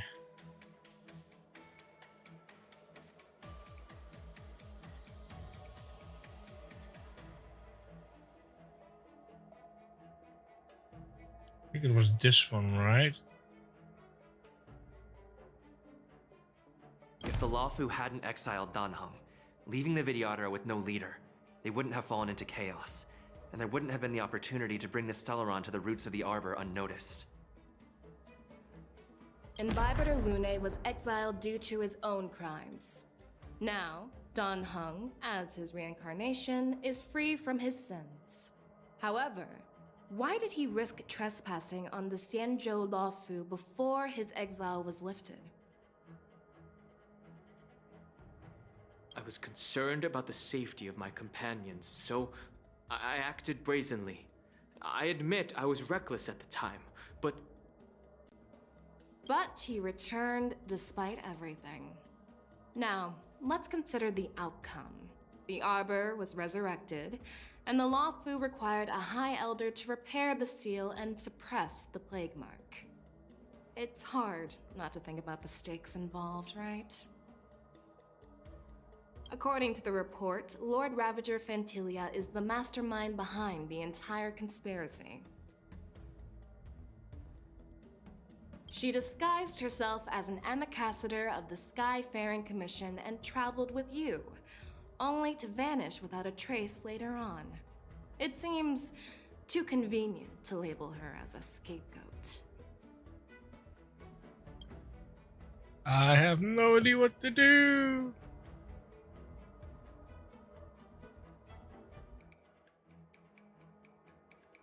Let's see, what was it again?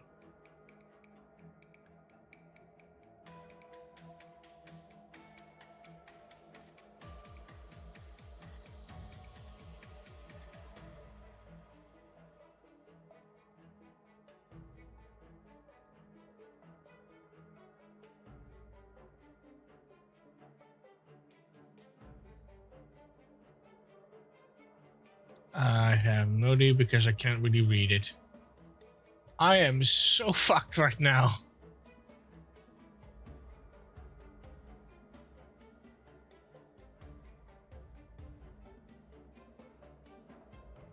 We were working with Diviner Fu, and she also witnessed Ventilia's true form.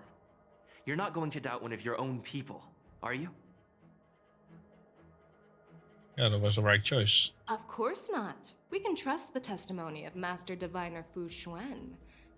However, even if she saw it with her own eyes, we can't completely rule out the possibility that she might have been deceived.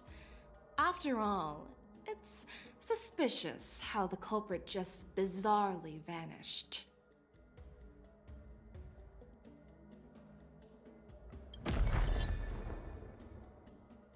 Oh, it seems that your answers have addressed all my questions.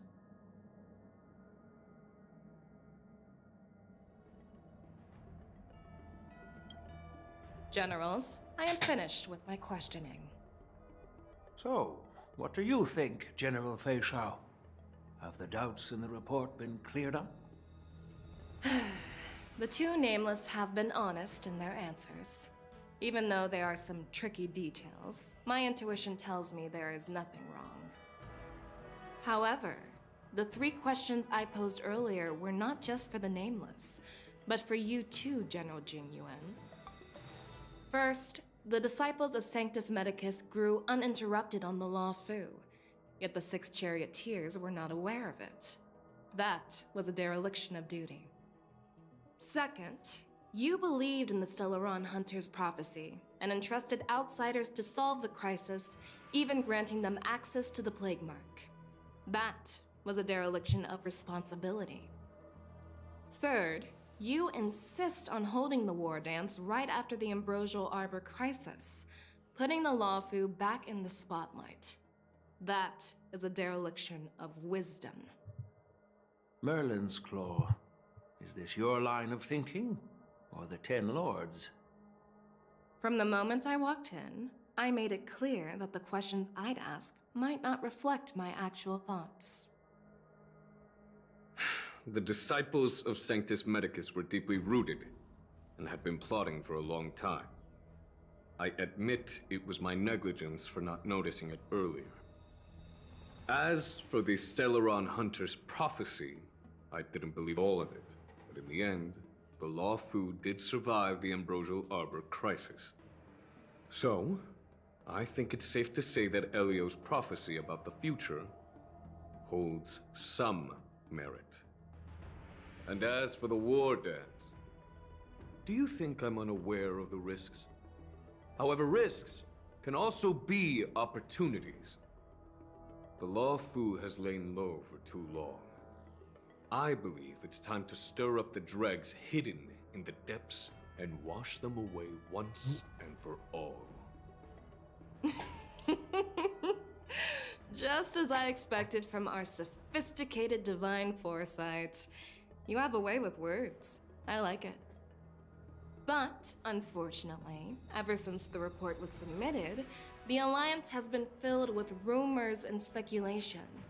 Even within the Law Fu, there are people accusing you of neglecting your duties, resulting in the Ambrosial Arbor's resurrection.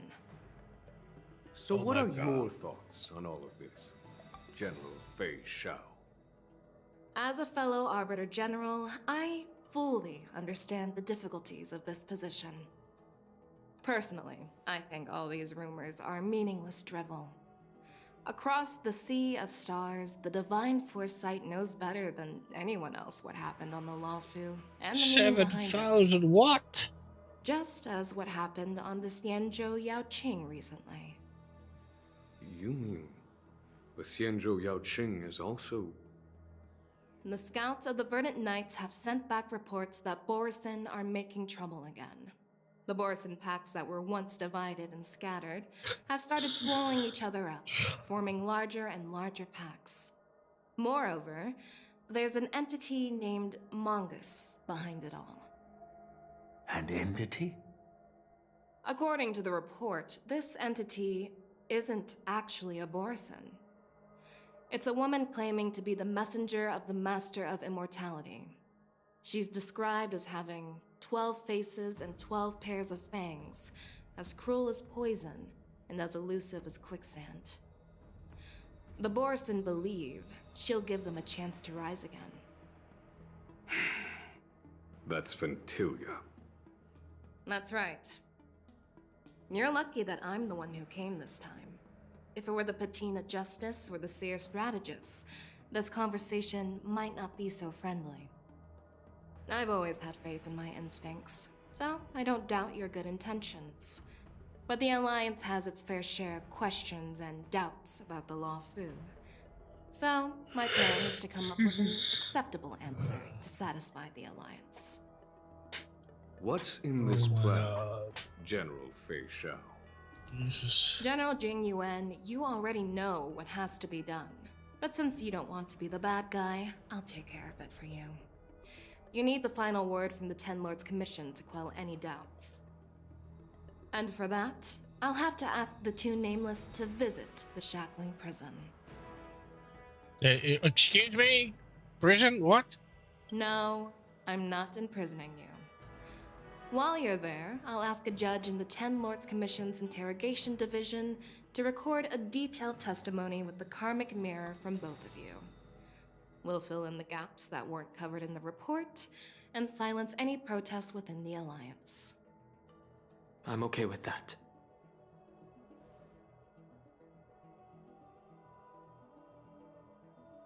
Do I ever say in this?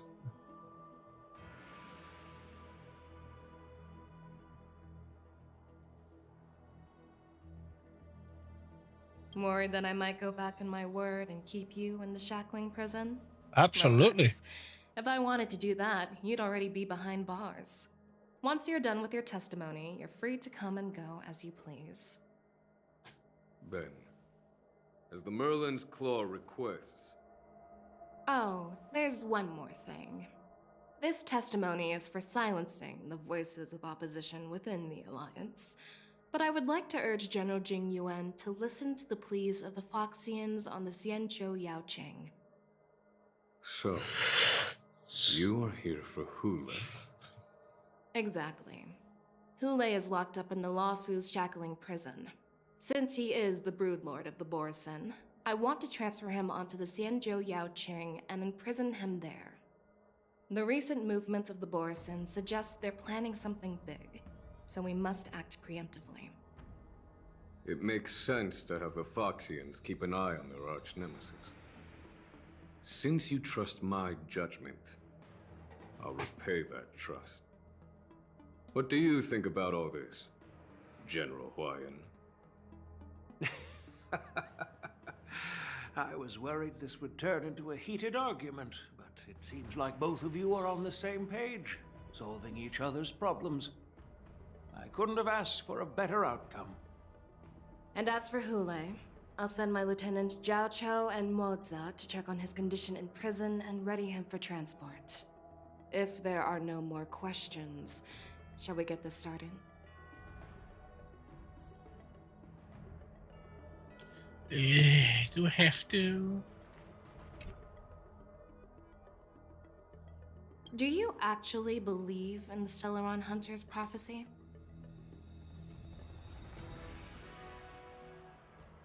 The Xianzhou's matrix of prescience can also predict the future.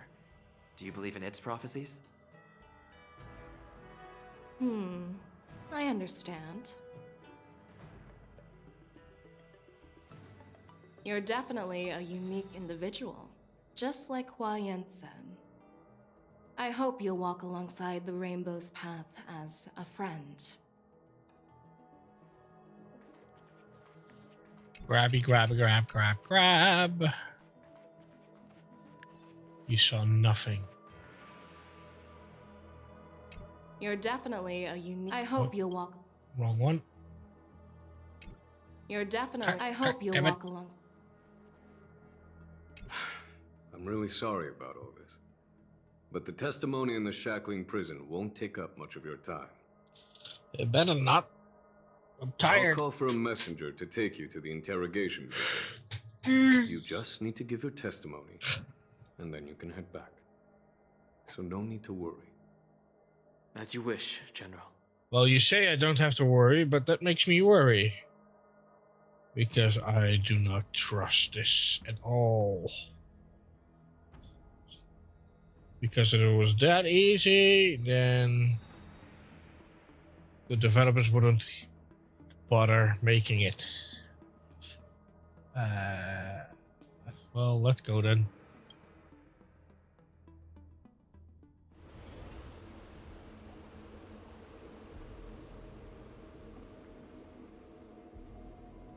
As General Jing Yuan requested, everything is prepared for your arrival, and I am here to receive you. The judges at the Interrogation Division also know your purpose in coming. They better. I mean, Jesus Christ. It wouldn't be bad. It's like, oh, welcome, and you're gonna be arrested now. It's like, okay, I'm fucked. Oh my god, this is so trippy. The shackling prison. I didn't expect to be back here after all these years. Danhong. Don't worry about me. If you're ready, I'll open the gate for you. I don't feel comfortable. Well, technically, the shackling prison is spread out across multiple delves, and the ancient sea is just where they overlap. Please, come on in, dear guests.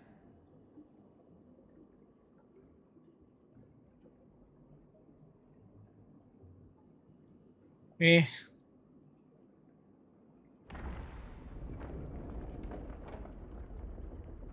Spiky door. Lovely.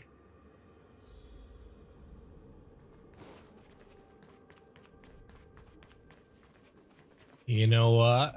I have a suspicious feeling that I will be needing some food. Pizza time.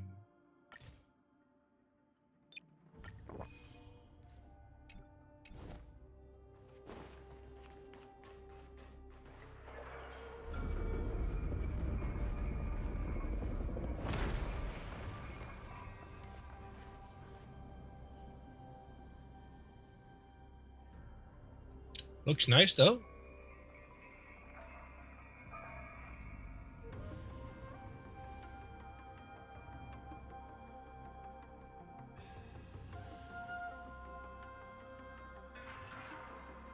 What are you looking at?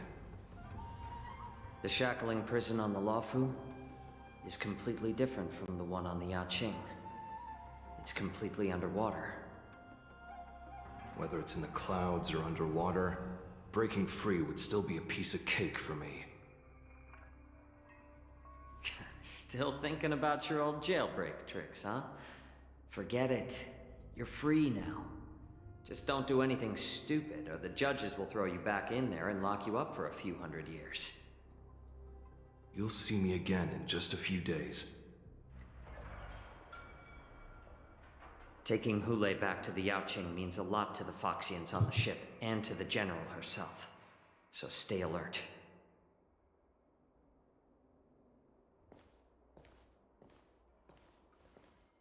Guests, my name is Shui Yi, and I'm here on orders from the Incarceration Division of the Ten Lords Commission.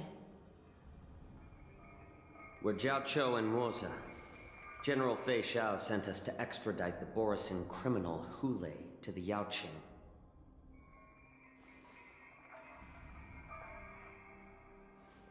We're here to inspect the conditions of his imprisonment and make preparations for the handover and transportation.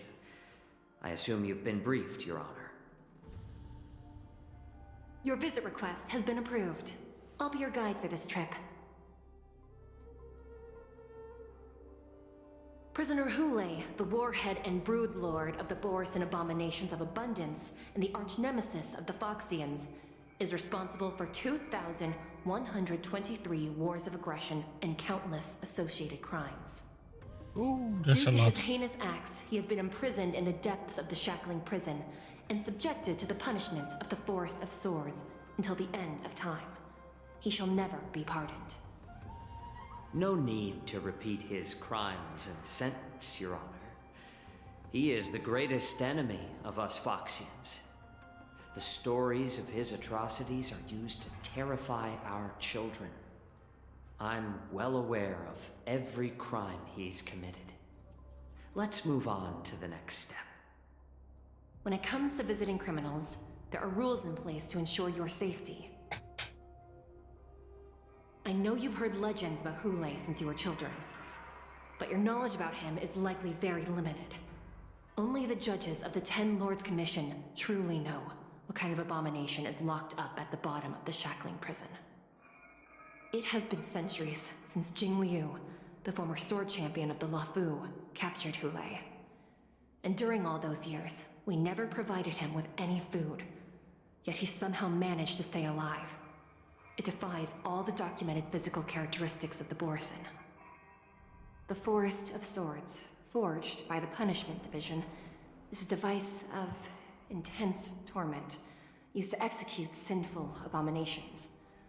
Most Borisin die within 3 days in the forest, but Hule is different. Every time the blades pierce him, his body instantly heals. Despite the brutal punishment, he somehow manages to survive. The complex rules are there because of his abnormal characteristics.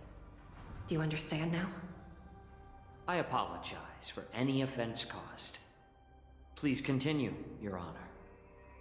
I've given you the instructions regarding Hule's visitation. Please make sure you read them carefully.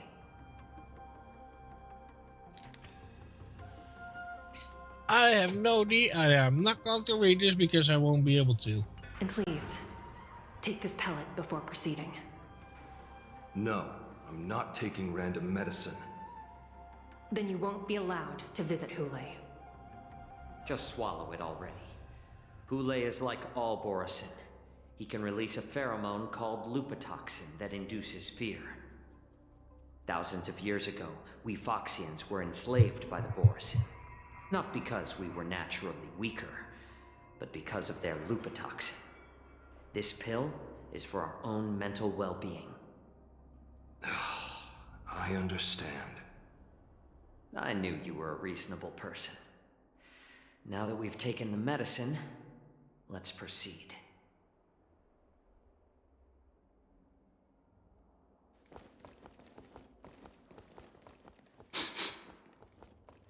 Your Honor. What is it? No, never mind. Maybe I'm just imagining things. Let's keep moving.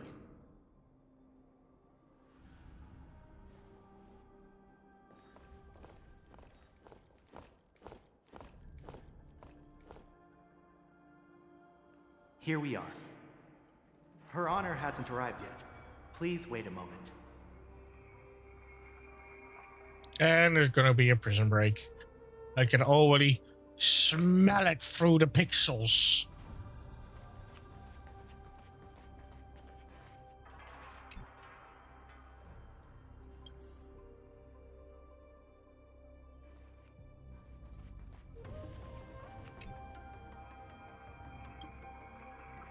Welcome, dear guests from the Express. Judge Hanya of the Interrogation Division. We've met before. Have we?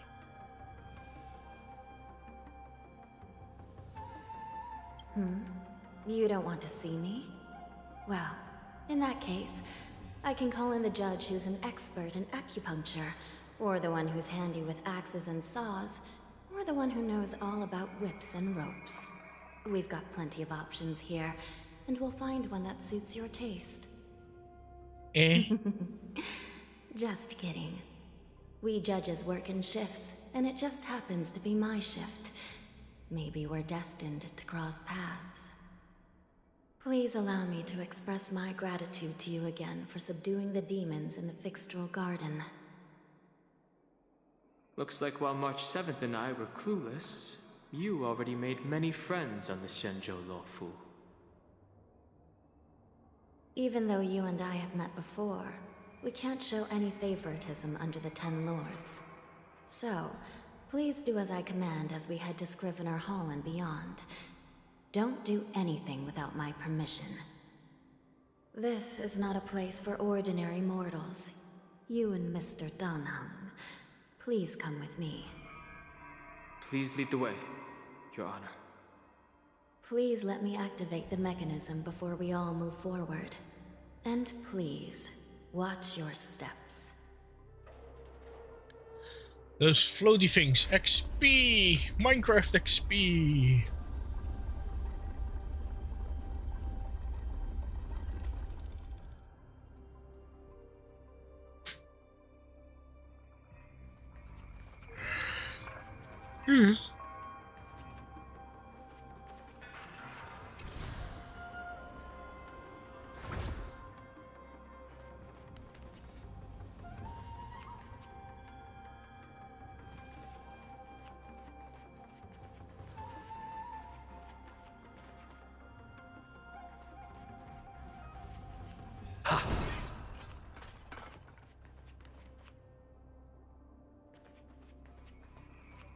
This is gonna be a fight.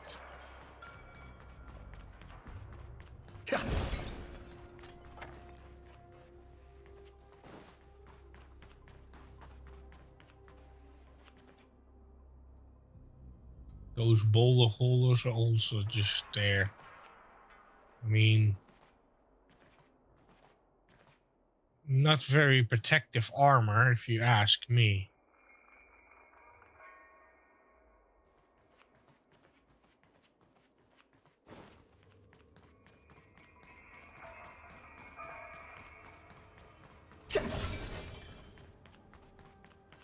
Titty hammock.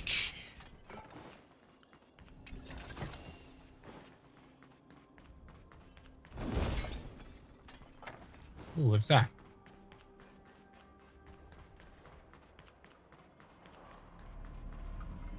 Oh, one of those puzzle thingies. Eh?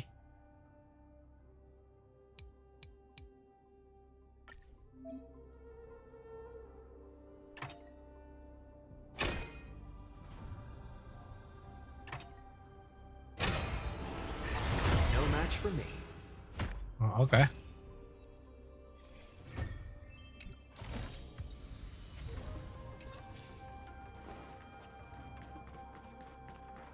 Loot in a present. Excuse me.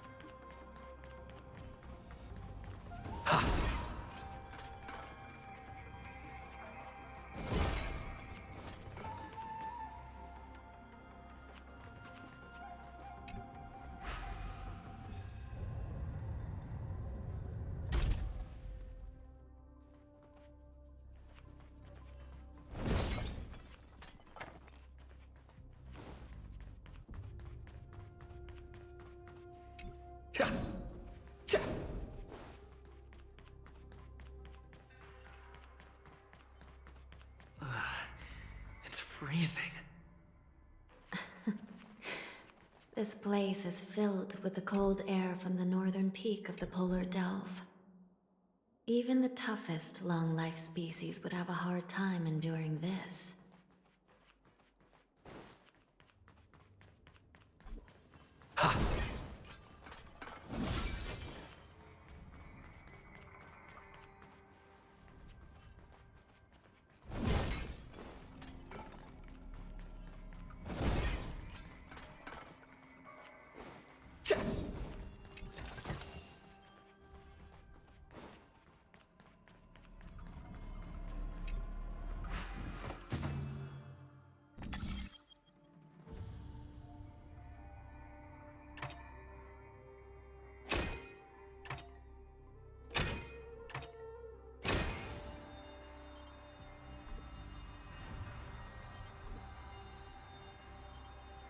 Wait, what? Did I fuck something up?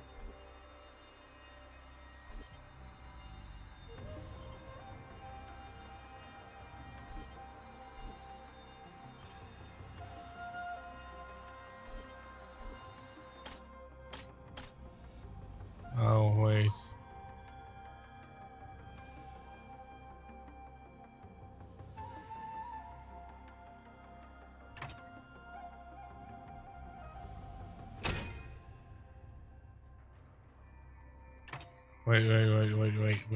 Wait.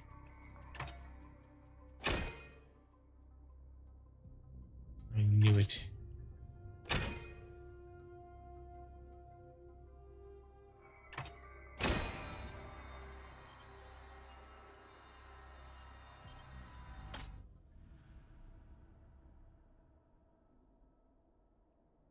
Wait.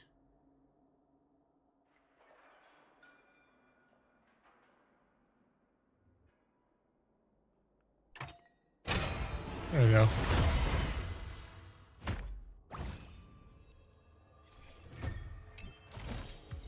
Looks good.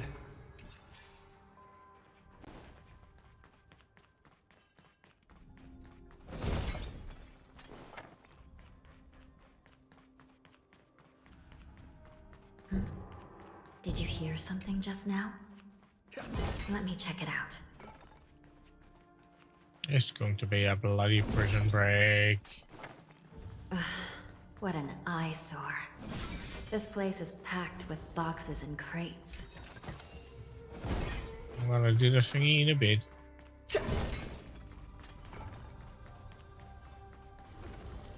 This.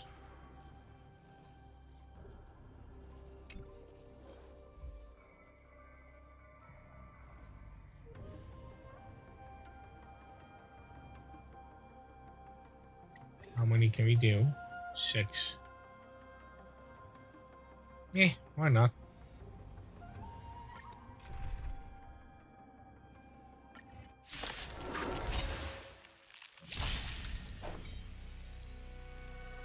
Here you go, Master! Can you find the answer? Let me teach you some moves!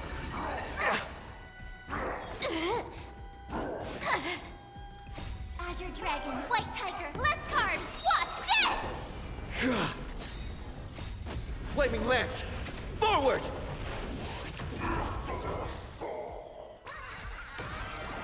All for the thrill. Stop! Feeling spiffy? Unlimited firepower! Wiped him out. Let me teach you some moves.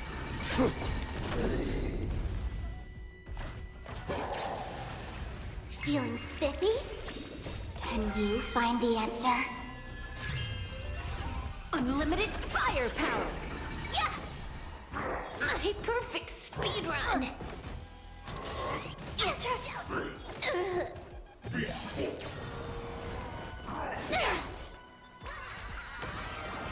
All for the thrill. This next round, real gaming. Bonus round. Crazy. Bravo. Amazing. Super Slam Silver Wolf.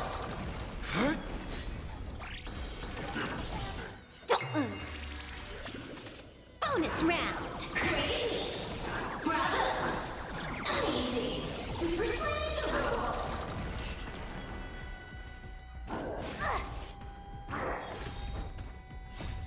Flaming Lance! Forward!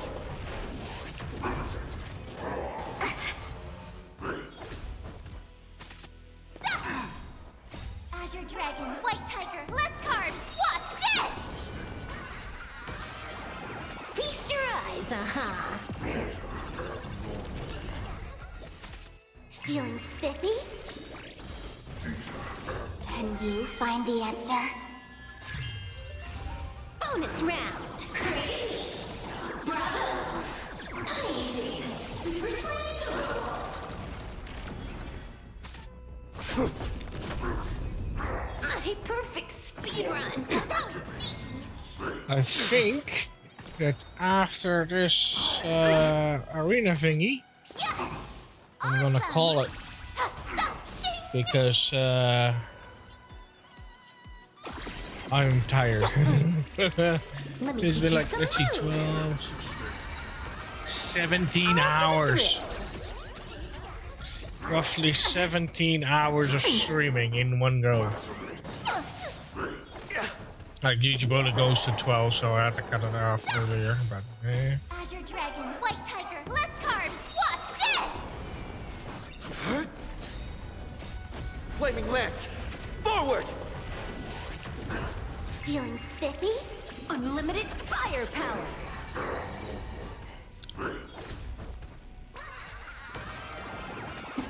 Wiped him out. Yeah. Can you find the answer? Let me teach you some moves.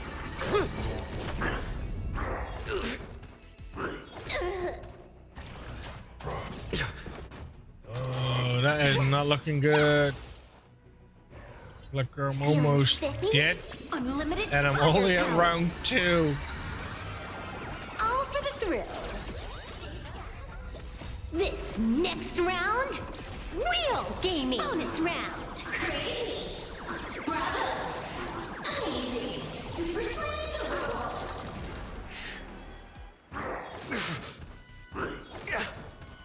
Ouch, ouch, ouch.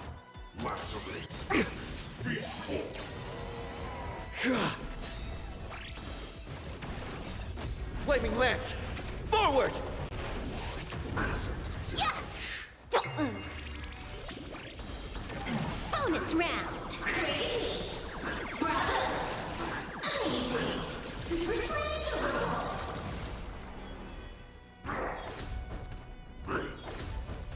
I'm actually shocked that I'm still maxed out. is Honkai. That was sneaky. Can you find the answer?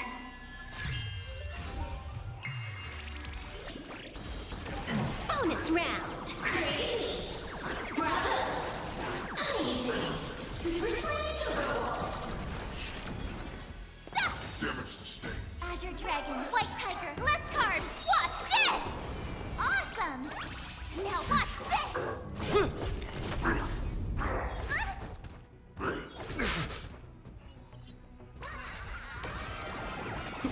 Wiped him out. Let me teach you some moves. Yeah. This is definitely not good. Flaming Lance! Forward! Unlimited firepower. All for the thrill. Feeling spiffy? Can you find the answer? Let me teach you some moves. Not very sportsmanlike. Azure Dragon, White Tiger, less cards. Watch this. Unlimited firepower. Wiped him out.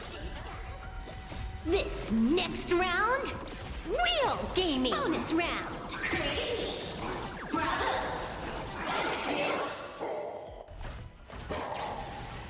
Bonus round. Easy. Super Feeling spiffy? Bonus round. Crazy. Bravo. Easy. Super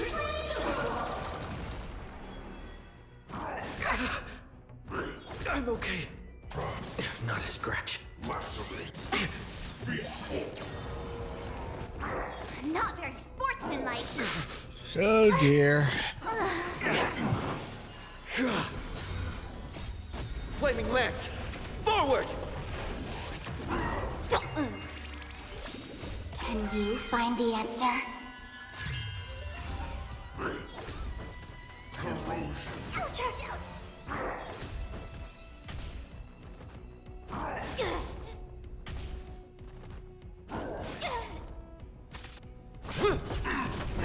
Feeling spiffy? Not a scratch. Can you find the answer? Flaming Lance! Forward!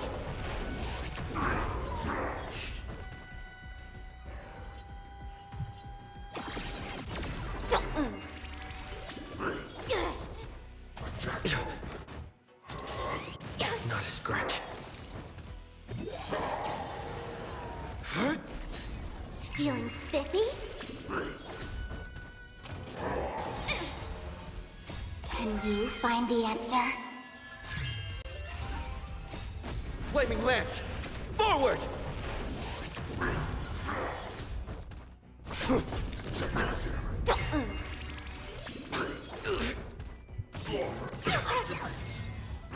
Like that, huh? Feeling spiffy? Can you find the answer?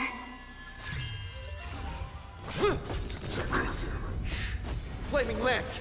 Forward! Not a scratch.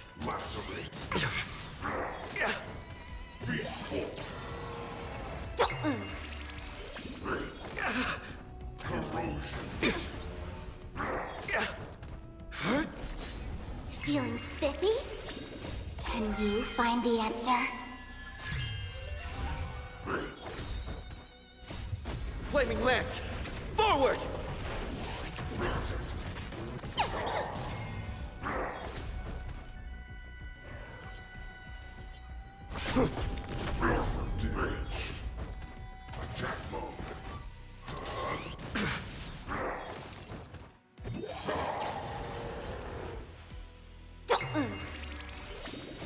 Can you find the answer?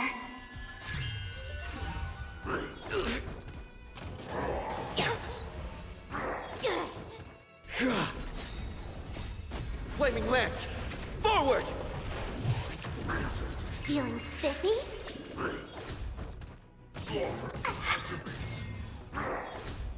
This is a very long fight. Holy crap.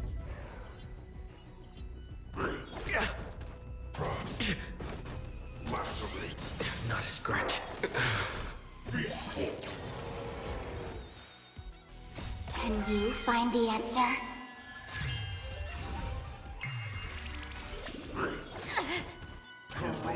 Ouch, ouch, ouch. Like that, huh? How was she healing? Okay, let's see if we can actually I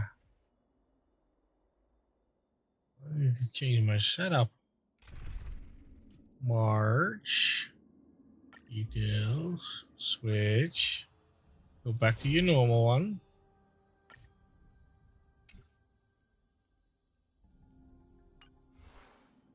Switch.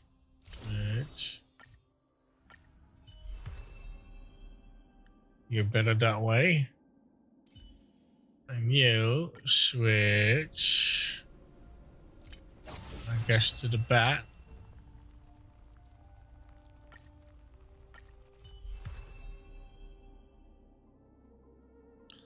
Although, where your relics at?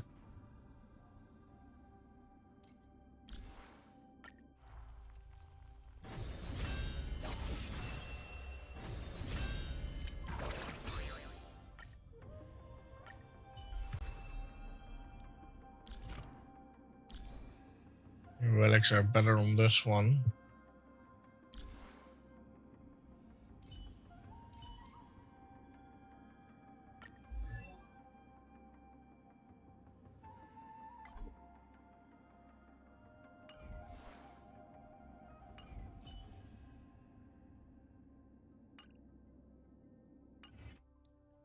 Let's see where that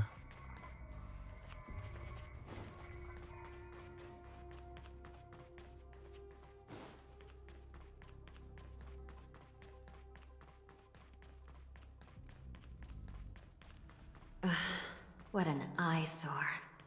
This place is packed with boxes and crates. level 50, and no wonder I was struggling.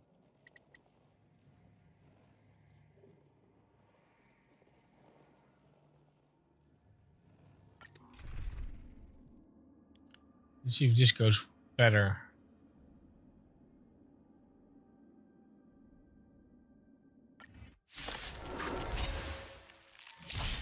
Let's play feeling spiffy? Unlimited firepower!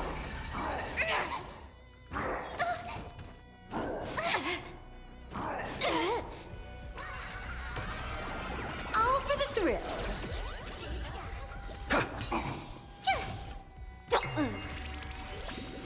Can you find the answer? Let me teach you some moves. Go away! Dreams do come true.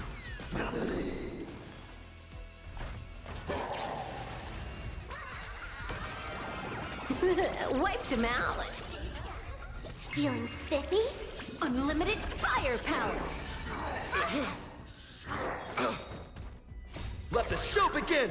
They're taking a lot of damage.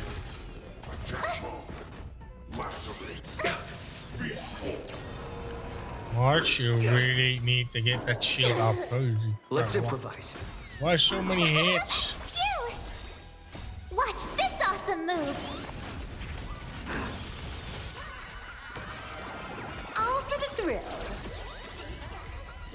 This next round, real gaming. Bonus round. Crazy. Bravo. Easy. Super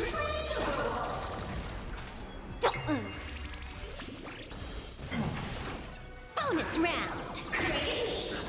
Bravo. Easy. Super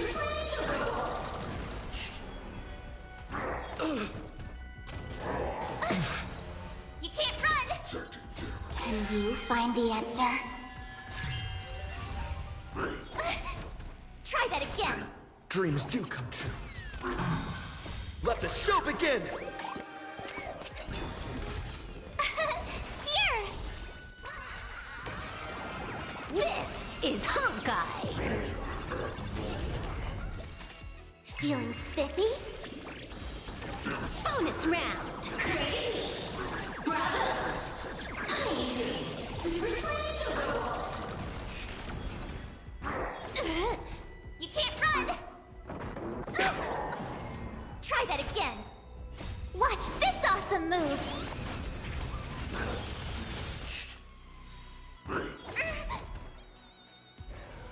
Let's improvise.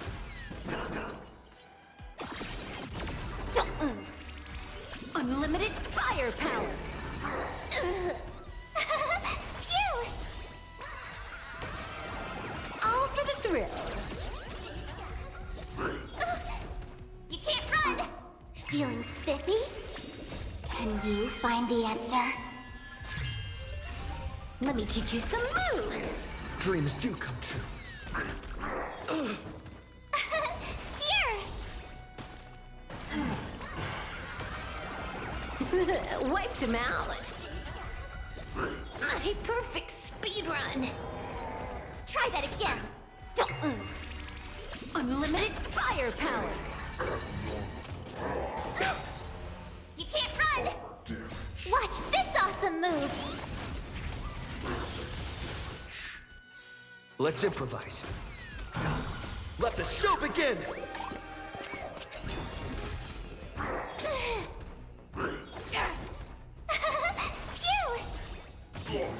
Still the same old... Can you find the answer? Let me teach you some moves. All for the thrill. This next round, real gaming. Bonus round. Crazy. Bravo. Easy. Dreams do come true.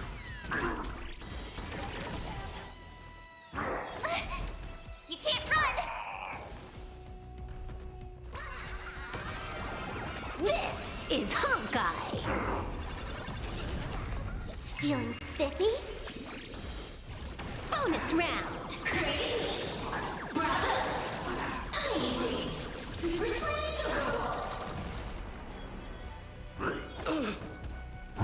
Fine. Let's improvise. Here!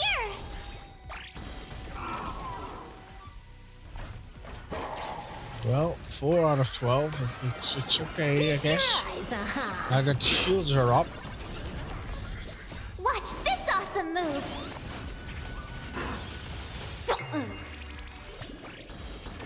Bonus round! Crazy!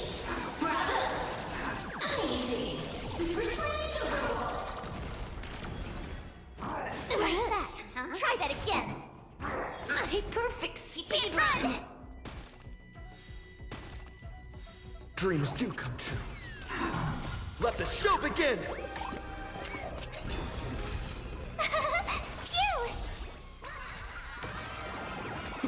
Wiped him out. Try that again. You can't run. Can you find the answer? Feeling spiffy? Unlimited firepower. Like that, huh? Let's improvise. Here! Try that again. Watch this awesome move. Oh, the gamer girl really needs a better shield though. Can you find the answer?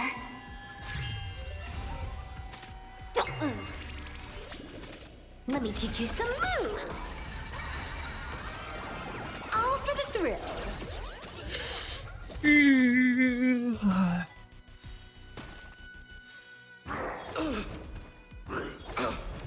Dreams do come true. Let the show begin!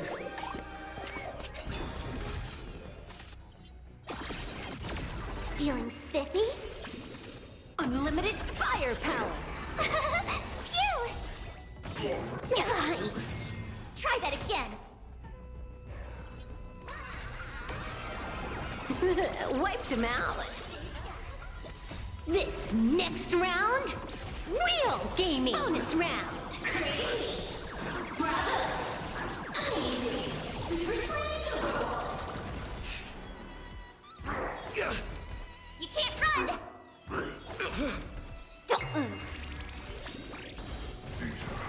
Can you find the answer? Bonus round. Crazy. Bravo. Amazing. Super Let's improvise. Here! Feeling spiffy? Bonus round. Crazy. Bravo. Amazing. Super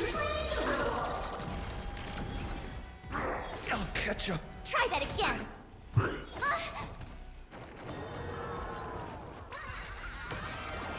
All for the thrill. Dreams do come true. Still the same old. Watch this awesome move.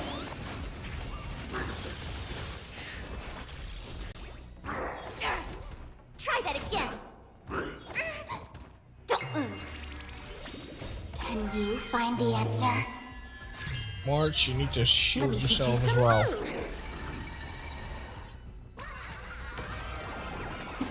Wiped him out. Let's improvise. Let the show begin!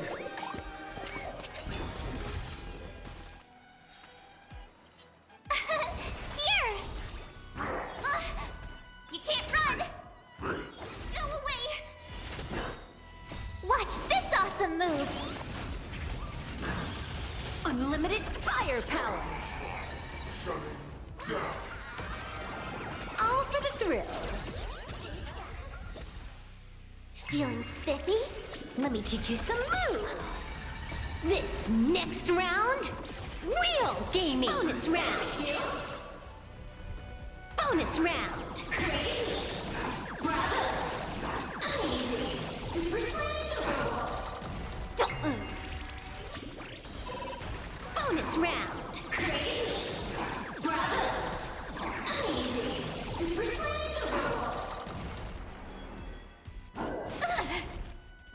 Fine.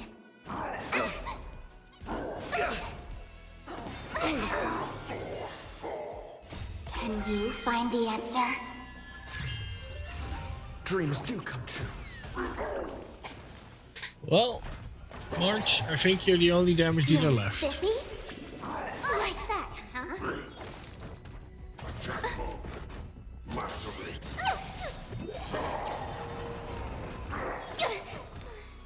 Go away! Oh. Let's improvise. Let the show begin!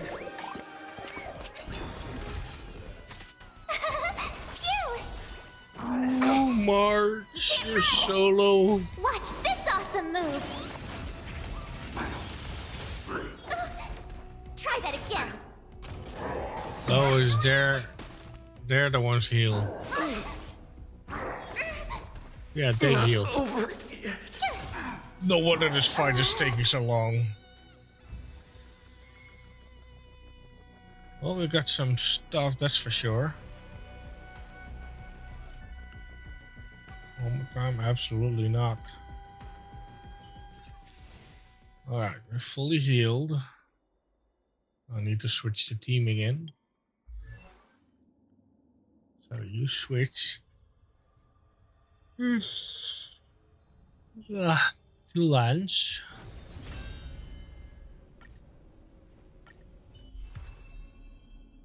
And you switch to Archer. Or Blade, but bad.